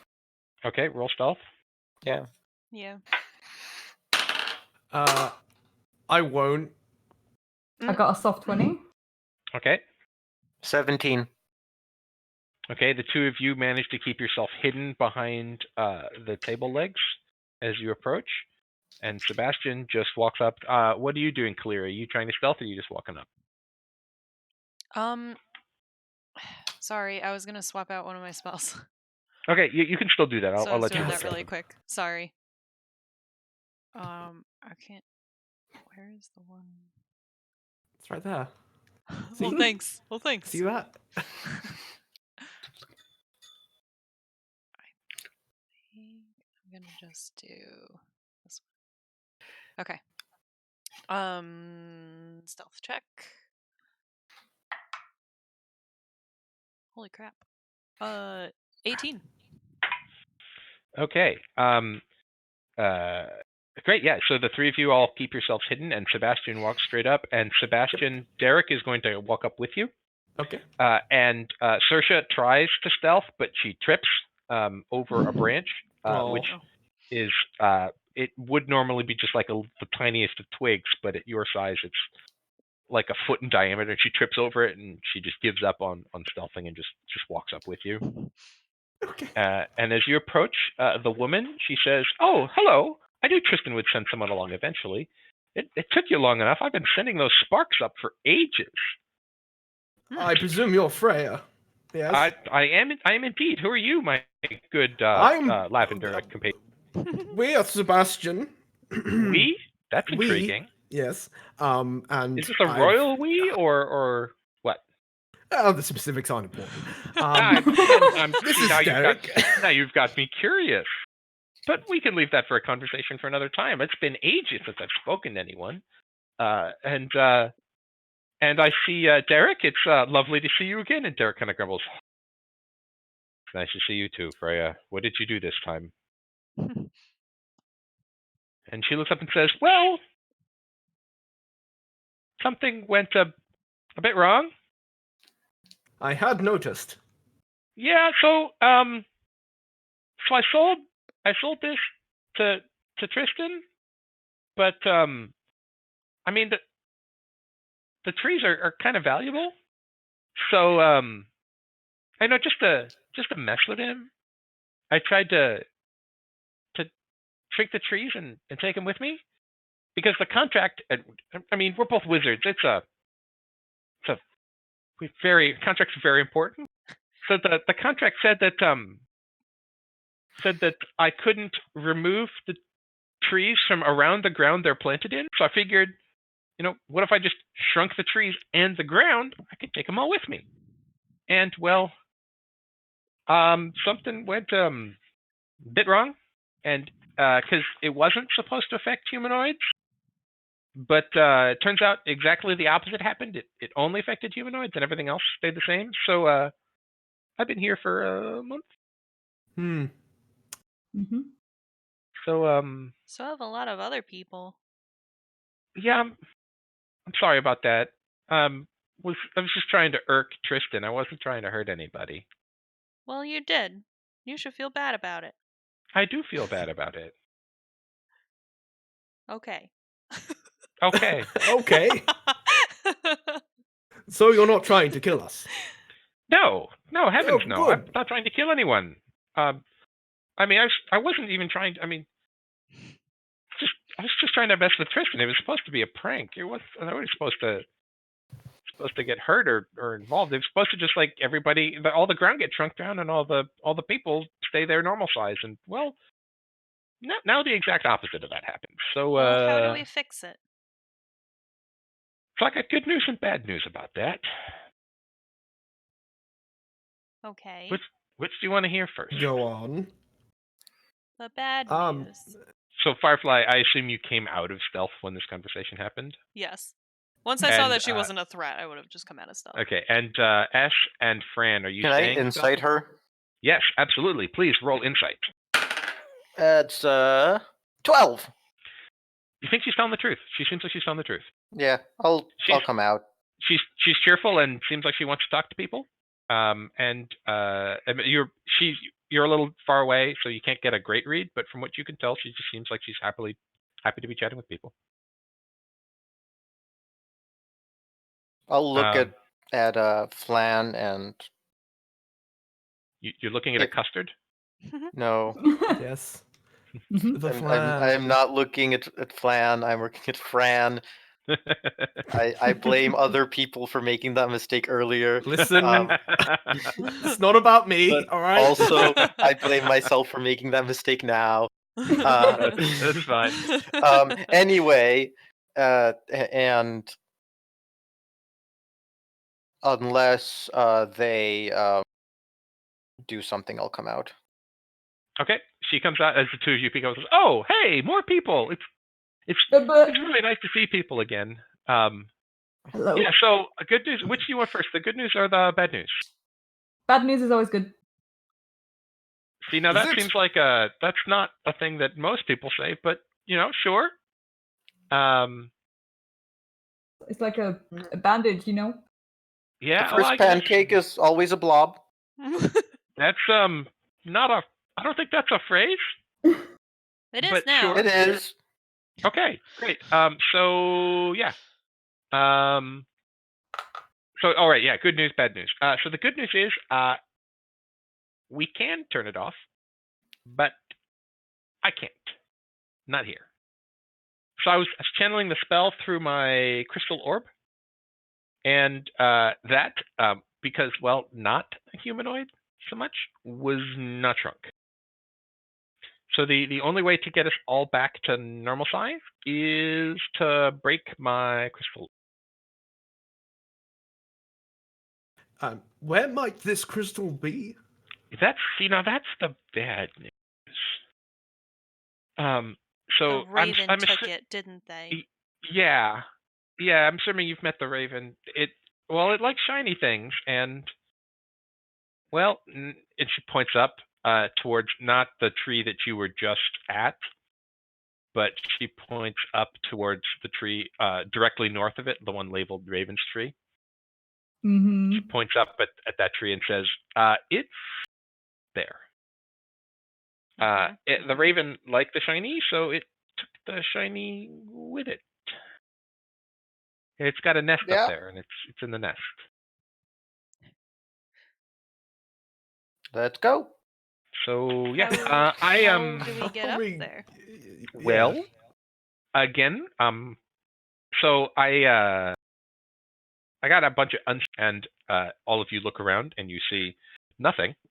But there are some things being like held in the air. You see a couple of jars and vials, and one holding what appears to be a cooked chicken. Just a cooked chicken being held in the air.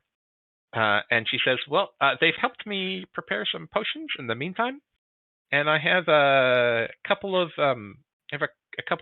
potions of spider climb, and I got one, the special one." And she kind of waves over at one of the bottles floating in the air, and it drifts closer to you. And she takes it and says, "And this one, it's a shimmering gray liquid." She says, "And this is a potion of invisibility. So these can help you. I've been using a seed pod as a cauldron." And she points over, and you can see a little seed pod with a little fire built underneath it. But I don't. I got just a couple of vials, but that's it. I don't have much more than that. Just a couple of seeds, and there's a little, like, very small seed pods, like hollowed out seeds that have got the liquids in them. And there's enough for one potion of spider climb for the whole party, one for everyone, and there's a single potion of invisibility. And it's probably based off if you none of you have if at any point you consult your map. If you consult Carter, Carter will tell you that it is about 4 hours walk to the Raven's Tree from where you are. Do any of you pull out Carter while she's there? I mean, I think Sebastian has it. Yeah. Sebastian, do you keep it in your pouch, or do you pull it out to check while she's there? I'd probably pull her out just because she's mentioned going to get the Ravens thing, and we need to go there. Okay. As you pull it out, she says, you brought Carter with you. It's great to see you again, Carter." And you hear the voice in your head say again, "Hello, Freya. What mess have you gotten us into this time?" And she says, "Well, not to explain it again, but your friends I've given your friends instructions on how to fix it, but I can't help so much. I'm pretty tapped." We need to go to the Raven's Tree. "Yes, that is what you need to do." And Carter says, "Well, that is approximately a 4 or 5 hour trip, depending on how you go it. You would get there at about 2 o'clock, 3 o'clock in the afternoon."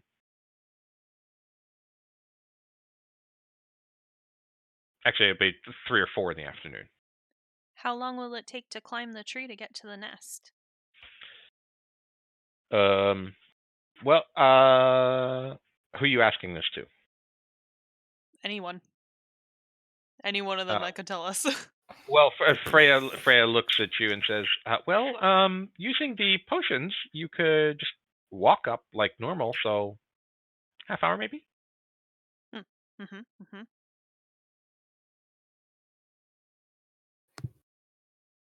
It's looks like it's roughly, relatively speaking, 600 or so feet up. Not that far. I think we could do it. Let's go. Maybe less than half hour. It's all a little weird with scales. So yeah, this is all I got. I'm afraid I'm essentially out of spellcasting components at this point, so I would be very little use to you right now. So all I can give you is these, I'm afraid. I mean, that helps. Yeah. Thank you. That's the idea. You're very welcome. Good luck. And seriously though, watch out for the Raven. That's the Raven scares me, and I fought dragons before. Thank you for the vote of confidence. Okay, bye. Okay, bye. What? Someone was going to say something? I was gonna say, I was gonna What? just start walking. I was just Not you, Firefly. Somebody else. Huh? Oh, Hub, I were you think gonna Hub say just something? said, okay, No, bye. I was just saying okay, bye. Oh, okay. Yep. He was All just right. memeing. Okay, cool. So you guys just head to the Raven's Tree. Yeah.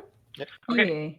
So you get to the Raven's Tree. You get to the base fairly easily. It's late afternoon, and you climb up, and you have the option of climbing up. It appears to be about 600 feet up, and it is and among the glinting silver leaves, you can make out a mass of twigs that marks the nest of the raven, which appears to be about midway along the branch of a midway along a branch, about 600 feet up from the base.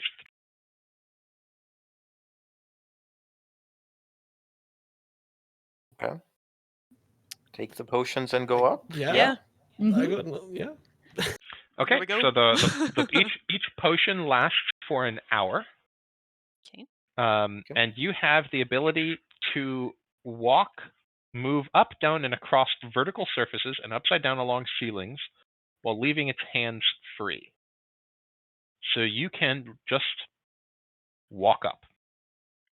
When we get up there, do we want to surprise it if it's in its nest? Because we're probably gonna have to take it out if we want to get the shiny thing back. Well, if we can Hmm. find the thing and break it, then we'll all just turn big. Everyone make True. a perception check. True. 24. 16. 14. 22. Okay, the two of you who beat 20, you notice that the raven is in its nest and appears to be sleeping. Do we see the crystal? Yes, you would see. You both broke a 20. So yeah, you see the crystal in its nest. The raven is essentially curled up next to it.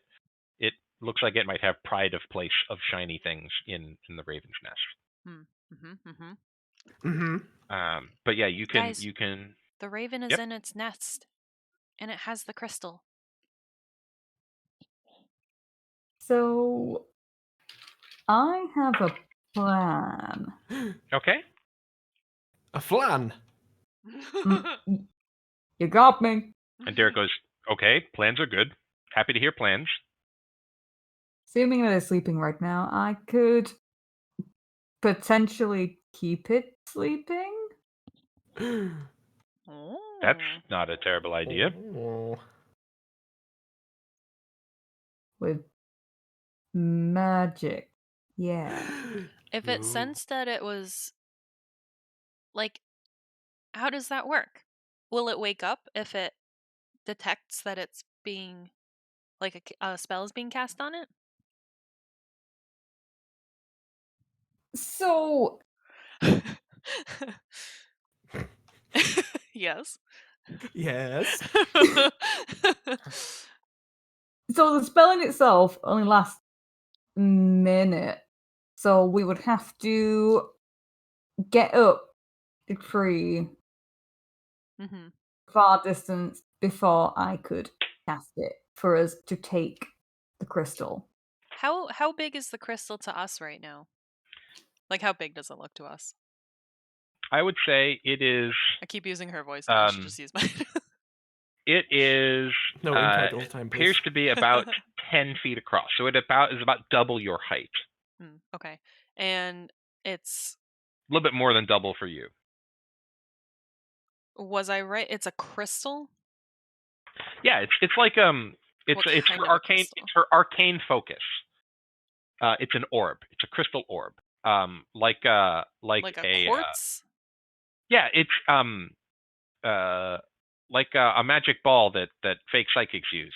The crystal ball. It looks like that. It's just a little on the smaller side because she is on this. She was taller than you, the dwarf, but not by much. She looked like when she's full size, she looked maybe 5 feet tall. I'm just trying to think about how we're gonna break it. Yeah. I mean, I Well, guess we could just roll it off of the Punch tree, it. and it could probably break. Maybe. roll intelligence or arcana. Okay. I'll do Arcana. Oh, natural 20. This is a 23. Yep. You figure that you can smash it up at the top, or you can roll it off the tree, and that would break it. Okay. One of either of those two things you think would work. Guys, I think Smash we can it up just at the top. roll it out and drop it out of the tree, and it'll break. Okay. Okay. That might just be the easiest. So, if you can get it to stay asleep, with all of us, we're probably strong enough to roll it out. Yeah. You want to do that? Yeah. I can also. I just wanted to rather than let you guys go down a plan without being fully informed. Fran, roll intelligence or Arcana, your choice. Okay. Well, that's a 19 on Okay. its own. So let's. A straight 19, or is that Yeah. 19 including your proficiency? It was a straight 19. Okay, so including proficiency for you, it's 22. Yes. Okay, yeah. So as a person who has the ability to cast spells, that there is a certain number of hit points that is the maximum you can affect with sleep.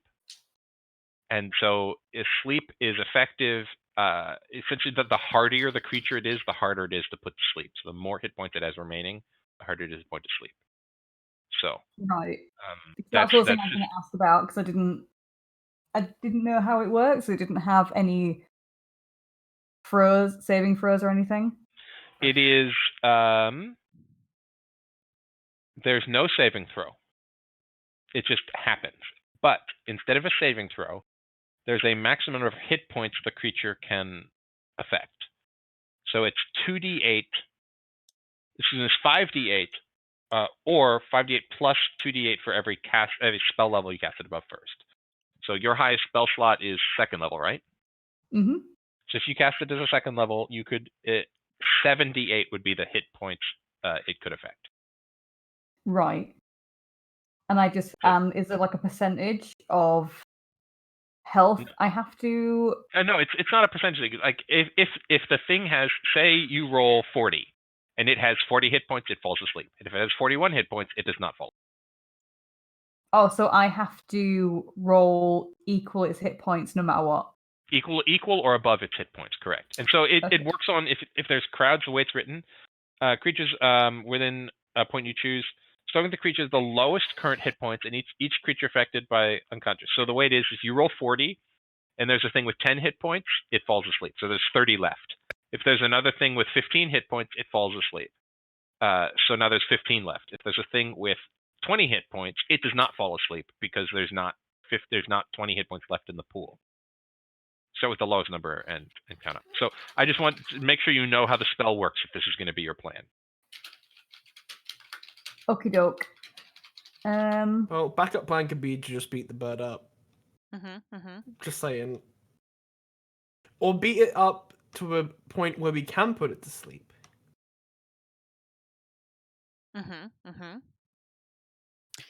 I can also try to entangle it so that it's restrained.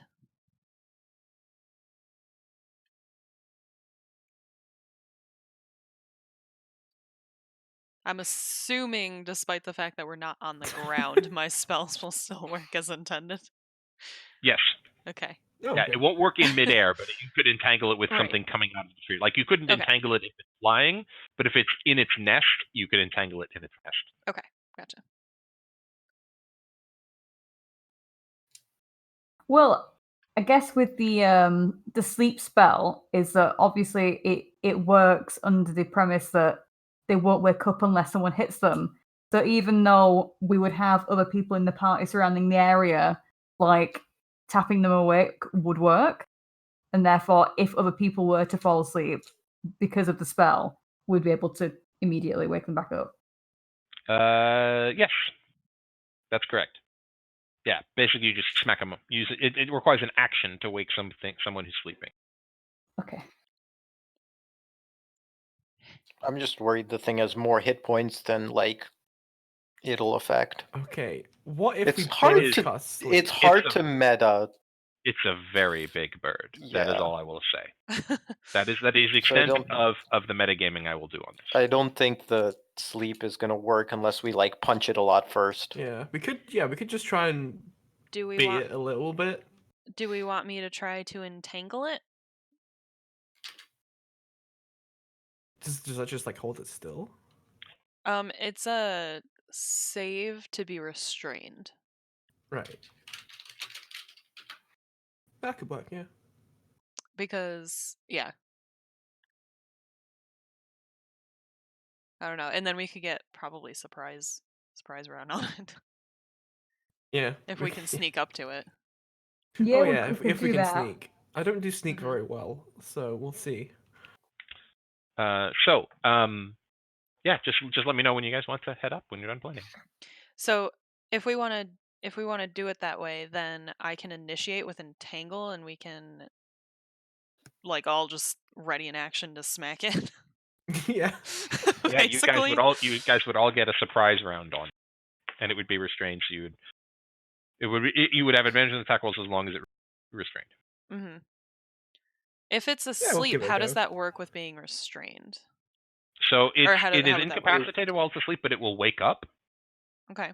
when you So start to hit it, but it will still be restrained. So it will have to it'll have to take an action on its turn to break the restraint. Okay, so it'll automatically be restrained, but then it can break it on its Well, if turn. it fails the saving throw, it'll be restrained. Okay, so it still makes a saving throw. I was just wondering if it was different because it was asleep. Well, it'll be asleep, and its sleep is incapacitated. Incapacitated means you automatically fail dexterity and strength saving throws. Gotcha. So Okay, perfect. yeah, Oh. you could That's think what I was it'll wondering. probably Okay. fail its saving throw. Okay. Okay. Yeah, then I don't know. Let's do that. Yeah, let's do it. Okay, yeah, Hopefully your I two don't wake it up. compatriots, your two compatriots who are with you, have both. They're like they both while you're discussing, they're like, we don't have any magic, but I mean we can help you attack, but like we can't put it to sleep or anything. Yeah, just smack it. Unconscious. That's all we need. Automatically fail strength and dexterity saving throws. Okay, it's a strength saving throw, so Yeah, it would so automatically it would fail automatically and it would be fail. restrained. Yep. Nice. Yep. Okay. Okay, Cool. so you all climb up. You get about halfway up the tree, and you hear a loud buzzing sound. And you look around, and you see a giant wasp buzz towards you. Before we roll initiative, does anyone want to do anything? I rolled stealth for it, and it rolled a 1, so you guys all see this thing coming from a ways away. I'm gonna. How far away is it? It's a ways away. You heard it coming from a long way, so it's probably 120, 150 feet away.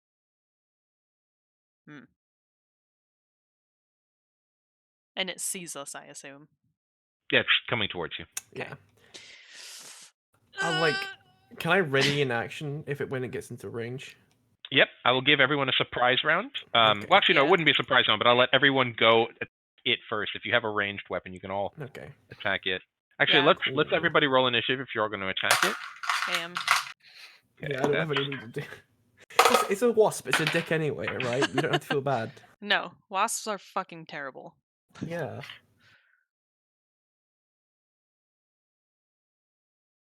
Okay, that's 12 for Derek. And a 4 for Saoirse. All right, so Sebastian. 6. Kalira. 15. Okay, Fran. 25. Holy shit. Natural 20. Nice. And Correct. S, sorry. 16. 16. Aces. So I'll say that everybody spots it when it's 120 feet away, and it will move at its full flying speed towards you each round. So you all have the chance to attack it as it gets closer. Where's its stats? There's its stats. Okay. So you'll have a couple of rounds. So it's 120 feet away. Kalira. Sorry, Fran, what do you do? I am going to hold an action, and I will hold.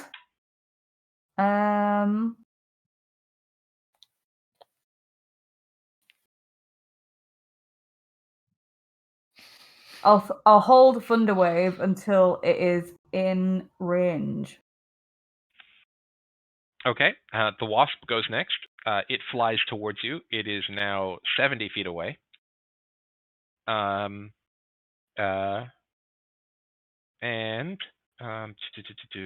say it. I'll say it dashes. So I'll say it moves its full movement speed, and it takes the dash action. So it is now 20 feet away. Oh, it's 5 feet off. Yeah, Ooh. sorry, it's not quite. Not quite No. in its range. The next is S.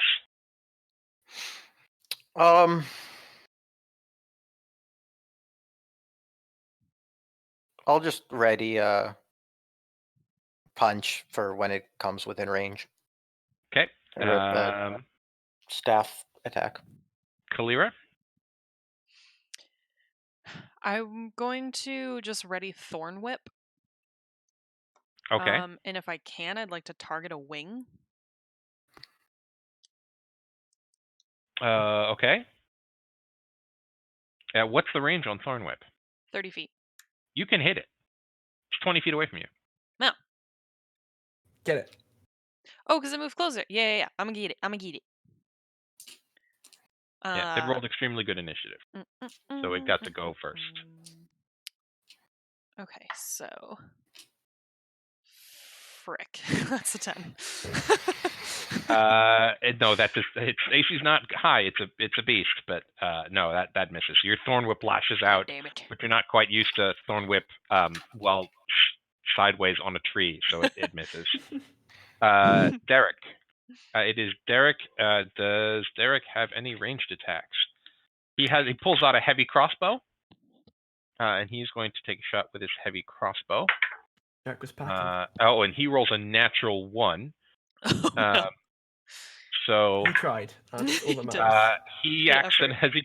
as he pulls out the crossbow, it goes off, and it shoots himself in the foot. Oh Aw. no. Poor dude. And he does a D10. Oh, boy. See, He now does impelled to 10 the tree as damage well. to himself Oh, and staples his foot to the tree. Aw. no. Ouch. Yikes. And the next one to go is Sebastian. He's having a bad time. I'm gonna guiding bolt the wasp Okay. because I've realized this is actually kind of broken. Guiding Bolt is such a good spell. Yeah. Pretty good spell. How much is that? 24 to hit. 24. Yeah, that hits a lot. Yeah. Shit. I do have enough d6. It's fine.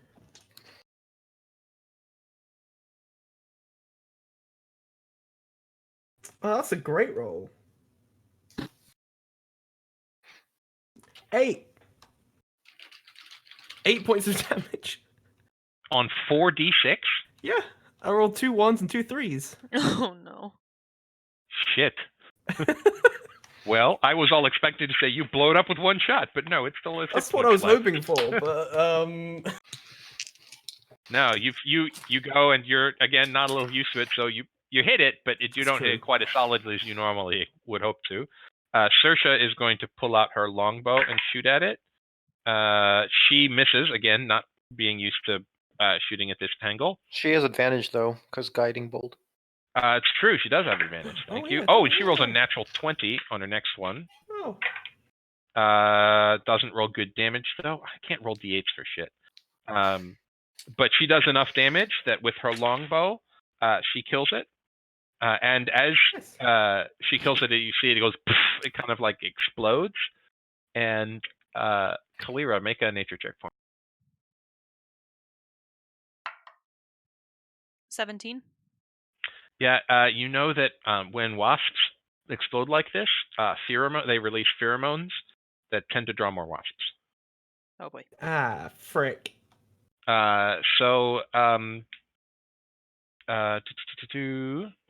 It is Let me roll.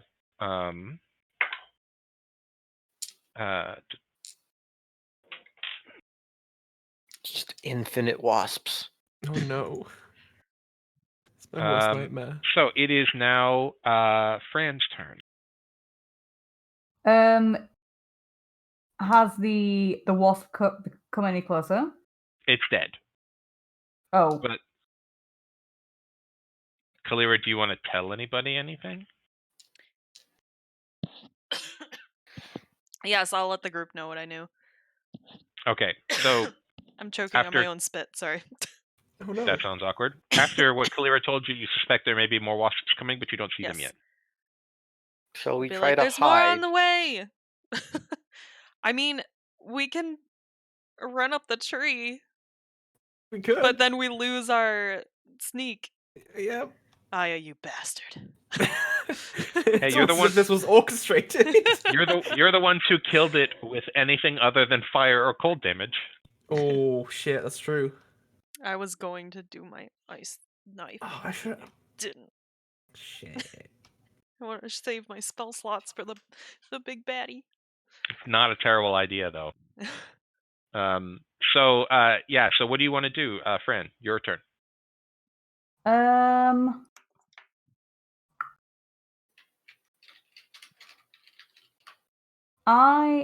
Seeming that there's nothing in the vicinity, I am going to hold the cantrip True Strike until I see another enemy. Okay. That's Fran. It is now S's turn. Is there a... Can I hide? Or is it pretty open? If you're along a tree and there's not really any branches near, I could say that you could try with disadvantage because you could try and get between gaps in the Sure. bark, but it Why would be not? very difficult. I don't see any wasps yet. That's a 10. Okay, you try and hide yourself as best you can. Yeah. Kalira.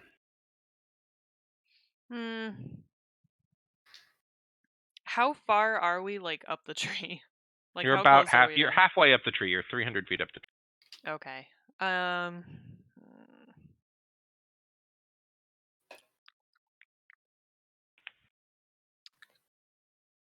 I guess I'm gonna. I'm gonna book it as far up the tree as I can without getting to the top, and try to hide somewhere. Okay, so it's an action to hide. So you want to take your movement, full movement up the tree, and take an action to try and hide. Yeah. Okay, so you get 25 feet up the tree because dwarf. And roll a stealth check with disadvantage.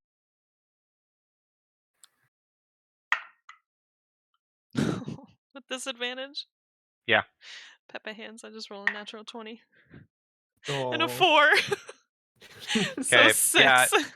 As you run up, you look around, and there's not a lot of great places to hide here, but you do your best. Okay. And at this point, you start to hear buzzing, and you see another from the top of the tree, but from the opposite side as the ravens nest. You see another swarm of wasps you see a swarm of wasps start to come towards you. And that was Kalira's turn. It is now Derek's turn. Derek is going to pull out his heavy crossbow. Actually, what he's going to do is he's going to pull the bolt out of his foot. And he's going to ready his heavy crossbow, load the bloody bolt into his crossbow, and ready it to try and shoot at the first wasp that gets within range. And it is now Sebastian's turn. I'll run up the tree a little bit as well. My full movement. And then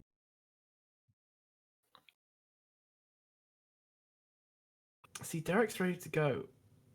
So I don't know if I should hide or not. I'll just hold Sacred Flame until I see a wasp or something. Okay. Saoirse is going to pull out her bow and ready an attack for when one gets within range. And at that point, the wasps start to come into focus, and they are both going to all the wasps are going to use their full movement to head towards you. So they are now within 100 feet of you, and both Derek and Saoirse are going to get shots off. Saoirse, that is not going. Oh no, that is going to hit. Saoirse hits for 5 damage, and Derek is going to attack. That hits. He hits for. What is that? Is it just a D10? He hits for, yeah, just a D10. So he hits for 6, and he's going to shoot at the same one that Saoirse shot at. So that one is very injured. And we move back to the top of the round. Fran, it is your turn.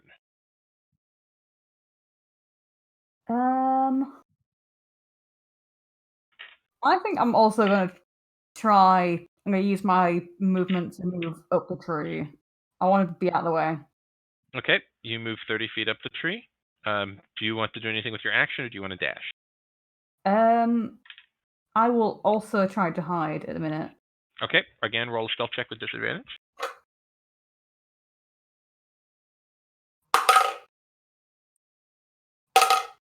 Oh, it's a 4. Okay. So that was Fran. S, your turn. How many of them are there? There are 7 of them. They are about 100 feet away from you. Okay. I'll go up the tree and then I'll take the dodge action. Okay. So you move up to where a bunch of the rest of the party is. Kalira, your turn. Okay. Are they still coming at us? Yep, they're 100 feet away. Okay. And everybody's in the same area now? Derek and Saoirse did not follow you up the tree. I believe that all of the rest of you have walked up the tree. Am I correct? Or Yes. Yeah, I think the other 4 of you. I've gone up.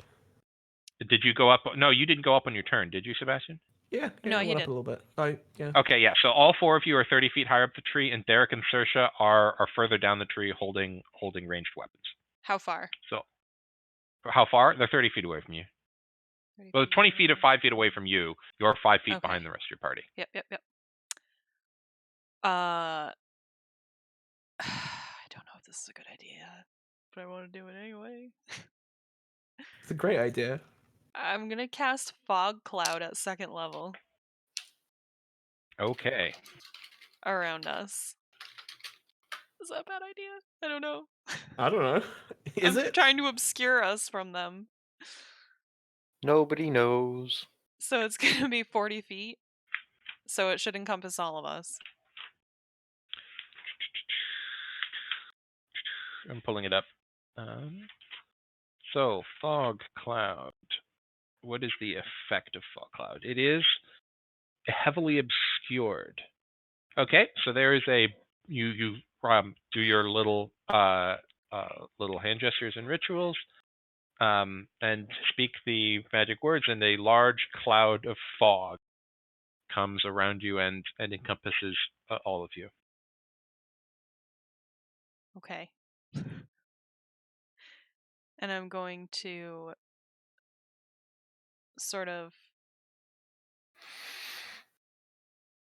right before I do, I'm gonna say like follow my voice to the ones lower down and then cast it so that they know where I am.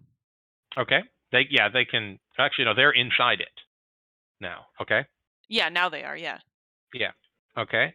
So the next one is Derek.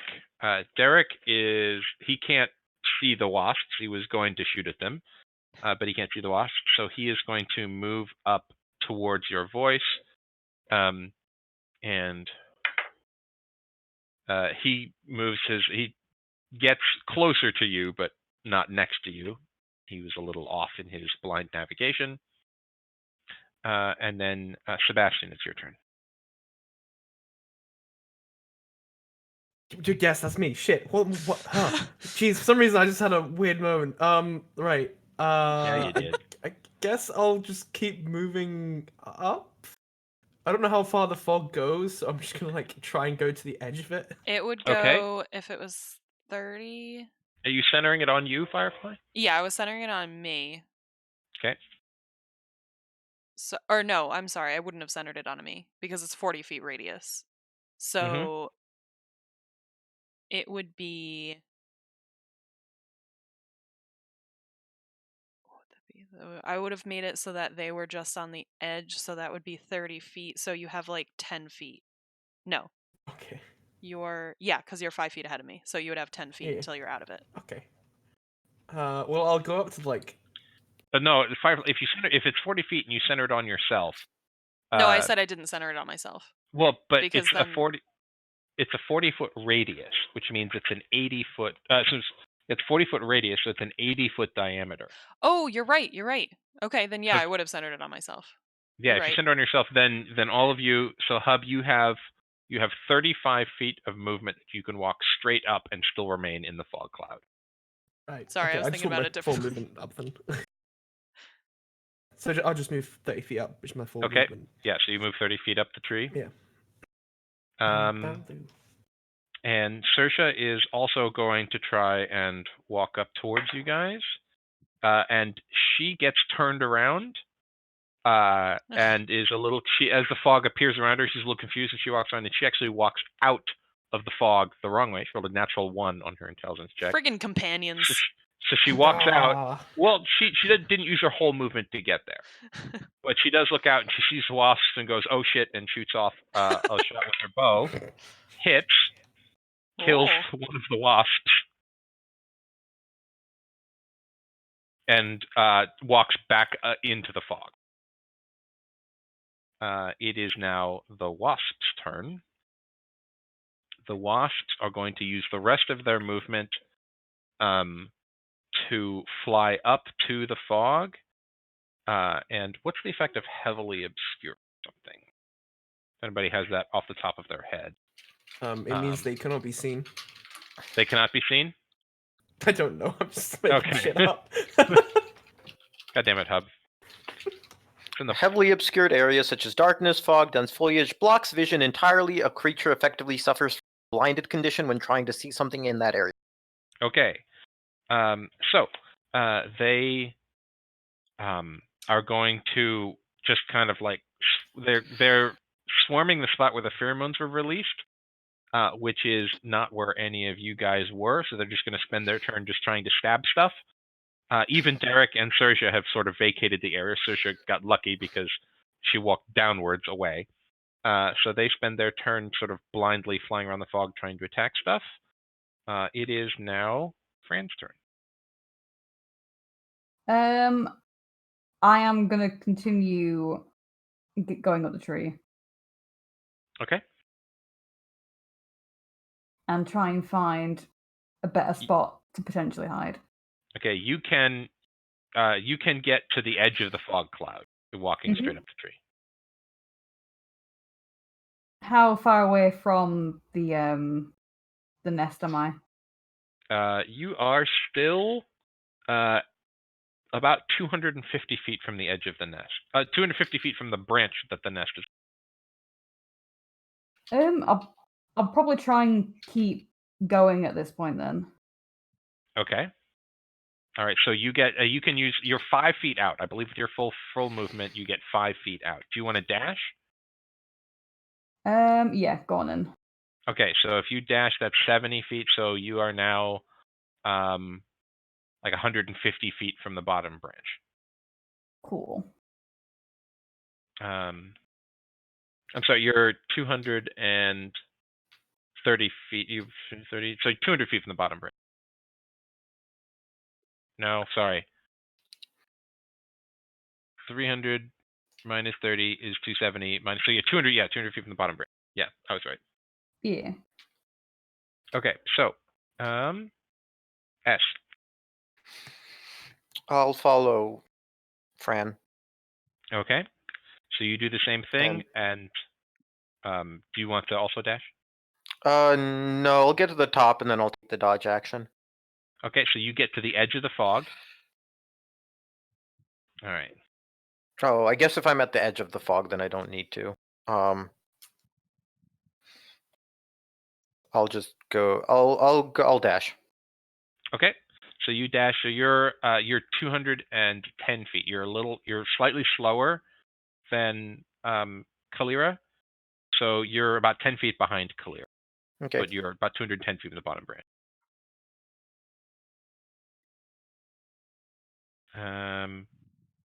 Derek is going to walk up. He's heard the commotion, so he's going to walk straight up towards you guys. Sebastian. I guess I would have heard someone run up, so I'll run up as well. Okay, so I'll say that gets you to right to where Esh is at 210 feet. Okay. From the bottom branch, right at the edge of the fog. Actually, no, you're out of the fog now. You're dashing above the fog.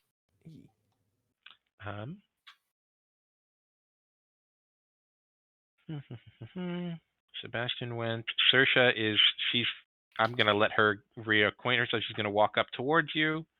The wasps now see the people emerging from the top of the fog and are going to come up and attack Fran and Esh. So I'm going to say that Esh is closer.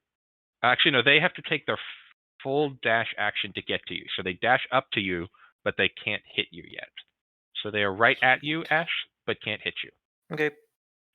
And now, did I skip you, Kalira? Yeah. Okay, Kalira, what do you want to do? I was gonna dash up towards the top. Okay, so you get a little with your full dash action. You are now 220 feet from the top.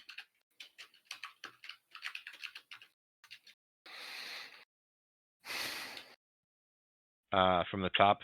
Yeah, you basically get there's wasps a little bit above you, swarming towards Esh.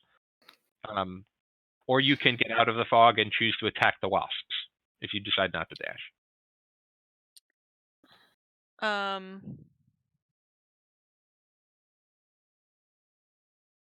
So how far until I'm out of the fog? You can use about 15 feet of your movement to get out of the fog. Okay. How far up is everybody else from me? Fran is like 60 feet from you, and Esh is like 50 feet from you. Okay, so you're like way at the top. I will just go peek out of the fog then. And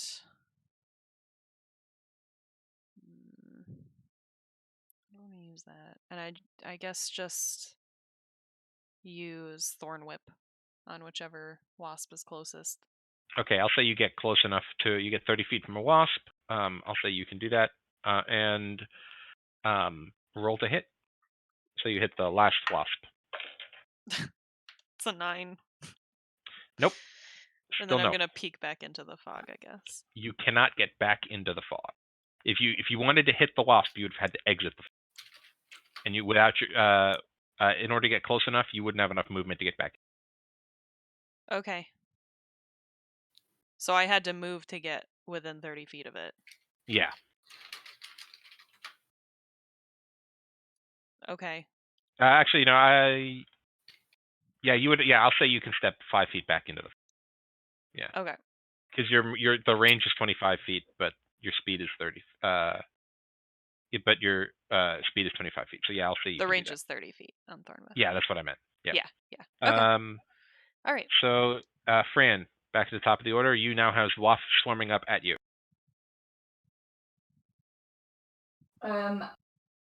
Are they in range of me? They are, yes, they are 10 feet, about 15 feet away from you. They're right next to Esh. I will.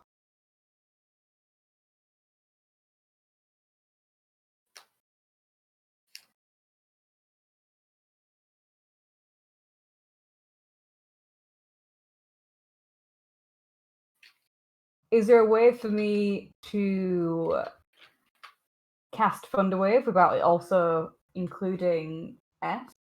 Make an intelligence check for me. It's a natural one. Thunderwave sounds like a great Cool. idea, but you Cool. would hit S. But it's a good idea, though. Yep, she was rolling for something else. Yep, you would hit S. S is Right. between you and the Oh. wasps. Okay, I know.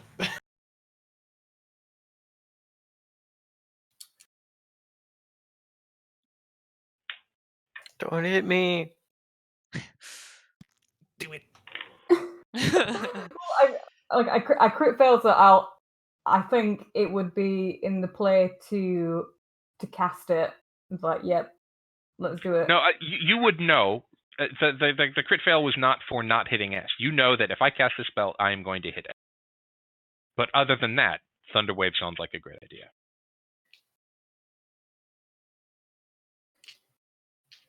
Um,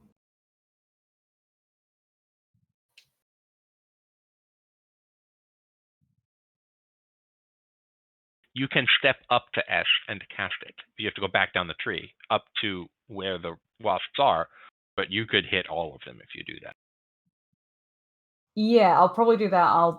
I'll take my movement to be in a not small position, and then just cast Thunderwave.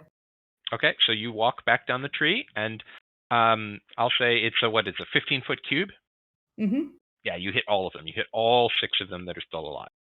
Right. Well, it's a Constitution save of 14. Okay, so what is their constitution of giant wasps? That fails, so 1 fails. What was it, 14? Mm-hmm. Fail, fail, fail, fail. All of them fail. Nice. The Damn. highest roll was a 13. Do you? So Noise. 2d8. And that is 11 each. Okay. All right, I gotta switch pens. That one's ink.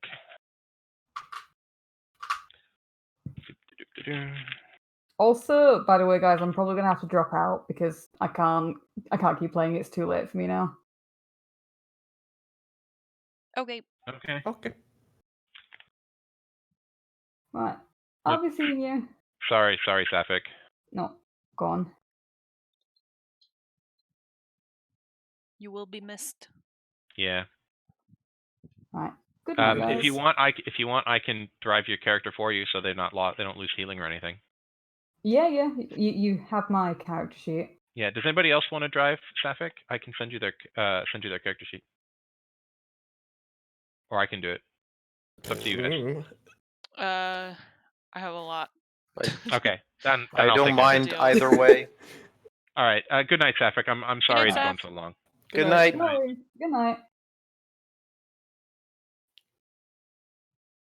Okay, so as Fran casts this spell, you see all the wasps are staggered and extremely hurt as this enormous thunderous sound sweeps out from them.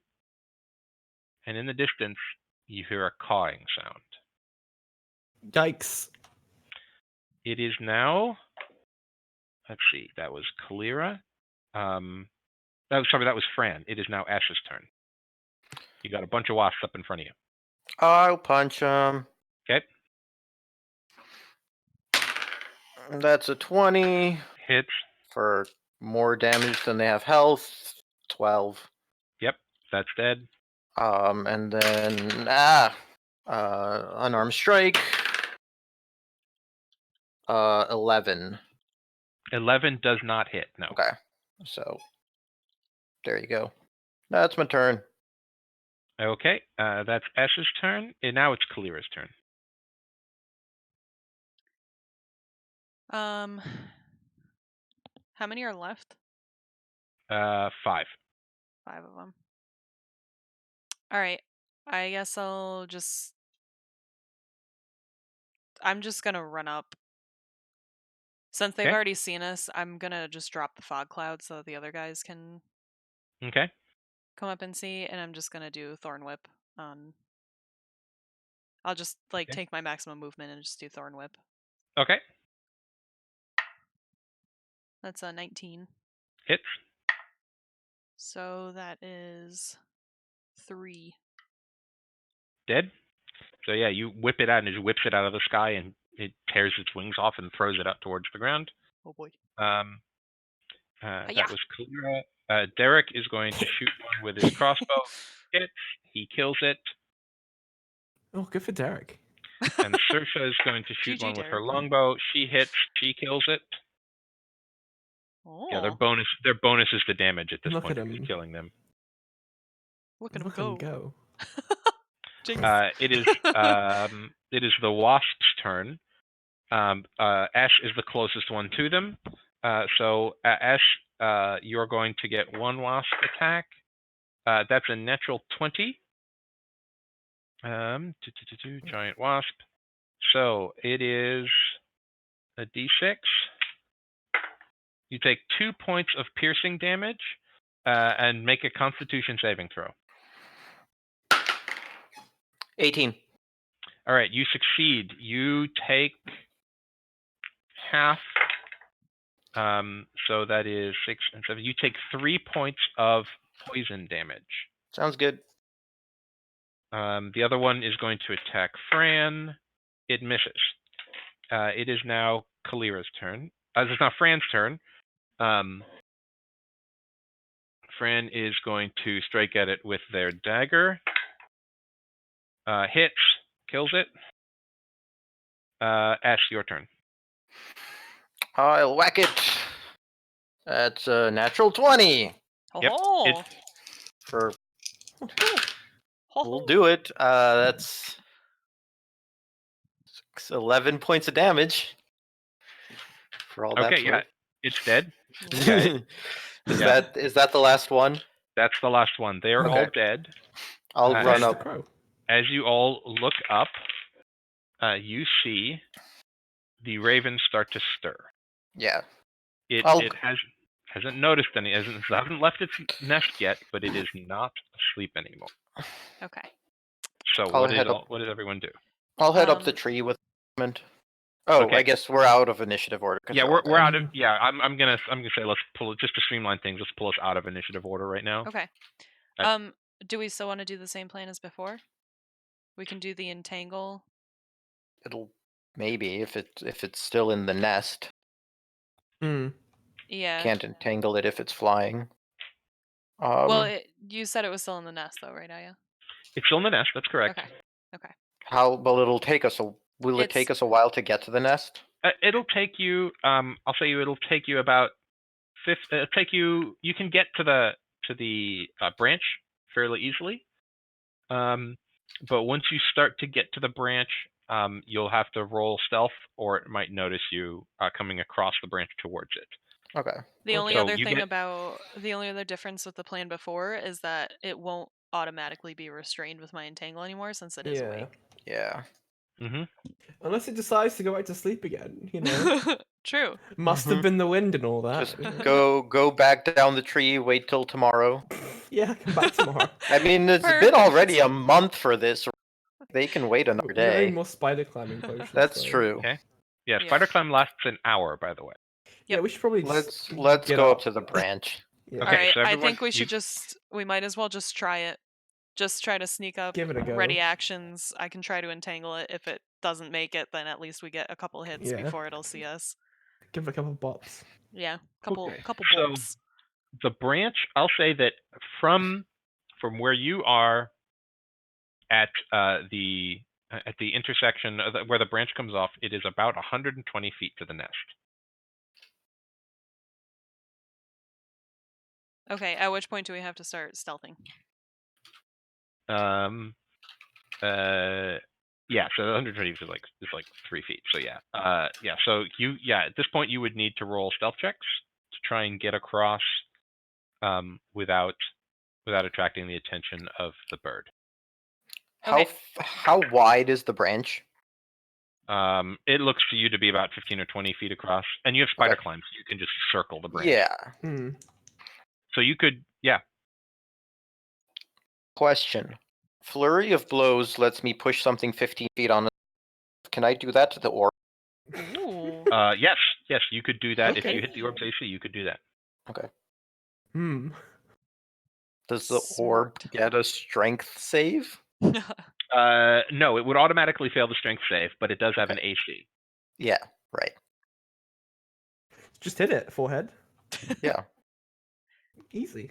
Okay. Actually, yeah, I'll say that instead of a save, I'll just roll a d20 to see if it moves or not, because it's heavy. And it'll be a DC of 10. 10 and above, it moves. 10 and 9 or below, it doesn't move. Okay. Or you can make an athletics check to move it. Okay. I mean the. Actually, no. Yeah, tell you what. That sounds like just pushing it. Yeah. I'm using the key ability to punch it, but that's fair. Yeah, I'll allow it. I I'll don't allow know. it. Yeah. No. I thought about it. Yeah, I'll allow it. Yeah. Okay. Yeah, if you're using your key, you're using your magical key ability to propel it. I'll just say it automatically fails, and you just push it because it's Okay. not trying to oppose you; it's just sitting. Yeah. So that's fair. Yep. Okay. I'll allow it. Yep. Okay. This is where it So sounds we're like the orb is gonna sentient. stealth up there, take some Yeah. smacks, and push the orb. Okay. Yeah. Everyone, Yeah. please roll a stealth check for me, and I will roll perception for the bird. Well, it's not good, lads. Sorry. Oh no. I got a 14.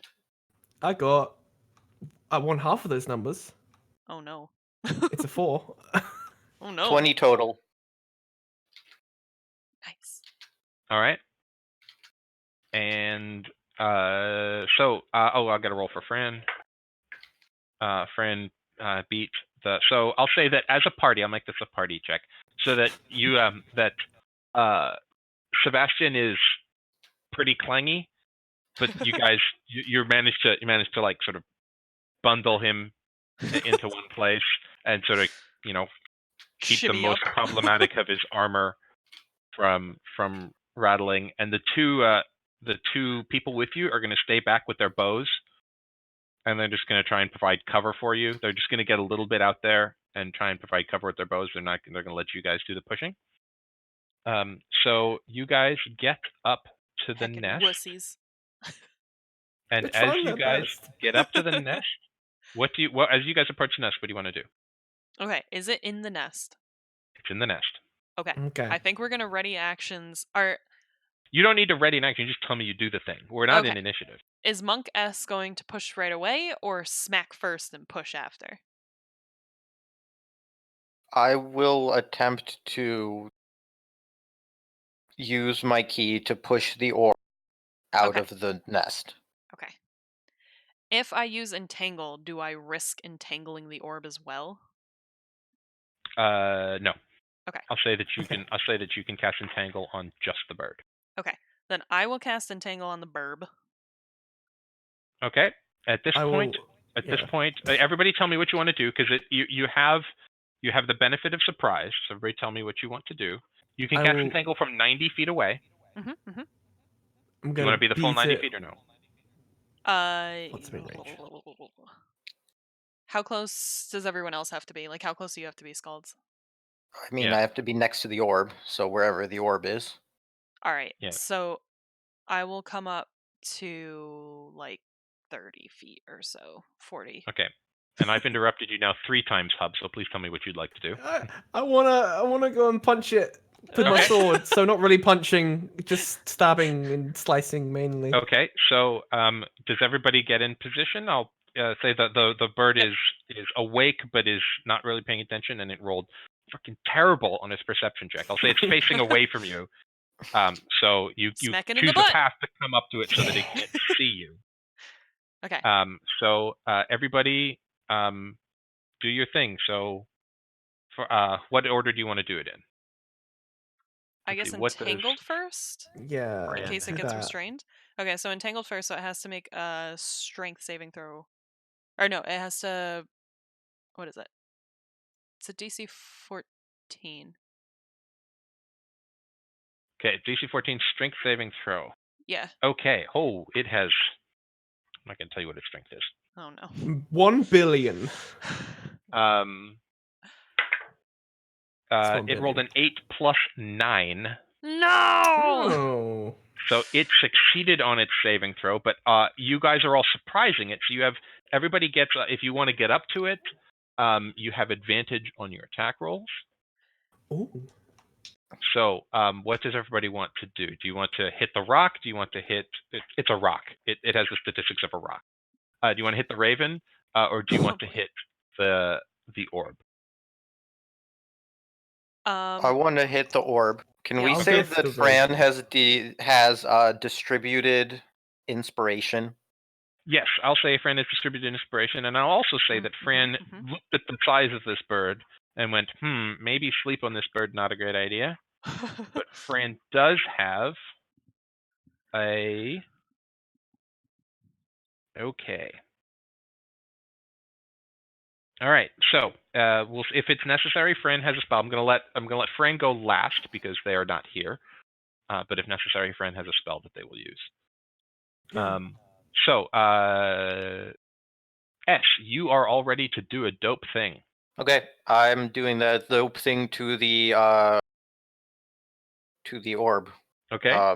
So I guess quarterstaff first. You don't have advantage on. Actually, yeah, I'll say you don't have advantage on the orb because it doesn't have the ability doesn't have the ability to be surprised. It's just a straight rolling. Agreed. So that's a 20. Hit. Ooh. That's 11 damage from the staff. Okay. And then that's 22. And that's 8 damage on the unarmed strike. Okay. And that's a 16. And that's another 8 damage on the unarmed strike. And I will push it 15 feet out of the nest. Okay, you push it 50 feet out of the nest, and it is now balancing precariously on the edge. It's not quite off, Okay. but it is It's right about exciting. to be. Can I use my movement to push it out of the nest? No. Okay. But it was 20 feet. It was 20 feet to move it. That's why I asked about how wide the branch was, and the branch was 15 feet wide. I forgot I said that. So yeah, I'll just say it rolls off. Yeah. Okay. Yeah, I forgot I had told you that. So yeah. Okay. It rolls. No. I forgot I said that. You have corrected me. This is not an issue. Okay. So, thank you. Does anybody else want to do anything as because technically all this is happening at the same time? Does anybody else want to do anything as this is happening? Well, I'd still probably try and hit the crow. Yeah, go ahead and hit the raven. I was also planning on hitting it. Yeah. Go ahead. So Fuck. I'm casting Ice Knife at 2nd level. Okay. That's 21 to hit. 21 hits. Sorry. I took over you, Hub. I'm sorry. It's fine. I'm sorry. I didn't hit anyway. And also dexterity saving throw, DC 14. DC 14? Yeah. Roll to 16. Okay. So it gets just 10 points of piercing 1d10, and I just rolled a fucking 1. Okay, so Aww. that's much. It's a big sad. Okay. I got a big 10 to hit. 1 point of 10 damage. 10 does not hit, spell. I'm afraid. Did you guys know Hub, did you roll with advantage? Yep. Yikes. Yep. All right. So as this happens, and actually what Fran was going to do is cast Shatter, which is extremely good about breaking inorganic materials. Yes, it is. Oh, which this orb is. Huh. And it actually, it would have. So if this, so as you see, all this happens at once. You see the key strike, and just as it starts to tip over the edge from the key strike, it moves about 10 feet down and explodes in midair. Oh. So everybody have their cool moment. But yeah, And that now was actually we're big an in a excellent tree. idea. Excellent idea. And yes, I would like everyone to make a dexterity saving throw. Oh no. Oh no. I'm gone, lads. Let's be real. Oh no, I got a 17. That's not bad. Got 13. 22. What did you get? 22 and what was that, Firefly? I got 13. Okay. Anyone who failed the saving throw takes. Ooh, that's not great. They take 13. So that was DC 15. Oh no. Oh no. So they take Don't die 13 again. points of bludgeoning damage as they fall out of the tree. Oh. Because as soon as it explodes, then everybody goes boom back into their normal size. Oh boy. Your two compatriots also fell out of the tree, but fortunately had enough hit points to survive. Fran has plenty of hit points, so Fran also survives. So you all... Can I jump out of the tree and catch someone and then use to reduce their falling damage? Oh. Jump out of the tree and catch someone and use what? Slow fall. You can use your reaction to reduce falling damage by 5 times monk level. Absolutely. Yes, do that. Okay. Who do you want to catch? Who's falling out? Everybody but you. Oh, Fran, because Okay. she blew up the orb. True. It's their prize.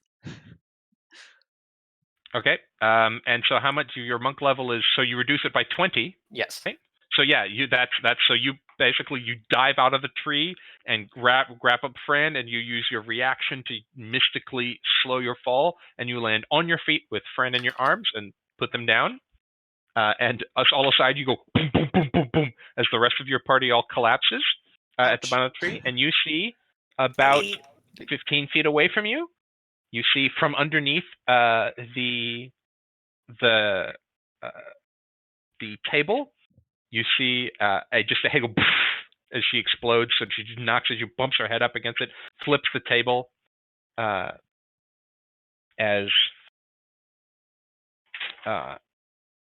Freya returns to her full size. She says, well, that was excellent. Thank you very much. I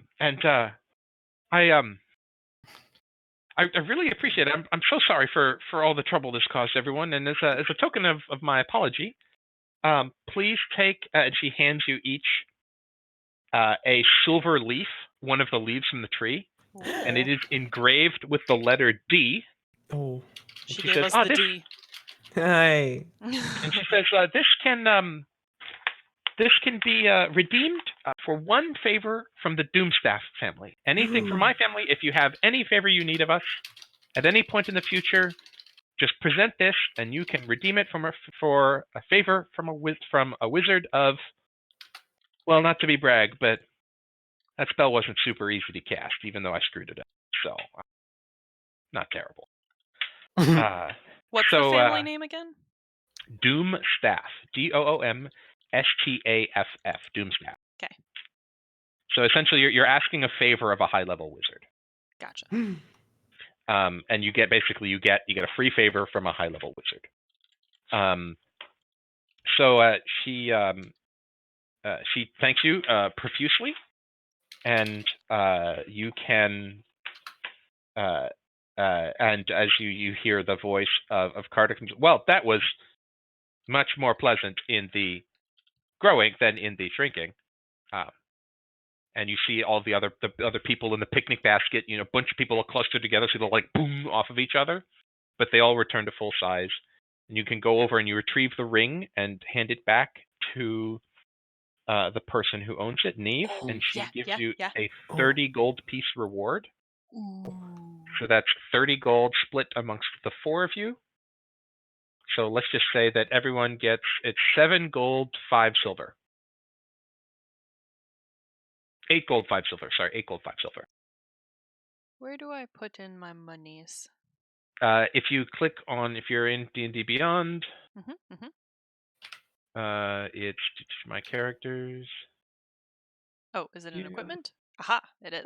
Yeah, you click on the little money number. Yep, got it. Equipment, So what was it again? We'll enter it for you. It's each of them. You get 8 gold, 5 silver for split.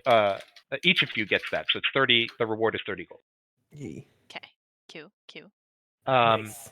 And so yeah. we're at the end of the adventure here, so there's not. Unless you guys really want to do any more role playing, we can say that you are Freya.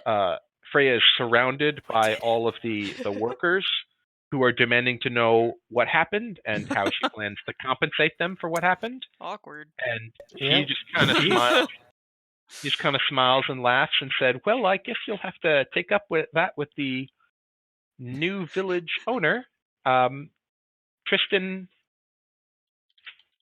Harpel. He will sort all that out for you." I have a question. For Can whom? we go and pet the bunny? Yes. You can make an animal handling check with if you have any way, because it has baby, you have to make it with disadvantage. Oh. Unless you have a way of making them, unless you have a magical way of making the animal. No, yeah, I'm gonna let them go because they have babies. Okay, That's fair. Yeah. Like I would let you, like if you had like speak with animals or something like that, I'd let you do it, but it would try and bite at you. I'm Yeah. gonna To cast do Speak that. with Animals and ask the bunny if it would like to come out and be pet by my friend. Okay, the bunny. Hey, you want to come see my friend? You hear the bunny squeak at you and it says, "Will my babies be safe? Oh yes, your Are you babies gonna will hurt be my very babies?" safe. Nope. My Nope. friend Make just a- wants to give make- you a little pet. Make a persuasion check with advantage. Because you're literally speaking the bunny's language. Okay. I got 14. That beats it. Yep, that's good enough. So the bunny crawls out, and you all have a chance to pet the bunny. Each of you gets Skalds.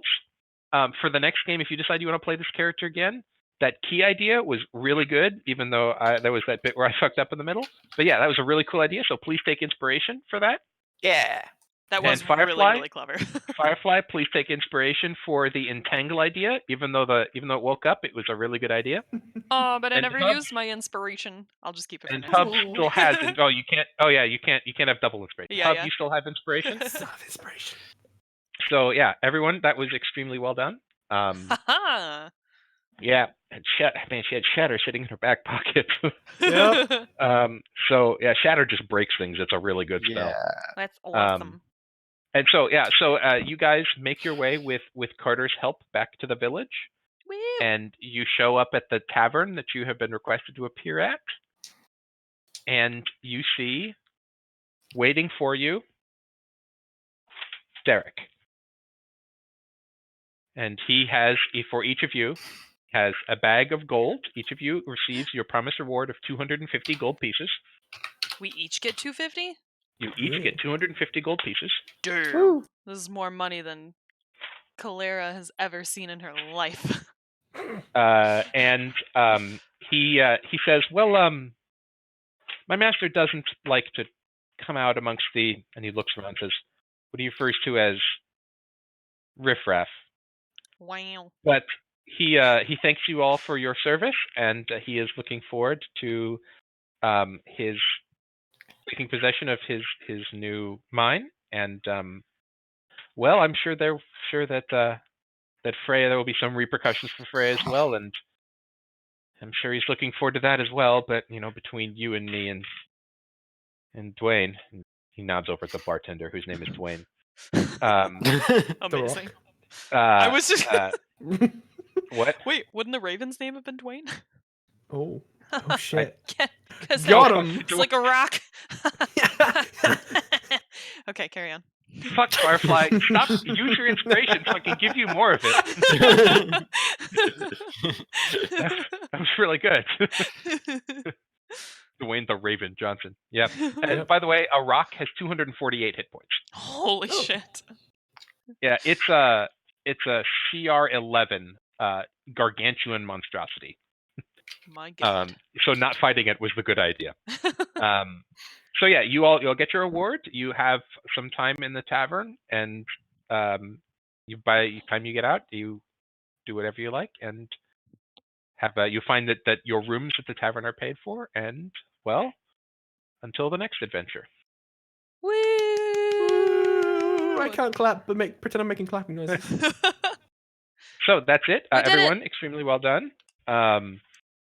Yeah, very, very, especially a really good job. The rock rolled a 4 on its perception check to see you all. Nice.